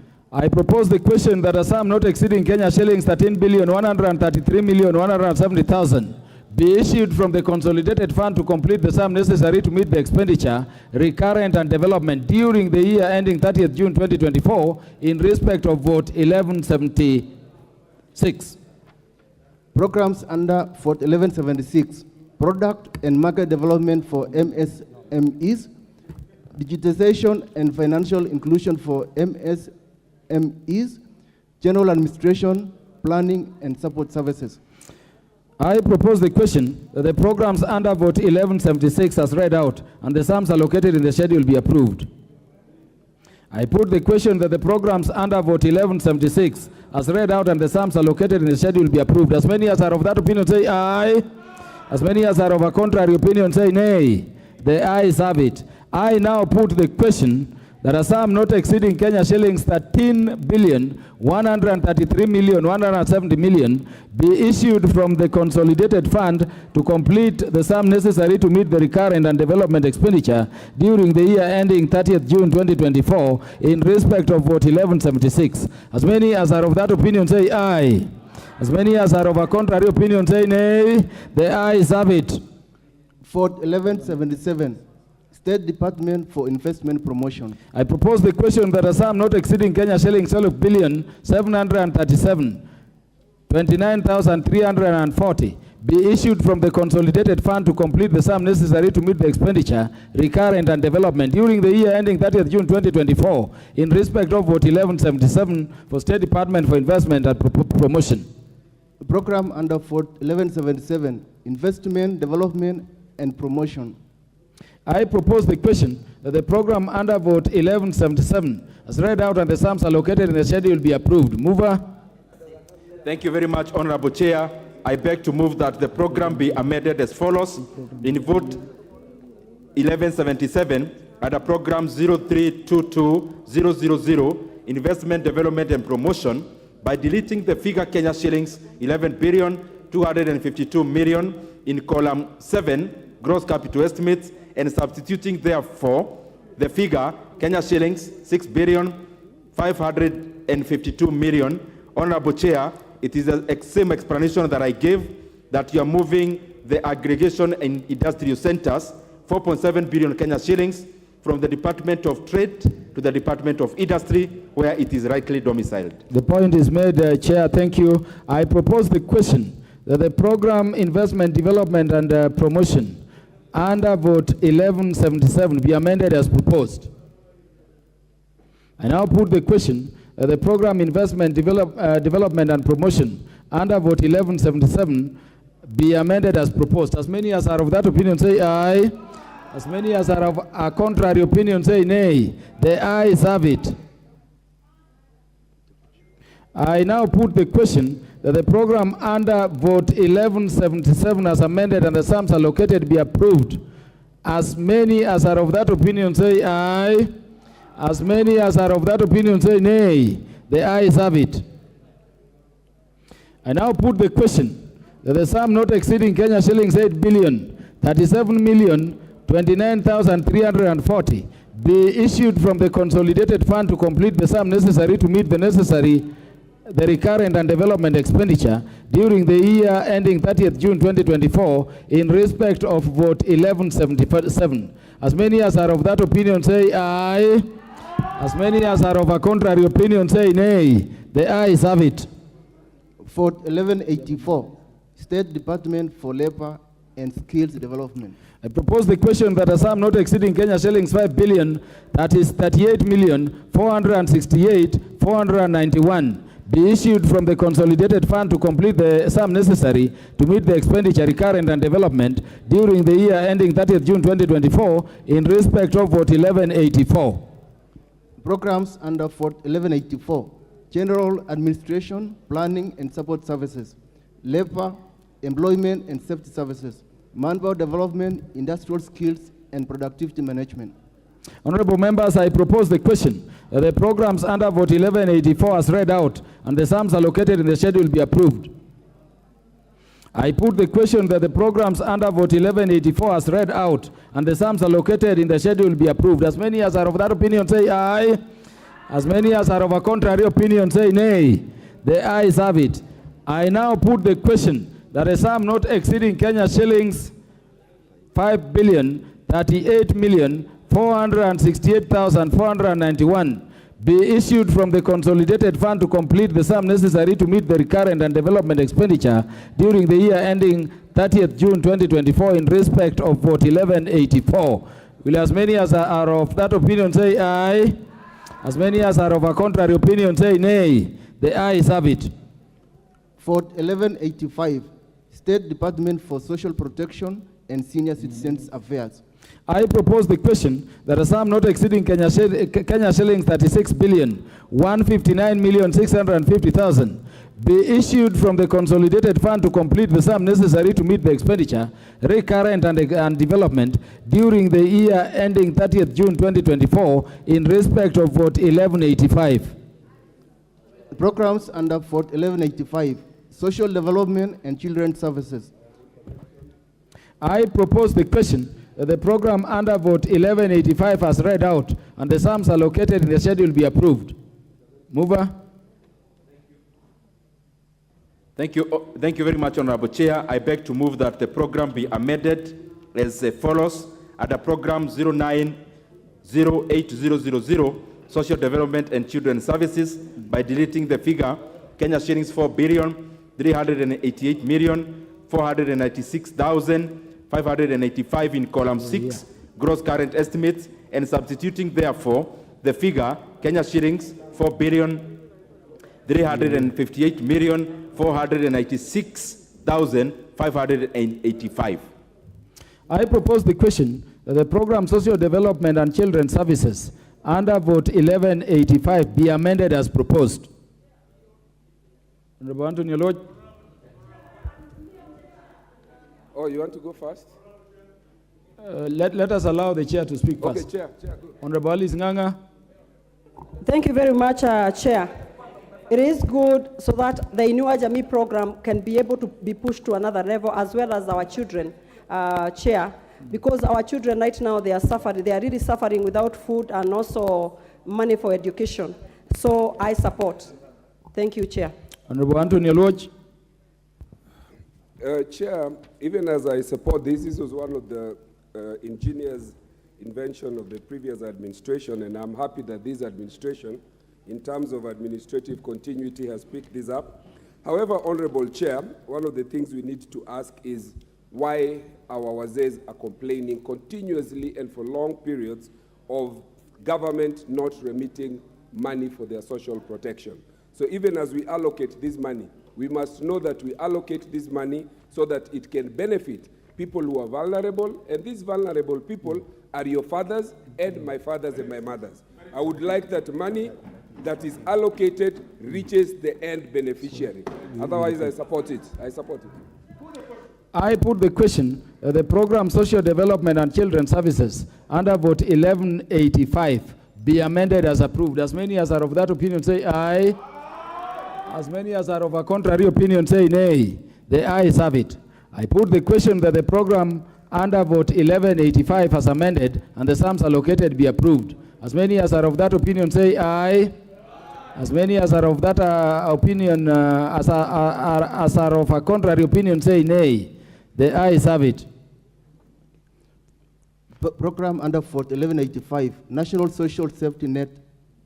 I propose the question that a program under vote 1185 as read out and the sums allocated in the schedule be approved. Mover. Thank you very much, Honorable Chair. I beg to move that the program be amended as follows. At the program 090900 National Social Safety Net by deleting the figure Kenya shillings 27,804,161,457 in column 6, gross current estimates, and substituting therefore the figure Kenya shillings 27,834,161,457. Thank you very much, Chair, in consultation with the Chair, the Honorable Member for Thika Town, Orokiadutu. I propose the question that the program National Social Safety Net under vote 1185 be amended as proposed. No interest. I now put the question. That the program National Social Safety Net under vote 1185 be amended as proposed. As many as are of that opinion say aye. As many as are of a contrary opinion say nay. The ayes have it. Program under vote 1185, General Administration, Planning and Support Services. I propose the question that the program under vote,